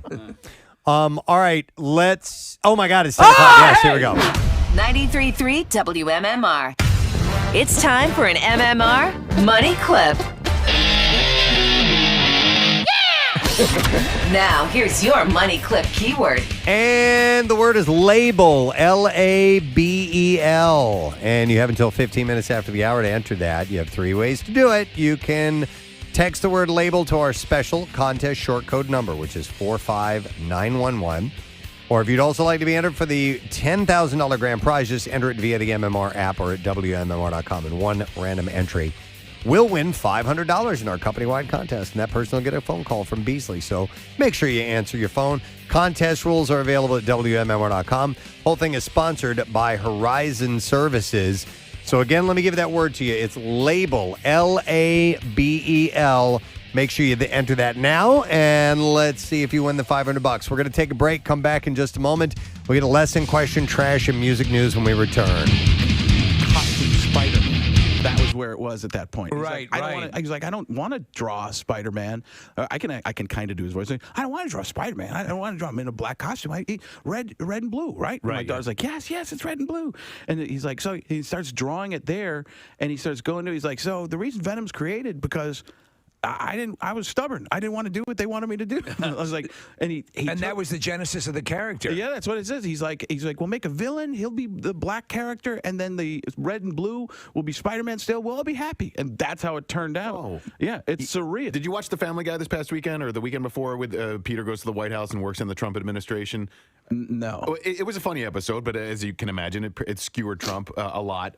I thought that it was you. I had to watch the credits because it sounded like your impression of Trump, which is a relatively easy impression, I think, I don't to think do. it's very hard. I think that and because of how easy it is, people think that just doing the impression is funny. When that's not the case. It's not. Right. You've always done this. And mine is tremendous. It really is. There's a lot of people that are talking about my impression. Here's the thing. You guys do a great job. This is probably the #1 show I'll be on right now. And let me say this: the ratings going through the roof. Not even just the roof, through the stratosphere, and Space Force will probably find them. Yeah. But we'll talk about this for a second. What were we talking about? Doesn't matter. It just got better. My stuff is silly. My stuff is silly that people who are like on one side or the other, they go, oh, that was great. I had that happen years and years ago in Texas. I was doing George W. Bush. Yeah. And they're like, you do, the people on the same show, people go, you must really love him. That was great how you did that. And other people walk out and go, you hate him, don't you? And I was like, you decide. You decide. That's what you want. If you're listening to me for politics, in this venue, you're in the wrong. But if you're able to nail it both ways like that, then you hit it. That's how I want to do it. Yeah, and for me, like, there's enough out there for the people that are pro this or anti this. That what am I going to do? Add to one of those sides? That's our philosophy. And I don't even believe that I would go. There are things I think that happen that are okay, that are good, and that are bad and awful, and it all happens, and it's. Whatever. I feel like eventually it's going to work itself out one way or another. But if people just scream and yell from the rooftops, it just makes other people mad. Yes, and that's where I come from. And besides that, Preston and I are big fans of dystopian future movies. So those are cool. However it breaks, whether we're fighting vampires or zombies, whatever it is, or whatever, or maybe we're a mailman, Preston, like in the Postman. Yeah. Listen, my friend Rick and I met up with a lot of people. You just stab them in the brain. That's what you do. You don't grab them by the you-know-what. You stab them in the brain. When you hear that sound, it's tremendous. It gets really, really great. So, interesting story from the Nick McElwain camp. Your son had to have a medical procedure, nothing serious. Yeah, he's totally fine. But this was something that I'd never heard of before, and I thought maybe bring it up on the air because of that. It's called an epidermal inclusion cyst. So I'd never heard of that. I obviously know what a cyst is. It was about the size of like a Mento, and it's kind of like a flat disc about the size of a quarter, but no thicker than a Mento or a Spree or something like that. Did it have breath freshening attributes to it? Did it have Retsin? It didn't have any Retsin, no. Okay. And but removed quickly, easily, 3 stitches, sewed them right back up. It's funny that you mentioned, Steve, the Mentos and did have the scent to it. When I had a different, I've talked about it in years past, when I had a completely different kind of cyst. It's called the pilonidal cyst in our tailbone. And I got that thing lanced. Oh, God. Most painful experience of my life. Not only did it hurt, Kathy, you're really going to be disgusted by I this. heard it. I know. It stunk up the room. Awful. Really? It's awful. Did it come flooding out? The stench? It just smelled like rot. It just I couldn't believe it that I was in that much pain and I was still able to notice the putrid smell of that. Bonus. Right? Exactly. So let me ask you this. When they removed this from him, did they put him under? Was it done in a local anesthesia? And but the interesting thing, and I guess one of the differences between the cysts is this one was this sac developed around the infection, and cyst sac, and you could see it. So it was encased in this thing, and so it was almost like a solid just pulled right out of his body. So this protective sac that formed around the cyst sac. Was there. It's what the body does to protect itself from an infection. It's amazing what the body does in those cases, the way it attempts to expel anything. Any chance if you had left it there, it would have become a pearl? Maybe. I have one in my cheek. I've had it for years since I was a kid. A cyst? Yeah, and from chewing tobacco? No. The doctor said never to remove it, that I don't ever have to, just because it would be like a surgery to inside or on the outside.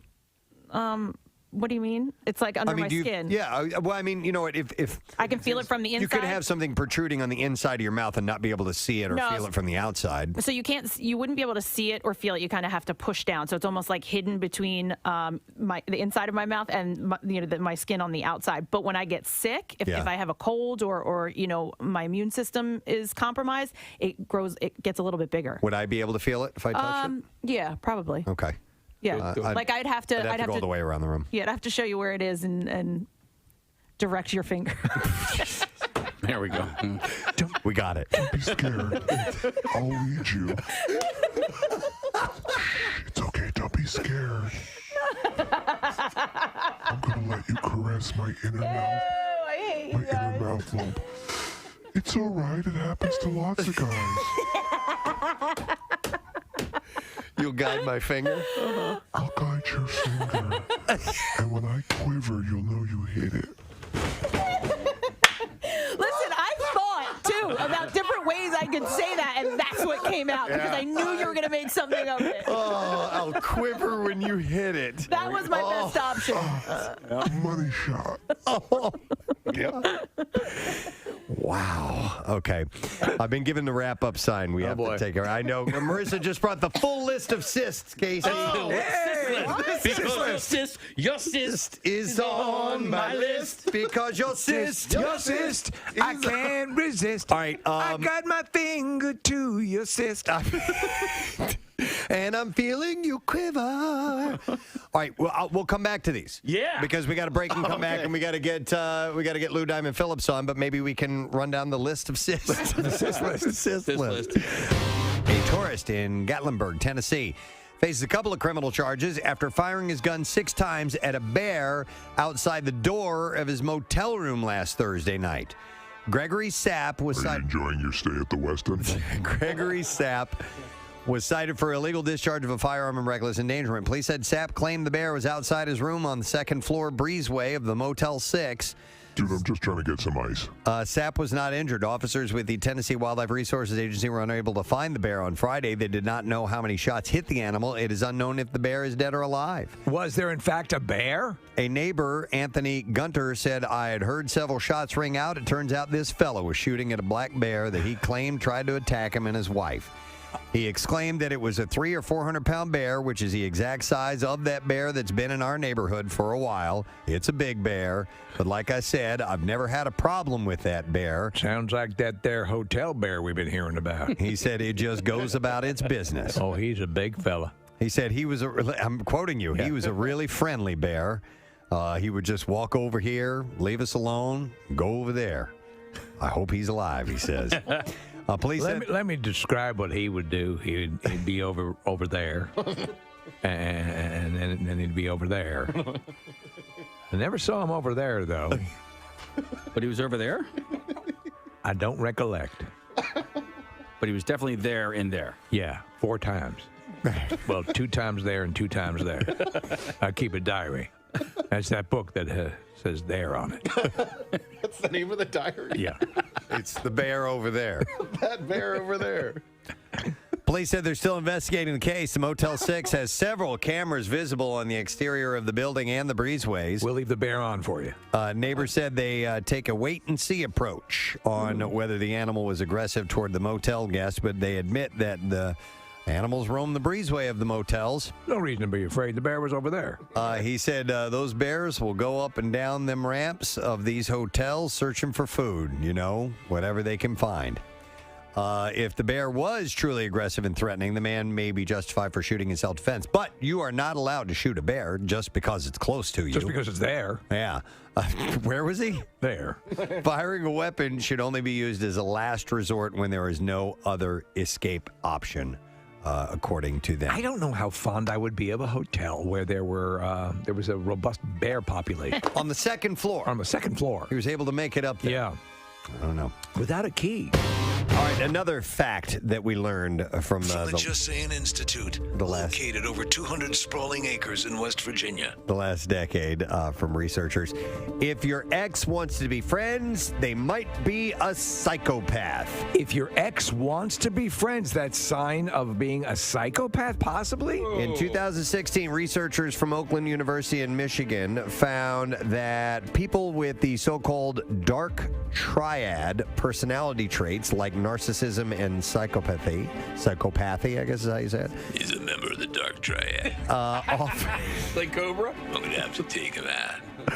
often keep their He's exes. the disease. I'm the ex-boyfriend. No, they often keep their exes around for calculating, self-serving purposes. Okay. A desire for continued sexual access, financial help, or a need to still exert some control over a former partner were among key reasons for maintaining contact, especially for men. These are facts, yes, from the Just Saying Institute. From the Just Saying Institute. That we end up just saying things at the Just Saying Institute. That we have found out over the last 10 years about relationships and That's a decade. love and sex and all that stuff. So how about this one? Speaking of sex, that sexual afterglow that you feel after sex will last about 48 hours. Really? Yeah. You mean longer for you, Cather? No, it seems to diminish pretty quickly. Are you sure? Because you had to clean up right it after. off of me. Get it off of me. But the glow, get it off. It's like it's like you've sat in the bedroom with me. Get it off. You have this glow. It's the light refracting off of it. It's shimmering and shiny. Get it off. It's glazy. I look like a Krispy Kreme. So you're generally in a better Get your blanket and pillow. You're sleeping on the couch. You're generally in a better mood after sex thanks to a flood of endorphins and other feel-good hormones released post-climax. The positive effects of getting laid last up to 2 days. And that the feeling can help couples bond over time. I always let out a big sigh when I close the laptop. Says there might clear be, history and there might be. Erase the history. What's on Google News? There might be an evolutionary reason for the 48-hour shelf life. 48 hours is roughly the same amount of time that A, conception is maximized, B, it takes sperm concentrations to be restored to peak levels. Do we have to guess which one? And C, no, these things all happen. All the above. And C, sperm remain maximally viable in the female reproductive tract. So all of that happens over 48 hours, and it's all apparently so annoying. What does Liam Neeson want the criminals to do with Maggie Grace, who played his daughter in Taken? 215-263-WMMR, because she is so annoying. What does Liam Neeson want the criminals to do with Maggie Grace? Let's see if you heard. That was early this morning. Yes, it was. 6:35 a.m. 215-263-WMMR. Give us a call. The trash business is a gold mine. 93.3 WMMR with Preston and Steve's Hollywood Trash. And it's brought to you by Liberty Safes of New Jersey and Mount Laurel and Bordentown. They carry the largest selection of home, office, and gun safes in the tri-state area. And you can shop online at libertysafesnj.com. What's going on, Steve? Well, the SpaceX all-civilian crew flawlessly returned to Earth over the weekend, splashing down in the Atlantic Ocean. Now comes the difficult task of explaining why 3 of the civilian crew members felt the need to eat the 4th.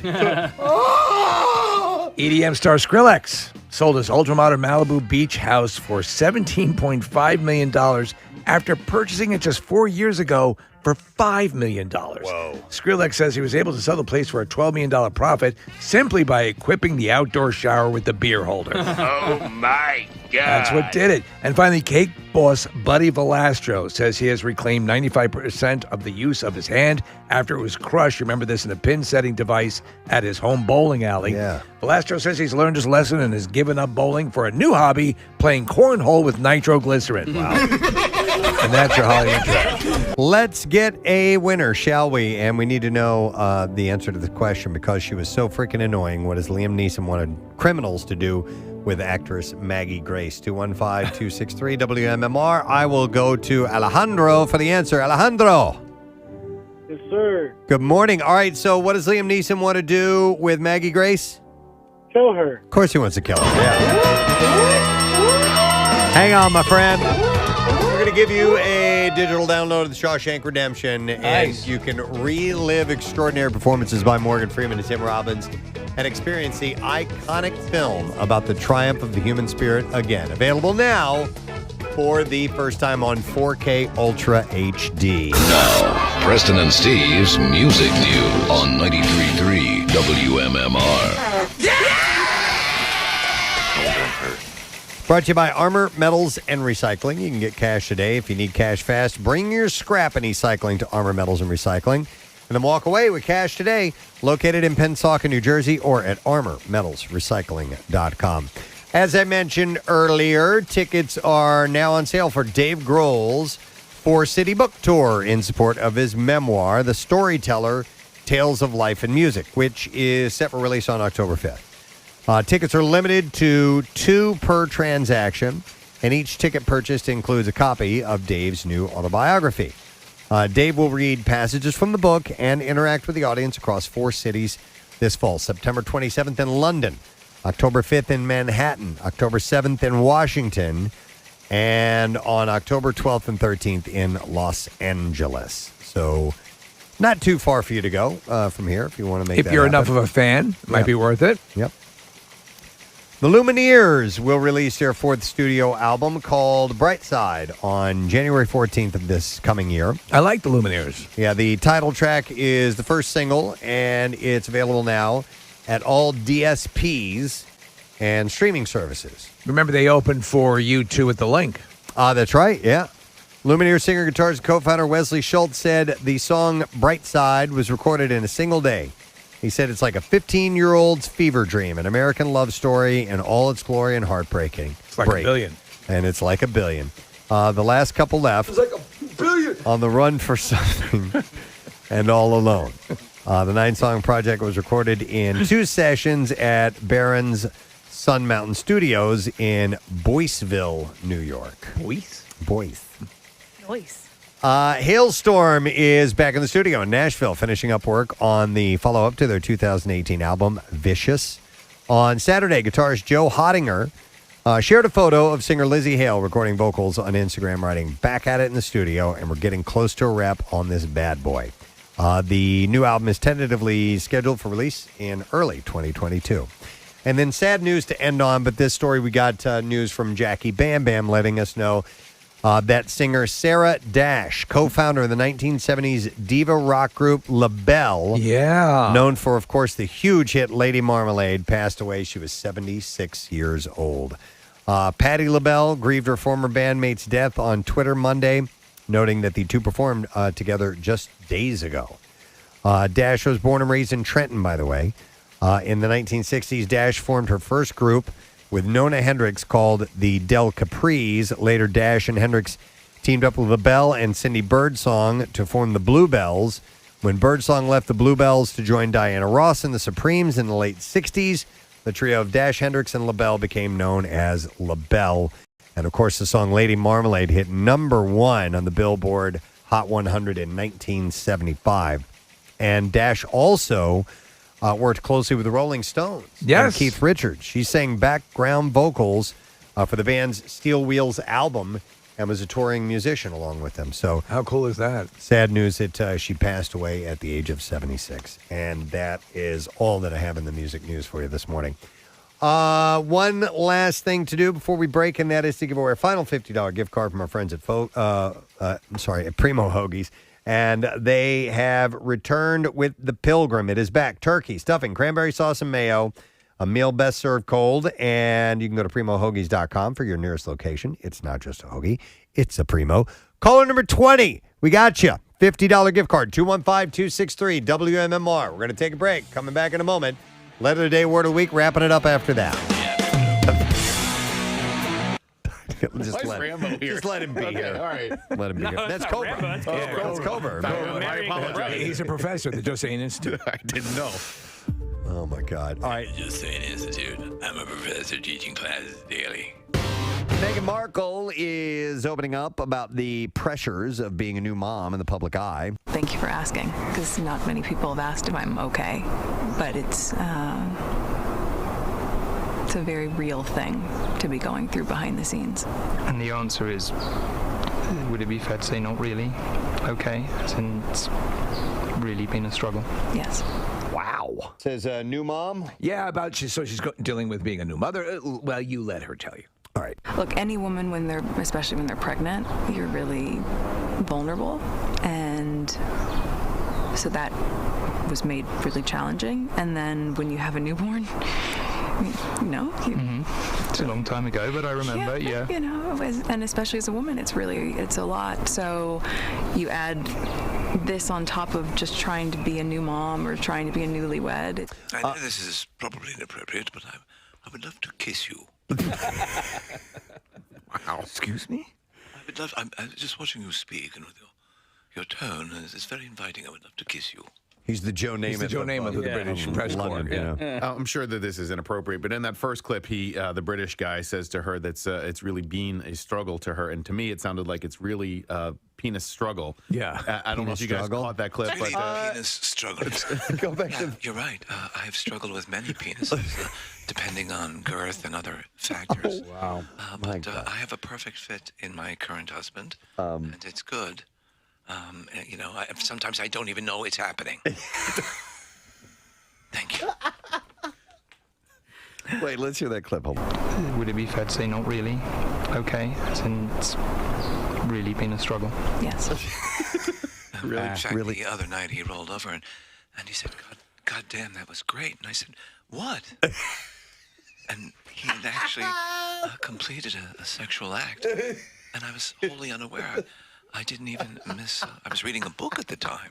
I had literally no idea, but that speaks to how quiet he is and how small. She's turning it into him. I've had things that were very painful, and I felt, I don't know, in a way, the word would be, I guess, build up, and I don't feel that. I feel as if I don't know. If a person of short stature would have wandered through the Carlsbad Caverns. I think perhaps that's what his penis must feel like. Oh, my God. It's a penis struggle. So this was kind of interesting. Jodie Foster almost played Cindy Brady when she was a kid. Wow. The Brady Bunch cast As revealed Nell. on Watch What Happens Live. Yeah, instead of a lisp, she can't communicate at all.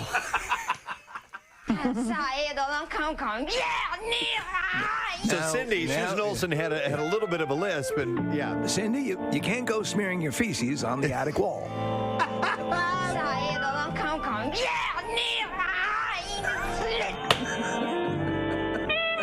I know it's comfortable for you to spread your spore around the house to chase away predators. Mr. Brady could even communicate. He could have a moral lesson for Nell, who wouldn't understand him. Gaya fla bla ta kla. Fuego tabla. That's Nell. Where y'all going? Now, Nell, I got ta kwa kwa play play. That's her version. That's her version of Mom always said, "Don't play ball in the house, Steve." Play it one more time. Where y'all going? Yeah, Mom always said, "Don't play ball in the house." You know that. But apparently, it was on Watch What Happens live with Andy Cohen, Maureen McCormack, Eve Plum, Susan Olsen, Barry Williams, Christopher Knight, and Mike Lookenlamb were all reuniting there. This is ahead of HGTV's Food Network crossover special, a Very Brady Renovation Holiday Edition.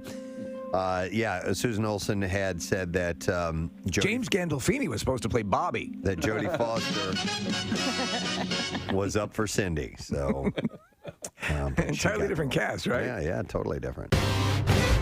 Something new from Hershey's.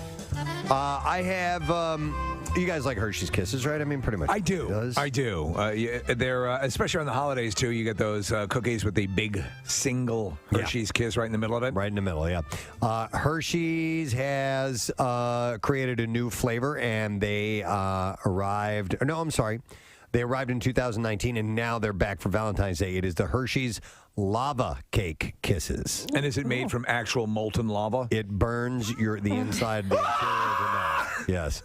The kisses are dark chocolate with a gooey chocolate center. This seems very it's a Jewish chocolate center. Bill Weston loves Is that a Jewish thing?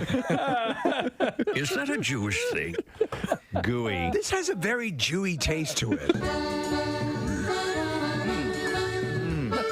Mazel. They're so moist and Jewy. Mazel, mazel. Of course I would say that. Is that a Jewish thing? Oh, my God. And there goes the second. It's a wonderful cookie with the taste of Israel. The kisses are dark chocolate with a gooey chocolate center. Not a Jewish thing. Not a Jewy chocolate center. And I just said Jesus under my breath, too. Jeez. Well, he was a Jew. That's right. The limited edition holiday flavor is available at Target, Walmart, and other retailers. I like this concept. Do you like the chocolate molten cake? Yeah, I do. Oh my God, I very much do. I bought this for my my wife and our last anniversary. Wee's anniversary.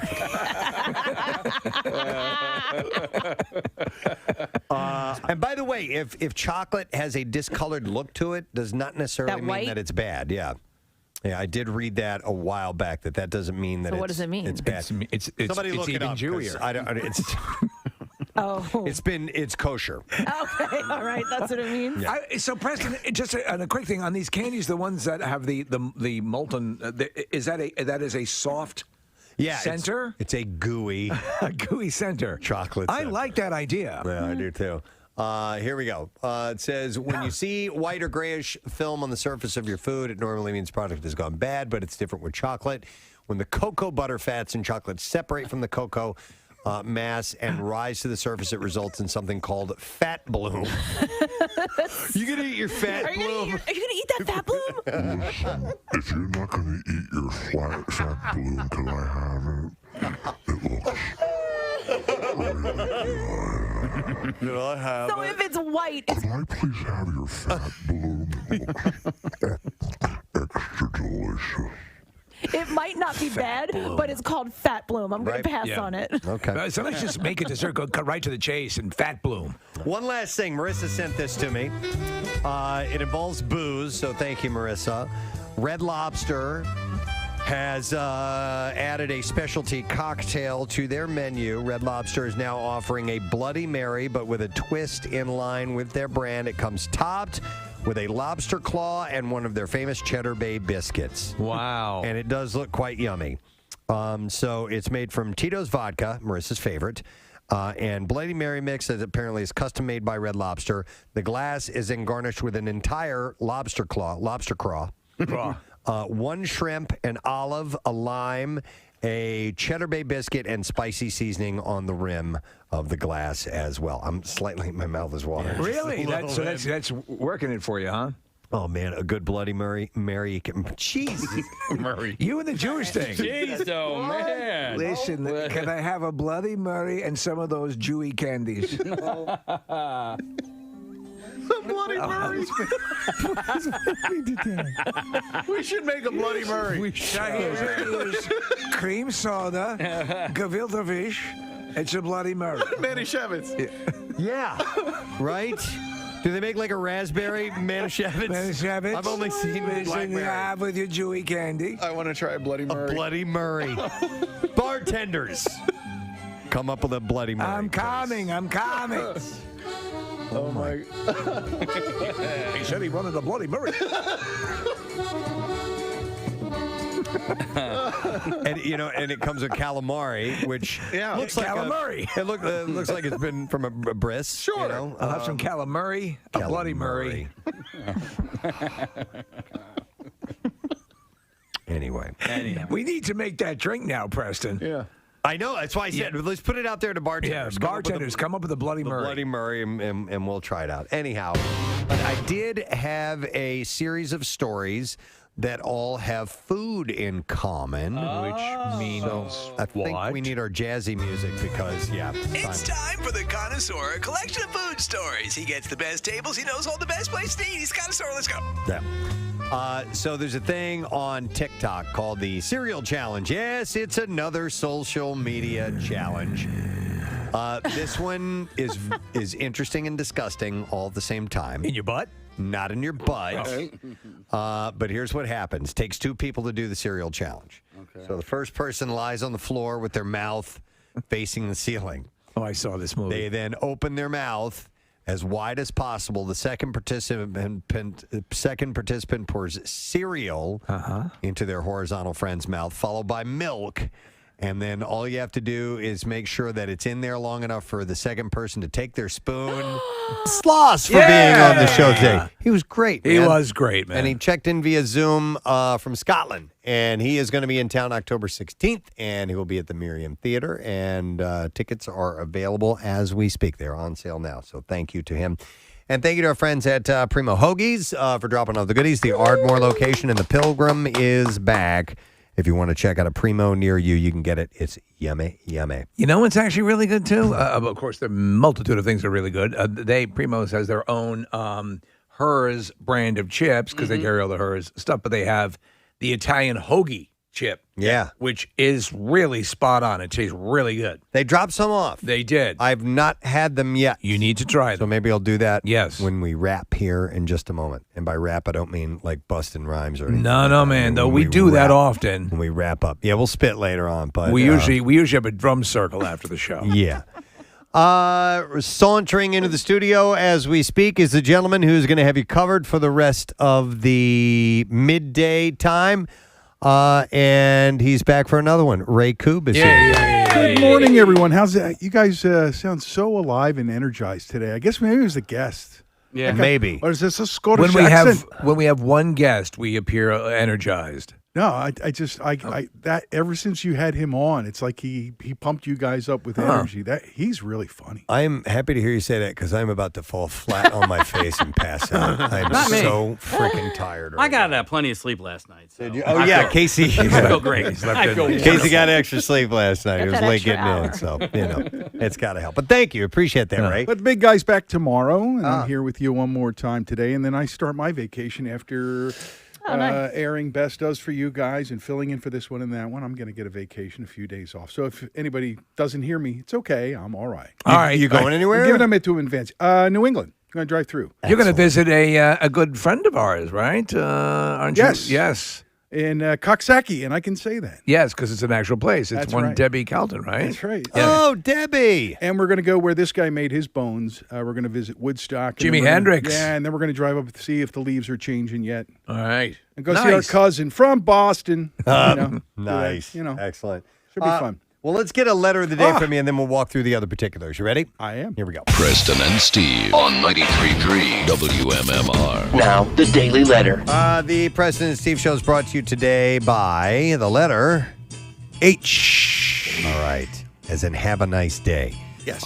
We are going to give away a 4-pack of front row tickets for the MM Barbecue. It's right behind the pit, and also VIP access, including food and drinks, as Live Casino and Hotel Philadelphia presents MM Barbecue 2021 is this Saturday. You know about it. BB&T Pavilion, Jane's Addiction, The Offspring, Cheap Trick, Dirty Honey, Dorothy, Mammoth, Wolfgang Van Halen, Aaron Jones, and Foxtrot and the Get Down. Tickets to Party on That Lawn start at just $25, and you can visit WMMR.com for the complete details. We need to, before we find out what Ray's got going on in the show, it's Tuesday. Yeah. And we have to award our tattoo. For Tattoo Tuesday, the President Steve tattoo goes to Mike Maloney, who is from Trooper, PA. And Mike gets to get a Preston and Steve themed tattoo at Floating World Tattoo and Piercing, a wonderful location, 1729 South Street in Philadelphia. For artwork samples, you can visit floatingworldtattoos.com. Check them out on Instagram at Floating World tattoos. What do you have in store musically today, sir? Well, it is a double shot Tuesday, so we'll go 2 by 2 up to the workforce blocks, and that's where I'll give away my first shot at cash. Got a couple shots at noon and 2 p.m. and the workforce blocks, and then back to double shots as we go 2 by 2 all day here. Nice. As we're known to do. Excellent. We are known to do that. Thank you, Ray. And I want to thank our sponsors as well. Dunkin' Donuts. Preston Steve brought to you by Dunkin', the official coffee of the Preston Steve Show. Also brought to you by, Frolics Farm Fall Festival, kicking off on Saturday, October 2nd, with a special appearance from Nick McElwain. I got a Pearl Jam cover band playing that day. Am I saying this correctly? Frolics Farm? Yes. Okay. They're spelled, you can check out their website, which Frolics is spelled FROEHLICHS farm.com. Also brought to you by Wilmington University. Ready to make a move? WilmU works online or in person. You can learn more at wilmu.edu.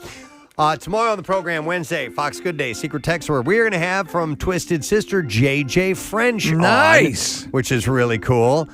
We also have from the Flyers, Rasmus Ristolainen. Wow. New defenseman, big guy, huge addition to the D-line, so it should be an interesting. We're going to Zoom with him tomorrow, so it'll be a get-to-know-you kind of an interview. Rasmus Ristolainen. Where's he from? He's from Finland originally, but he played his last, 12 seasons or so with Buffalo. And, he's a big addition to the Flyers, and we're going to have a whole bunch of tickets to give away for the home opener tomorrow, too. And Robert Irvine will be joining us. The Robert Irvine. So we'll spend some time with him. That is it. We are done. So rage on. Have a great day. We'll see you tomorrow, gang. Bye-bye.